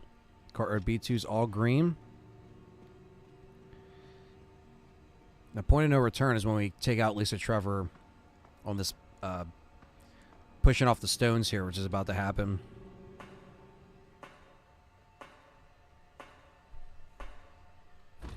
So we're going to have to probably redo this section right here 2 times because Barry's Magnum hopefully will get a star signal.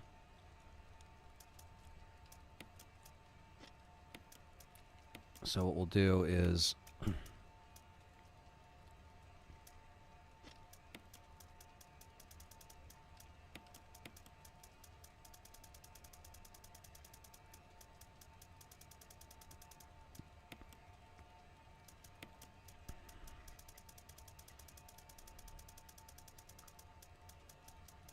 what I'll do is we will save, but I'll wait until I get all this other crap ready.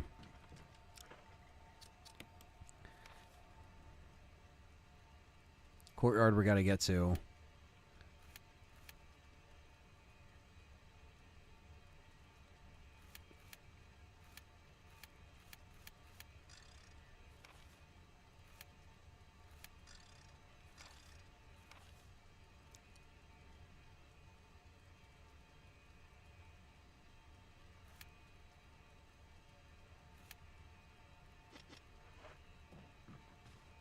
Looks good so far.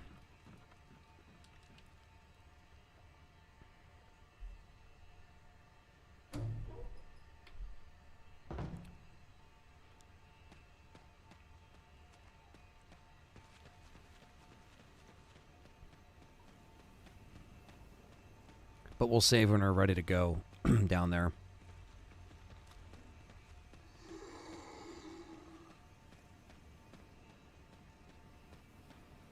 It's got to be Barry's Magnum. I really don't know.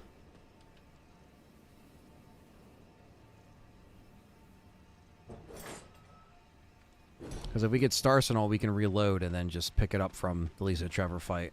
Finish off the lab and then hopefully we're good.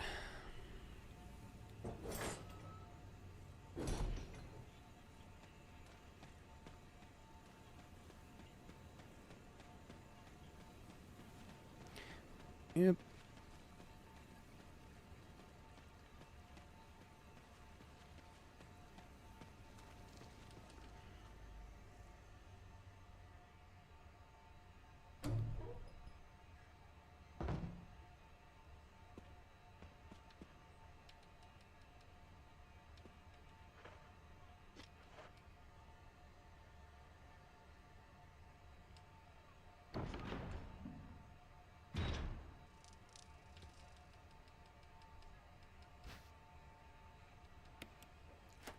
I think you have to just pick it up. I'm not sure, to be honest with you.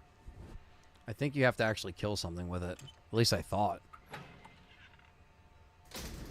I've been killing people with it just in case, but I don't know, because now that I think about it, I never saved Barry on Jill, so it's like, did I use his Magnum before, or did I ever just like, I don't know. Now I'm like, I don't even know, man. I don't know. I don't know what I'm missing for Star Signal. It's like I literally have like everything, you know?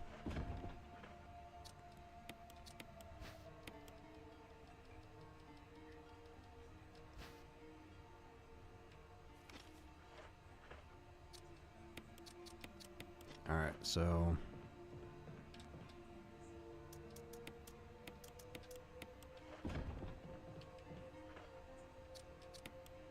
yeah, and that alley's green now.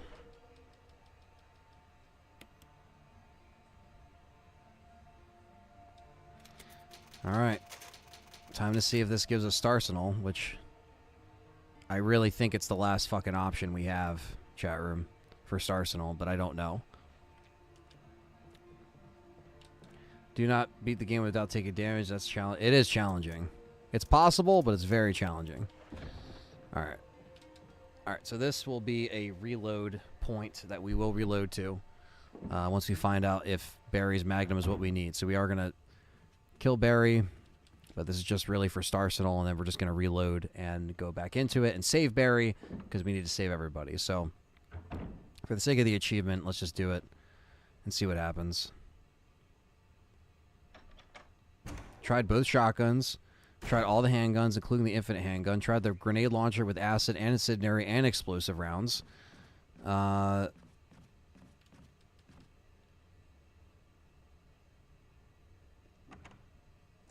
last Jill playthrough was knife only, but I did play as Jill back in March of 2023, and I didn't save Barry, I don't think. But I don't remember. I'd have to go back and check it, check it out and see what I did.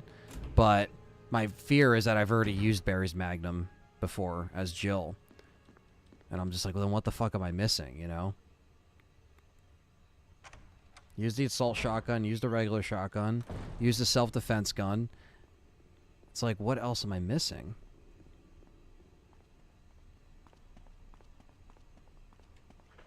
Well, let's just try this.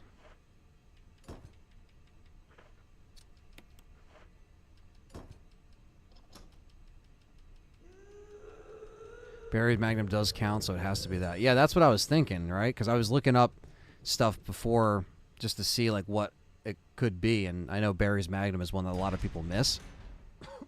But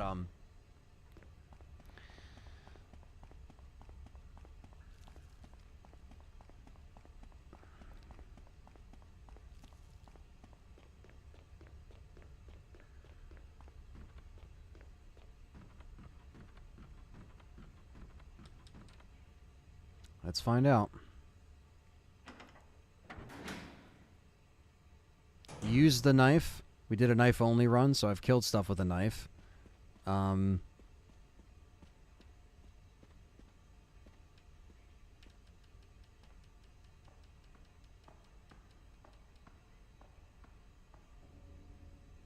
have played it on a few different consoles, that's true.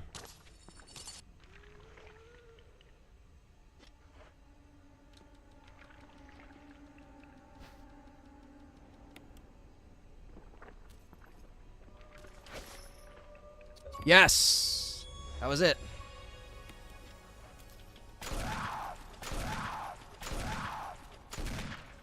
Got it.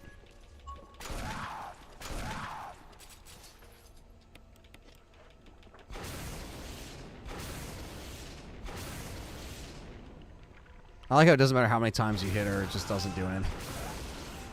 Oh, you can knock her off. Oh, shit! I don't think I've ever done that. Okay. Sweet. Okay, let's quit this game, reload, save Barry, and we're good, chat room. Good. Good, good, good. Okay. Sweet.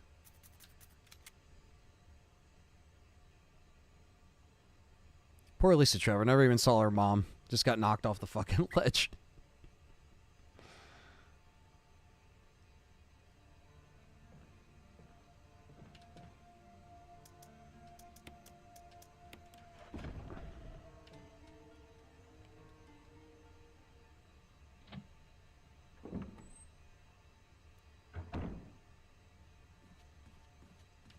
All right.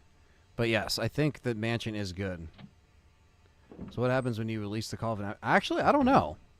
I really don't know. But for the sake of every nook and cranny, let me just, like, do the stone push just in case. Hearing Barry's Magnum with no context sounds... It does sound sus, I know. You literally find new things every time. Yeah, I know, right? I never knew that you could just throw her off the ledge like that. I just never thought to use the rocket launcher, you know? I always, for some reason, thought the game wouldn't let you because they want you to see, you know, Lisa's mom and stuff, and then her jump at, like, you know.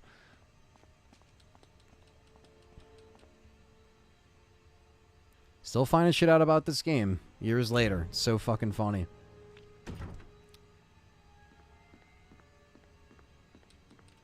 All right, cool. So that's off my my list here. Didn't get it last night, but got it today. That's fine. And then again, one last look at the mansion before we say goodbye to the mansion. Mansion first floor. Looks like everything is green or gray. Whatever you call that. Green or gray.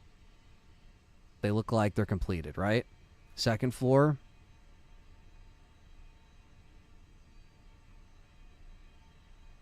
We're about to enter Lisa Trevor's thing. Mansion basement. Courtyard. Second courtyard. Residence. Aqua Ring. Aqua Ring B1.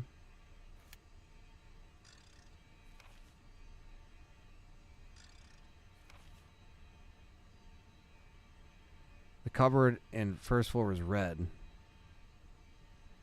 Which one?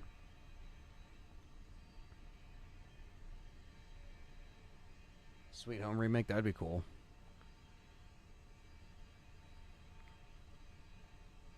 Which one is red?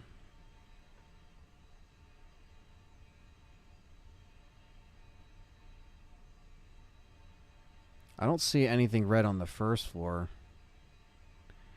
So the one red room where next to the circle on the right, the typewriter box to the right circle, that red room is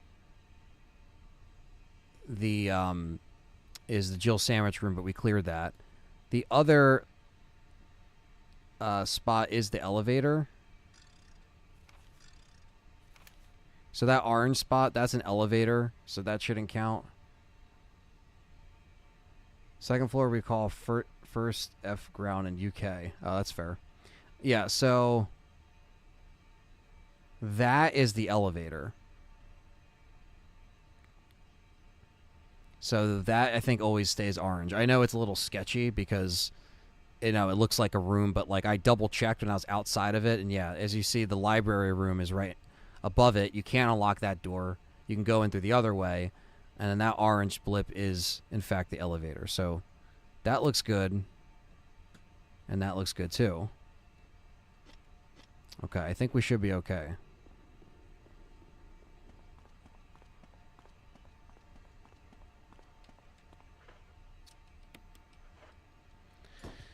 All right, let's try this again.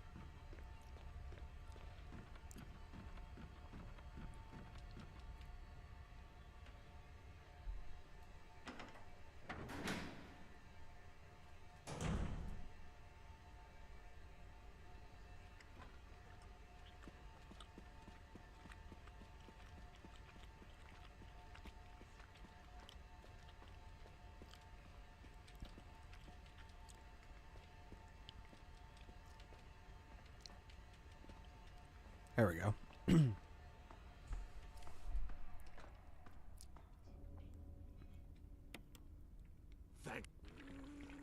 Thanks.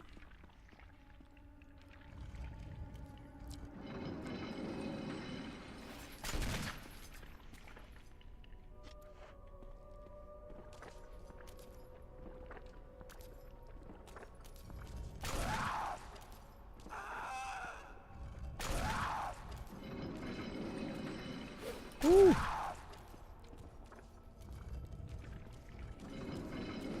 Nope.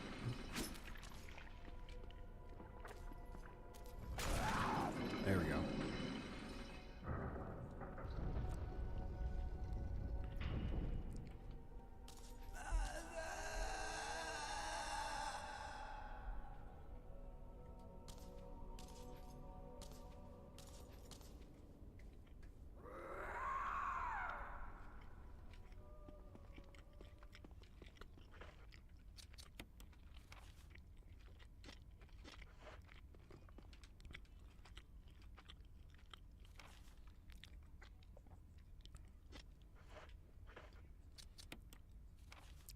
There we go.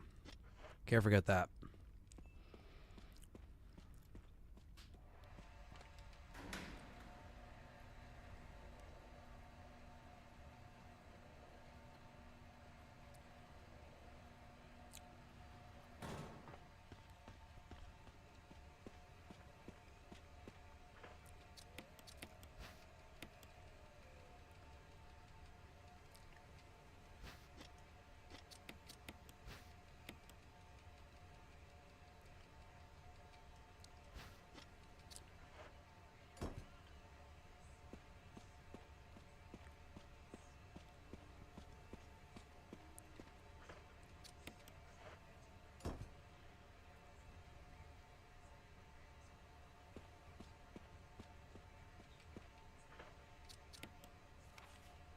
Now that's good.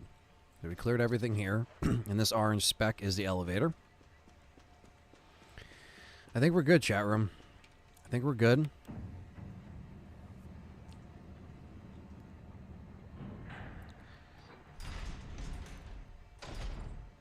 But I don't know. I mean, it's very tough. This is a very tough achievement / trophy just because how particular it is, but...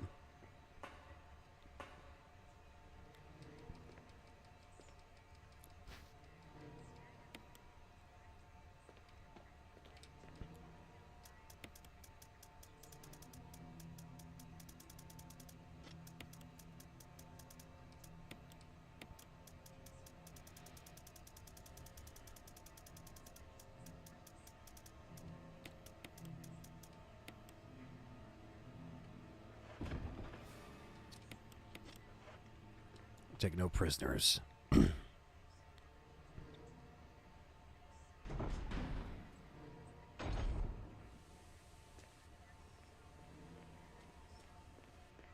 That's what... A log for 100% completion? I don't think so. Not for 100%, 100%.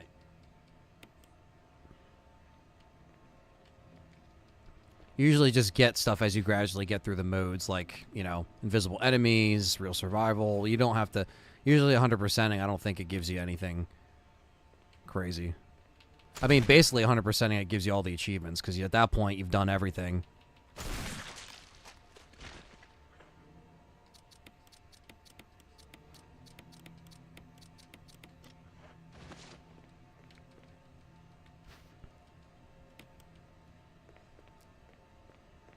You'll get there, Cody. Don't worry.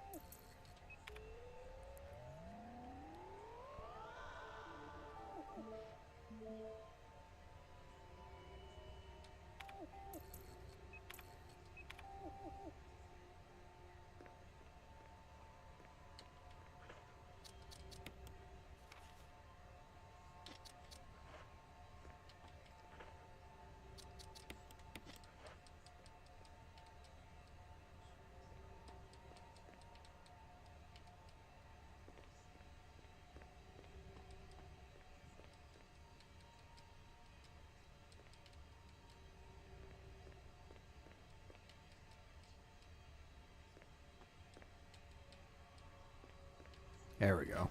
I know there's something else in here. Still not everything, huh?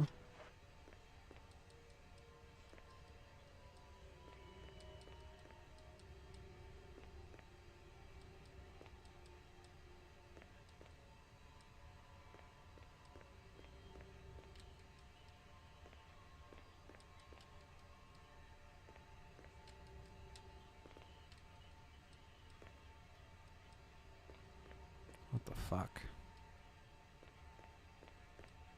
Ah, this. There we go. Perfect.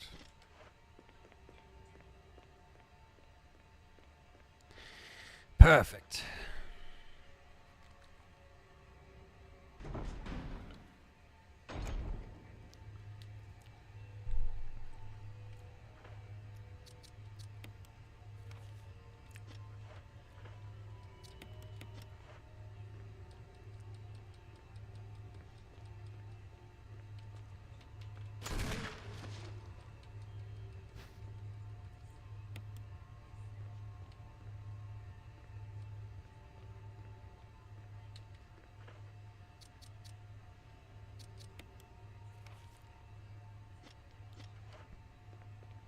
What's up, Darcy? Hope you're doing well. Doing pretty good. I'm just trying to 100% this this game here. I think this hallway should be good. It is now. Sweet.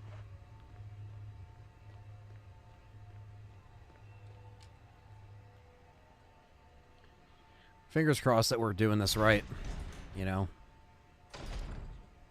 Probably would have been wise to use some kind of checklist or video guide, but kind of just going off of the map readings here, telling me that I'm doing a good job.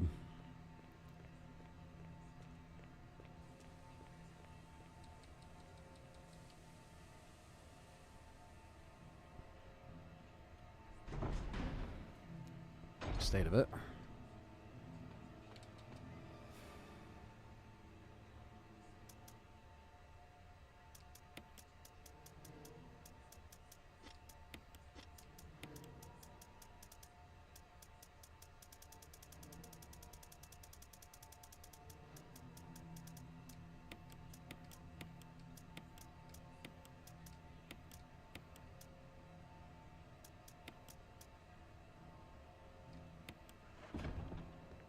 Playing this on Xbox Series S. This is the Xbox One version, but yeah, you play it on anything, any Xbox.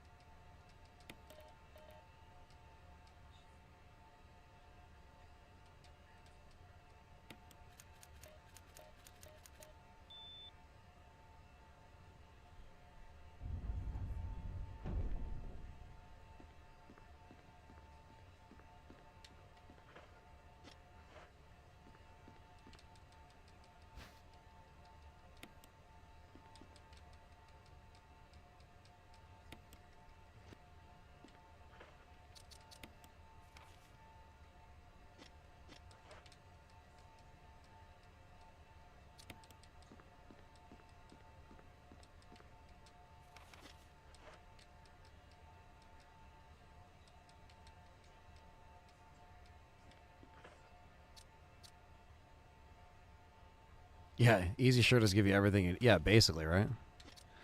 The magic box. Definitely. Need that map.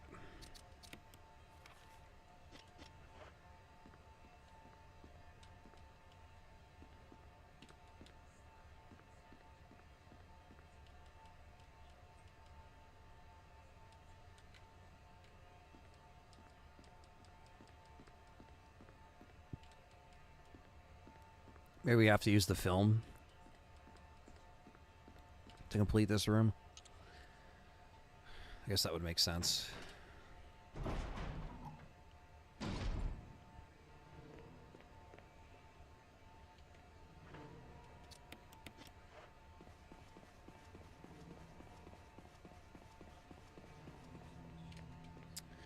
All right. Getting there, chat room, getting there.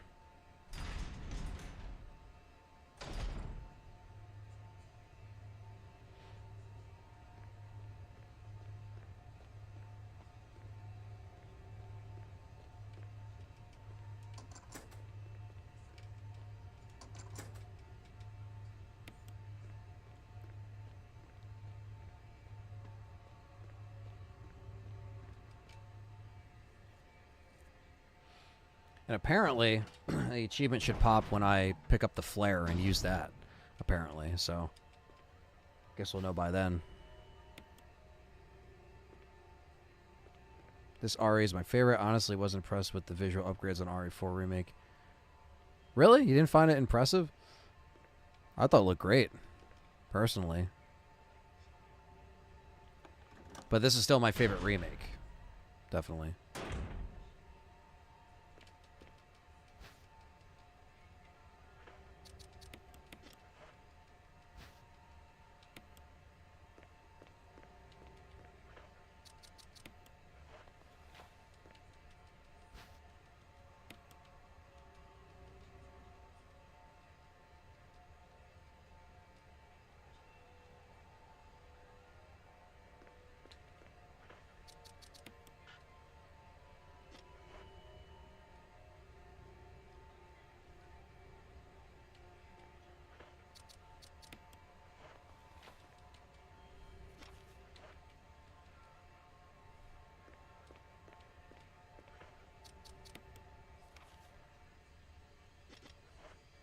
Alright, there we go.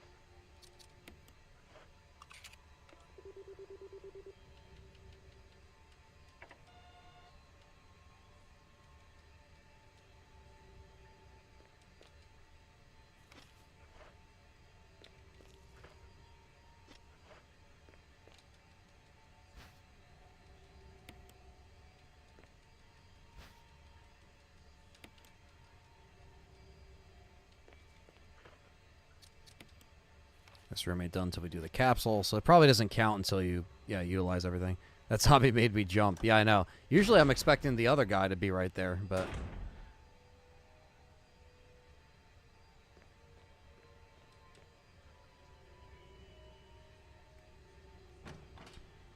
I definitely played the OGs a bunch.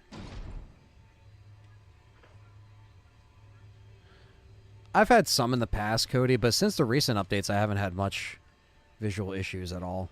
Well, not recent updates, but since, post the game being released, it's been almost a year now.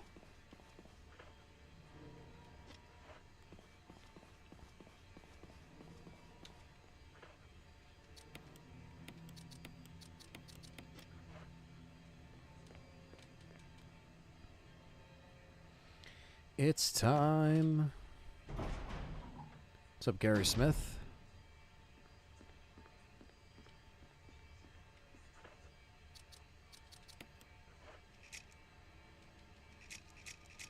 Wesker?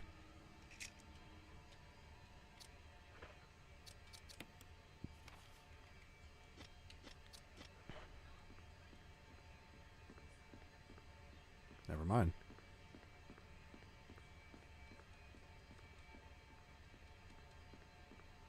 Oh, I see it. Shot of shells.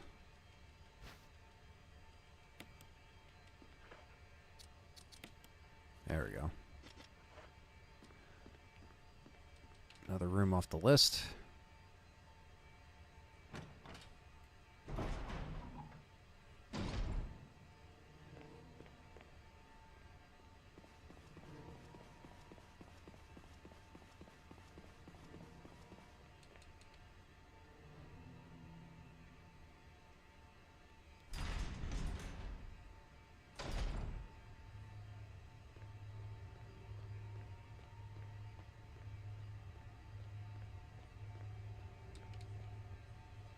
able to get this modisc done.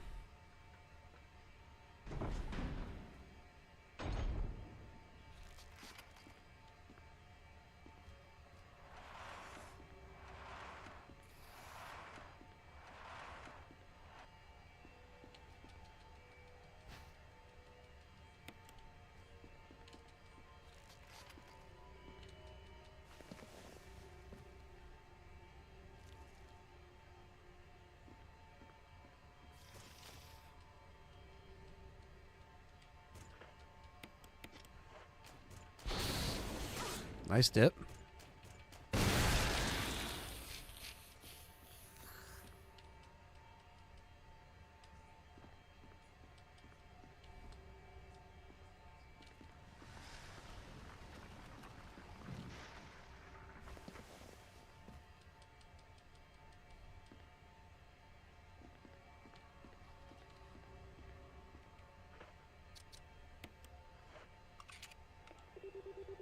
You know, my OG Xbox One model, they're still releasing most new games.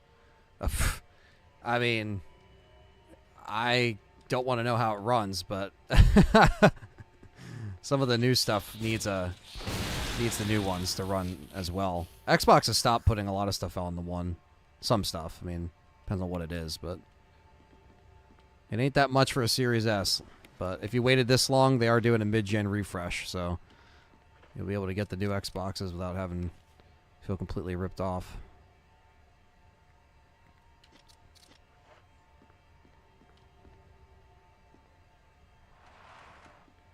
Oh, yeah. Crimson Heads are brutal.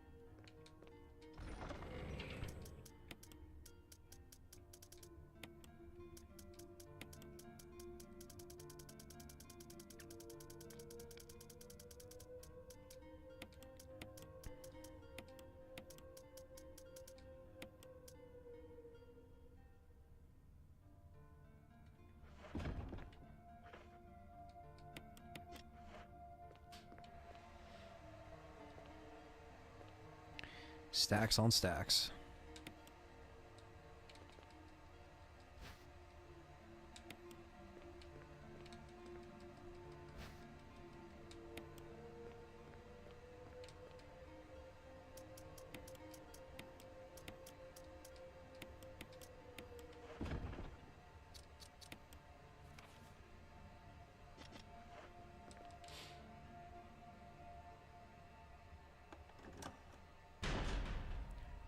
It's not coming out in 2026, Darcy. It's coming out this year.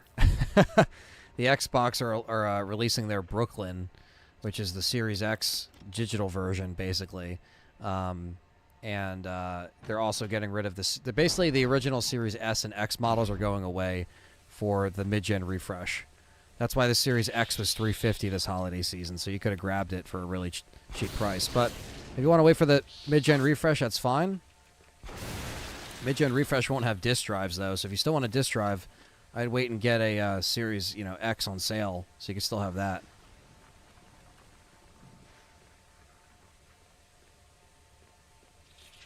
Yeah, I know. The fact that hasn't blown up yet is, beyond me. But it's fine. I mean, if you wait, you wait.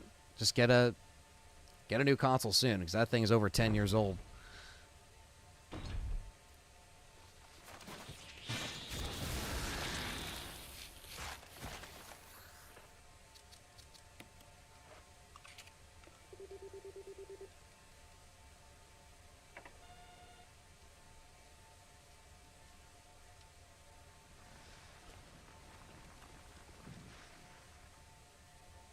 But I'm just letting you know what's coming around the corner. Got a Series X in July. It's good. Yeah, Zerais, really good.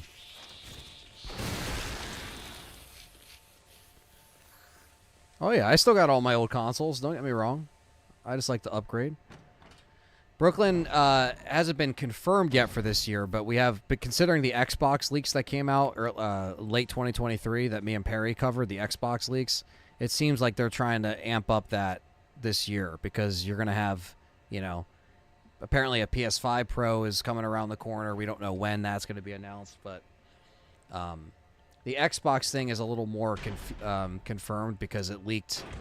It leaked with a bunch of their Xbox stuff, and I'd say, yeah, probably the fall. So the Xbox, PlayStation stuff we haven't seen yet, but as far as the Xbox, yeah, it's already being leaked, so we'll just see when they announce it.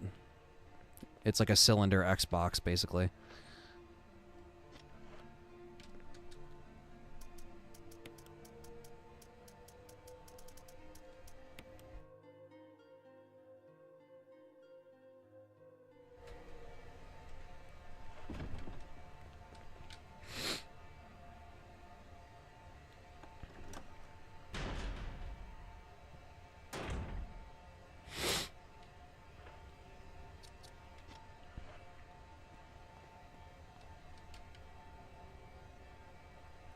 Time will tell. The air purifier 2.0. Yep.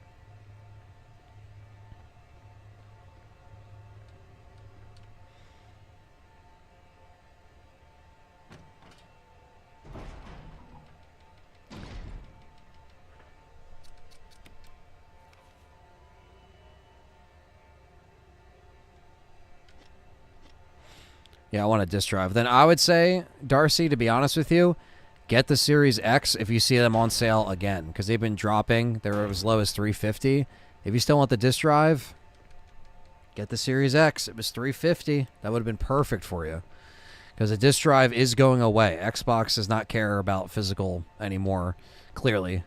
I didn't even grab the capsule like an idiot.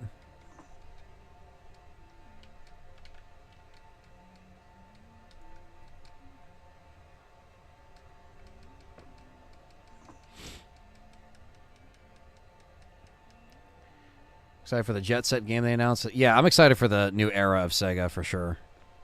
That's going to be really fun. See them bring all that shit back, you know?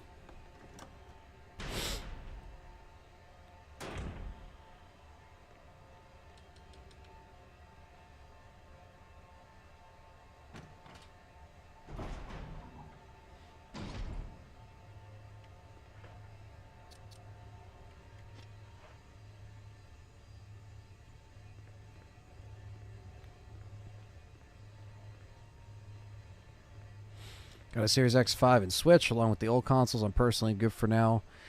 PS5 Pro seems a little silly considering how powerful the... Yeah, I know. The fact that we're even doing that's stupid. Keep checking Walmart. Darcy, says Stevie Mac. They keep throwing it on sale for $350 multiple times. Yes, they've been doing that since Black Friday. So they're trying to get rid of them because they're trying to kill off the old models to bring in the new ones. So I think, if anything, Darcy, this is a good time to start thinking about it. Get rid of that 10-year-old machine. You can still play all your old discs on the Series X, so you're good there. I don't know. I gotta shop smart sometimes, you know? Wait for them deals. You've been doing a good job waiting, that's for sure. Because for about a year and some change, we all know none of these consoles were readily available. And, you know, now that the prices are dropping, you get the last laugh. You actually save the most money than all of us who went out and bought the damn things. So, exactly. Series X is great for backwards compatible all the way to the OG Xbox. So,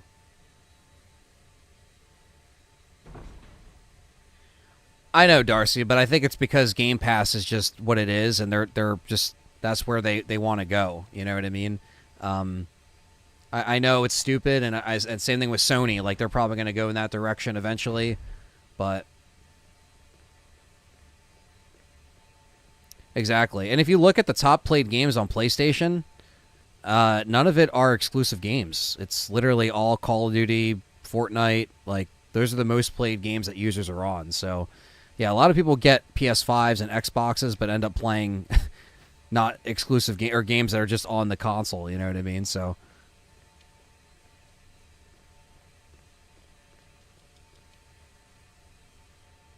Every PS2 I ever owned is effed up in some way or another. I have bad luck, I guess. Yeah, some old console. I mean, some do last a while, some don't, you know? My stuff, thankfully, has been fine. A lot of my old stuff that I've kept. So I'm thankful for that. But I'm just telling you this now, Darcy, so you don't get blindsided by, you know, crap later. You're like, why are they doing this? Why are they, you know, I'm just letting you know that this is what's been going on in the world of gaming. Best Buy stopped selling physical media. They stopped selling games as well. The games that they do get are very small, mostly Nintendo. Walmart just announced they're getting rid of their games. So that article just came out as well.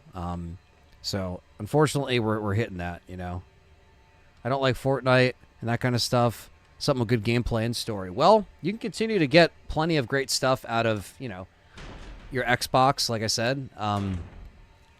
You know, I'm the same way. Where like I don't like to go with just like the casual games all the time. I like to play something with a story, play something that has good multiplayer, and yeah, I would say just save your money, wait for a good sale, and I'm just letting you know that Xbox is getting rid of the disc drives, and PlayStation will as well. I know they just came out with the Slim, and they gave, you know what they did with the Slim? They have a version of the Slim that has a disc drive that you can add on, or there's just a digital only Slim.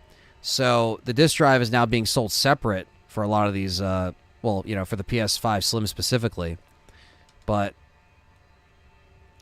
I just want to let you know before it goes away completely that you could still get it for a good price. And they're trying to sell, you know, they're trying to cut prices because they're trying to get rid of the old models, obviously, make room for the new ones.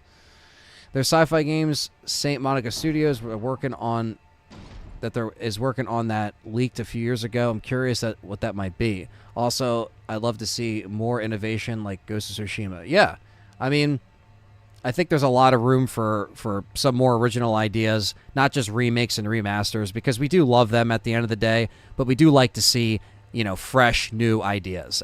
As gamers, some stuff does get old after a while. Over in the UK, games are going to stop accepting trade-ins. There you go, Captain Catch. I didn't even know that. But thank you for that information because, yeah, that's something that I don't have knowledge of, you know, being over here in the States where that hasn't quite happened yet.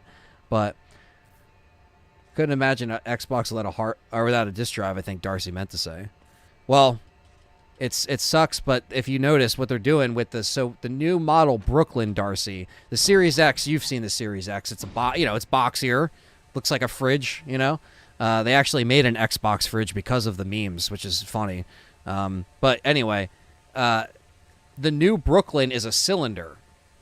So it's codename Brooklyn, but the new Series X basically will be a digital Series X with the power of the Series X with 2 terabytes of storage and has Wi-Fi 6, which some people don't even have Wi-Fi 6, so it doesn't even matter.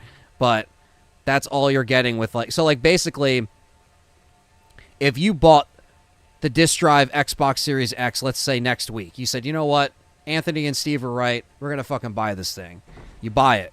Well, you're not really missing much with the new model Brooklyn, because especially if you like disc drive and you want the disc drive, like myself included, then you're not missing out. Like the new Brooklyn cylinder console that's coming out, you're not missing, like there's no performance at all, like that's different. It runs like a Series X. You do get an extra terabyte of storage, but you can always add that later on the Series X with the hard drives that they sell. So it's like, if anything, you can spend $350, and then when the spend the money on sale, and then when the Brooklyn comes out, the Brooklyn's going to be $499, just like how the PS5 is $499, right? So if anything, you'll save money and you'll have all the features that matter for you, instead of like, you know, yeah, that's what I figured you meant, and that's what I'm saying is that basically, you can get the Series X for $350 with the disc drive. Brooklyn comes out, doesn't have a disc drive, but it runs the same as the Series X with the disc drive now.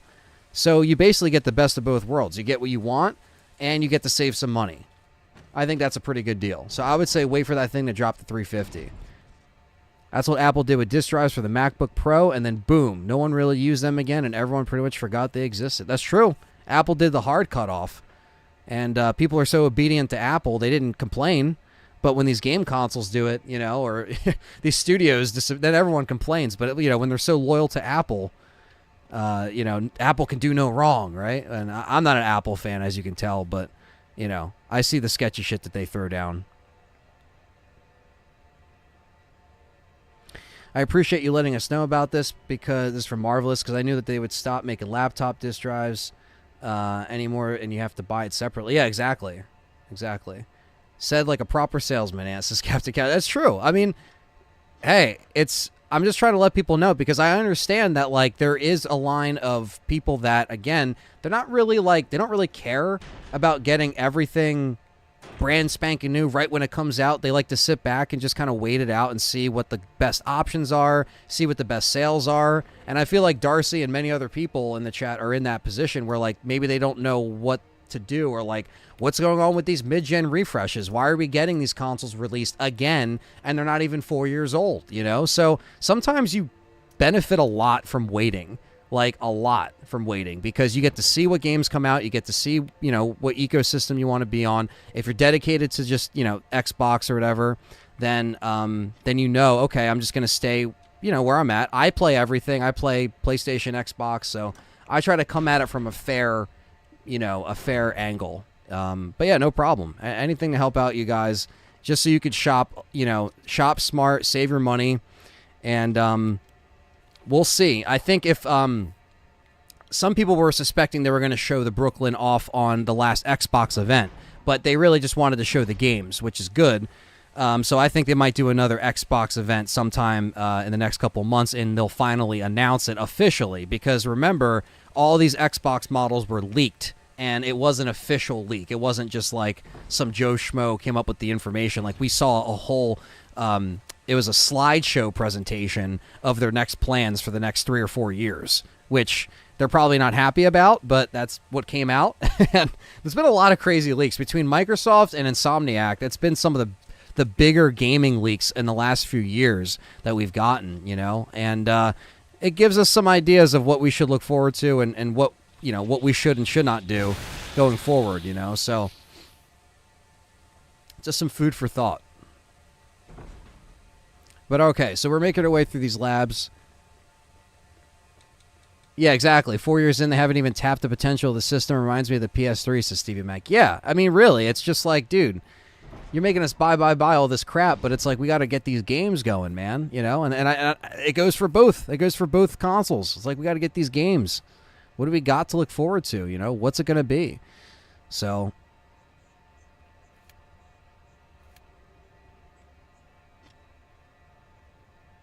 think Xbox show at Summerfest? Yeah. So, Darcy, it's funny. So, you're not wrong. You literally predicted the fucking, like, you predicted it. Essentially, what also came out in those Xbox leaks, Darcy, is they said that they plan on launching the next gen of Xbox is going to be sooner than we think. It's going to be right after, like, 2026, they're saying. And it's basically going to be what they're saying, a streaming only console, or their next gen console is going to be a streaming only. So it's funny you mentioned Stadia, which did fail. However, apparently they're saying that the next Xbox after this mid-gen refresh will just be a streaming type console, which I don't know how to feel about that. I think it's a little too soon for that. But you mentioned Stadia, and it's funny you said that, because right at the end of their leaks, that was what was on the slideshow. It was like next-gen Xbox, you know, streaming, like, that's what it is. It's like a streaming platform. So, I don't know. But all right, we got the Tyrant fight. Let's do this.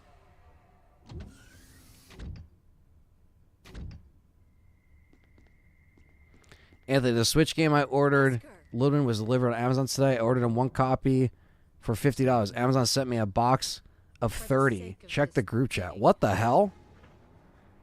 What the fuck? Hold on, let me take a look at this.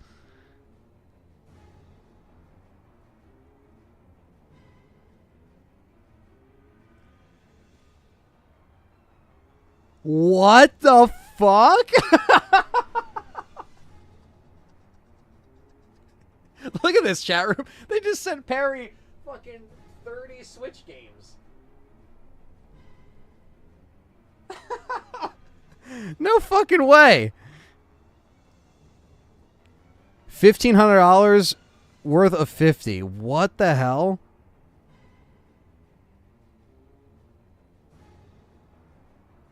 Well, I guess you can resell them. Wow. Nick Noguera, what's up?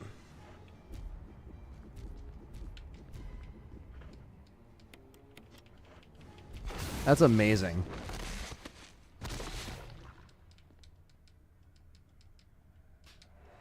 Wow. What game was it? It was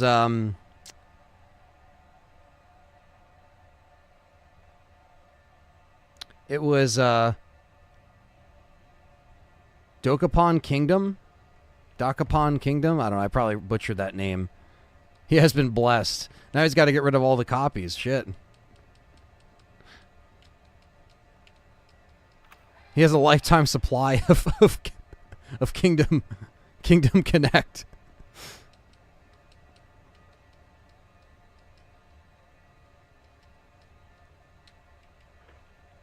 Wow.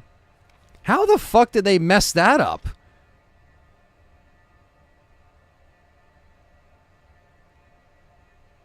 Exactly, right? It'll just be a media. Of course, it wasn't Mario 1. Yeah, I know, right? It's got to be this game. You can't just leave Barry behind. Oh, yes, I can. A disgruntled employee.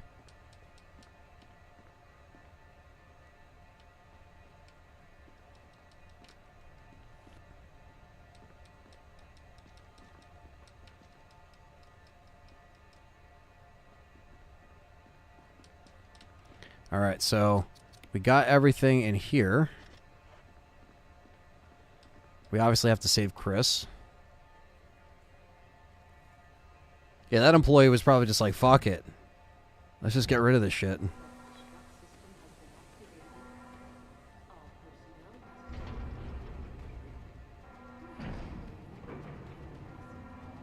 No idea. Bought one copy, they sent me one box full. Jeez. Well, now you can really make money off that, though, if you think about it. you can just sell them on. I mean, not that you want to deal with eBay, but you could just sell them wherever and just fucking you're making profit. You already sell one, you made back your money. That's so killer. Oh man, I would have jumped in that call if I wasn't streaming. That's awesome, though. Got a luck attribute of 10. Yeah, I know, right? Shit, man.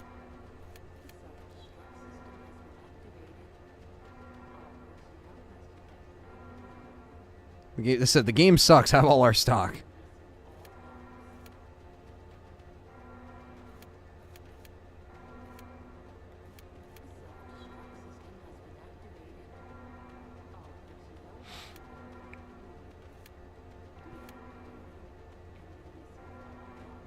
I know physical media is being discontinued, but man, says Michael. Yeah, I know, right? They're trying to pawn off all the physical media on Perry, the guy who doesn't want anymore. That's the most ironic part. Trying to get rid of physical media, but it's like, oh shit, here's a fucking box full. Here you go. It was a pre-order. Damn, it was a pre-order too, and they fucked up? Holy shit. You're probably like, what the fuck is in this box? I don't think the Lord of the Rings game is very good. According to Perry, he said it's fucking dog shit. Well, at least, I mean, that's...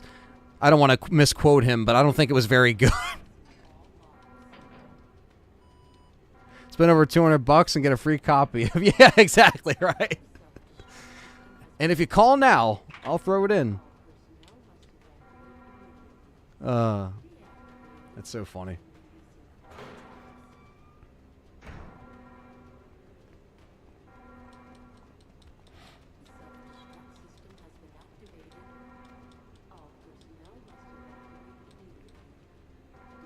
All right, Chris, get your bitch ass out here.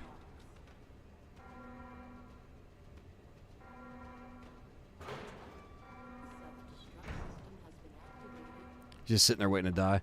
I thought it was in the mailbox, but batteries not included.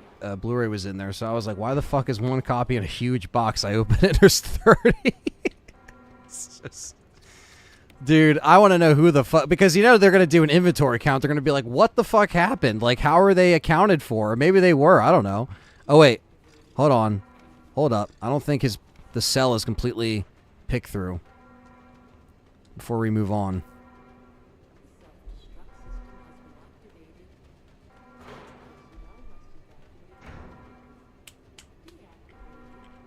Oh, shit.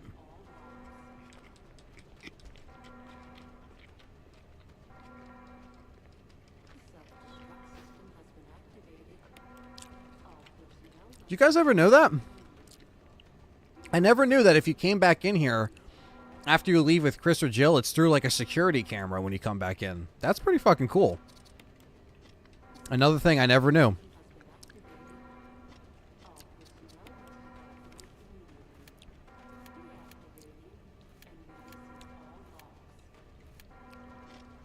There's an entire container there missing. Yeah, I know, right? Like, what the fuck? That's like half a tote that you would get at Best Buy, that you take the games out. Like, what the fuck?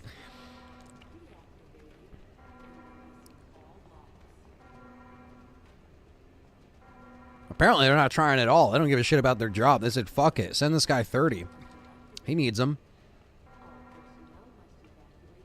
Next Xbox isn't streaming, but they will probably release the streaming stick instead of the Series S next gen. Yeah, I mean, Let's go. again, the leaks kind of we're trying to hint at a streaming console, but yeah, I don't think that they'll completely move to that as soon as they're saying in those documents. You know what I mean? But yes, a streaming stick, or you know, they're already experimenting with their Xbox app that you can play on the TVs, like the Samsung TVs and shit like that. So that will become more. You'll just see that more and more because they just want you on, you know, Project Hobart. Wesker's watching. I'm sipping on the Rockstar Zero Sugar drink. It's tasty. Yeah, Rockstar's good as hell. I'm a Red Bull person myself when I do drink energy drinks, but... Alright, guys. I think we got everything we need for this achievement.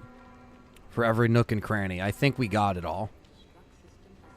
Digital first and streaming. PS6 will be digital as well. Yeah, by then it will be all... It'll be all converted to digital.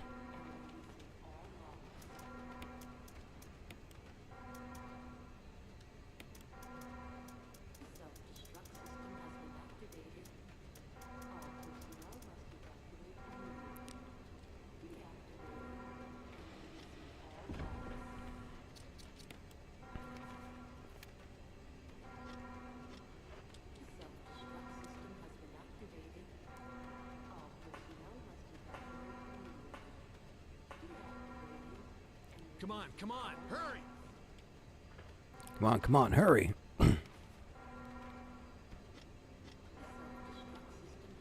Alright. Fingers crossed, chat room, that we get this.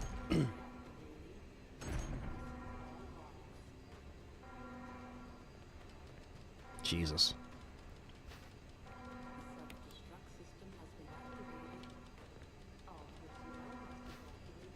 Exactly, Darcy. Exactly. PlayStation announced PC games are coming day one as the PS5. They want all their marketing to count as 2 SKUs. Count on 2 SKUs. Yeah. I mean, it's about time that they, yeah, do this fucking day and date PC shit, because they have to. They're hardcore slacking on that one.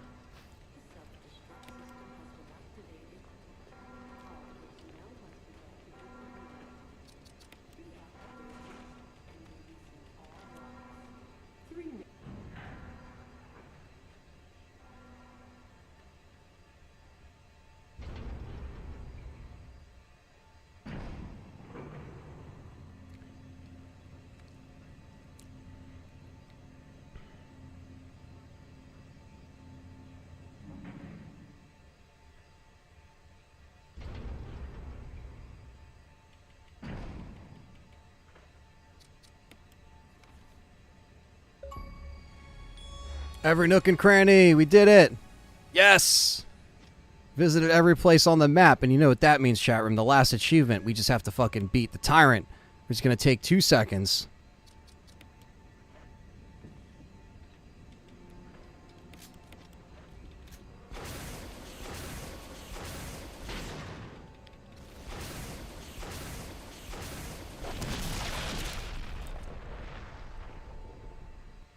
Yes!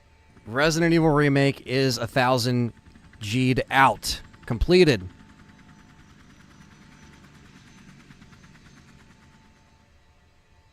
That's it. We're done.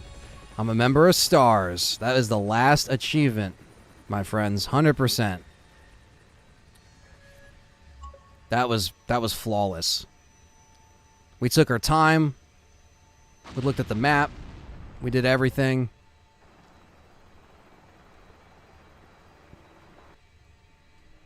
Now it's time to do it on the 360 all over again from 0%. Jill, you did a fine job. Oh, thanks, Whiskers. Appreciate that. 444, not bad for playing at our own pace. There it is. You've unlocked all the achievements for this game. 1,000 gamer score.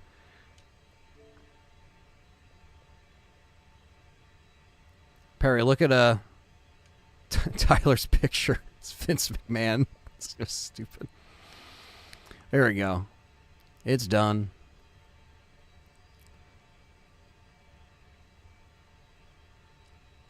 It's done. RE3 Remake? Yeah, honestly. Because if I do RE3 Remake, it's going to be on the PlayStation, because that's the one console I didn't complete it on. Yeah, I'll be doing it. I mean, if anything, if I do RE3, and I'm not going to make the same mistake I did for RE2 Remake, play it on the PS5 version first, and I can't back convert the trophies. So if I did RE3, I would probably just do it on PS4, get all the trophies on PS4 version, and then just, boom, make a pop on the 5 instead of doing it double time. But yeah, sweet. It is done, chat room. So, like I said, the plan is to just get, do the 360 version, and then when the 360 version, when I do that, I'm going to try to do it as quick as I can, on the 360 version. So however many, like, minimal playthroughs, basically. So however I can get on Chris's playthrough first time round, Jill's playthrough second time round, like, things like that. So I'm going to try to do that. And because technically you can get 2000 G from that. So yeah. And then when I finish that series, well, when I finish Remake for good on the 360 version, then we're going to move on to Zero, which is a lot of people are looking forward to. I'm not, because it's a challenging game, but it is what it is. We have to get good somehow. But I want to shout out everybody, all the members. $4.99 super chat from Cam and May, Cody, Darcy, Brown, Captain Catch, Callum, Azure Eyes, thank you again for all your work and the song you made. Really appreciate that, brother. Gary Smith, hockey fan, Perry, of course, Cody. I already said Cody. Nihilist. Dave was in here. Stevie Mac was in here. Let's see. Jeff M. Let's see here. Patriot. Lucius. King Shadow. Marvelous. Phil Sinclair. All you guys. Brown Mamba. Marvelous D. Christine. Thank you guys. And many more who are all in here. Thank you so much. And yeah, that's Remake in the books. I typically don't do a Saturday stream, but it worked out. We have a lot of Switch games to give away on the Game Complaners. Yeah. 11th anniversary show. Oh, shit. Oh, man. It's giveaway ammunition now, right? So, but yeah.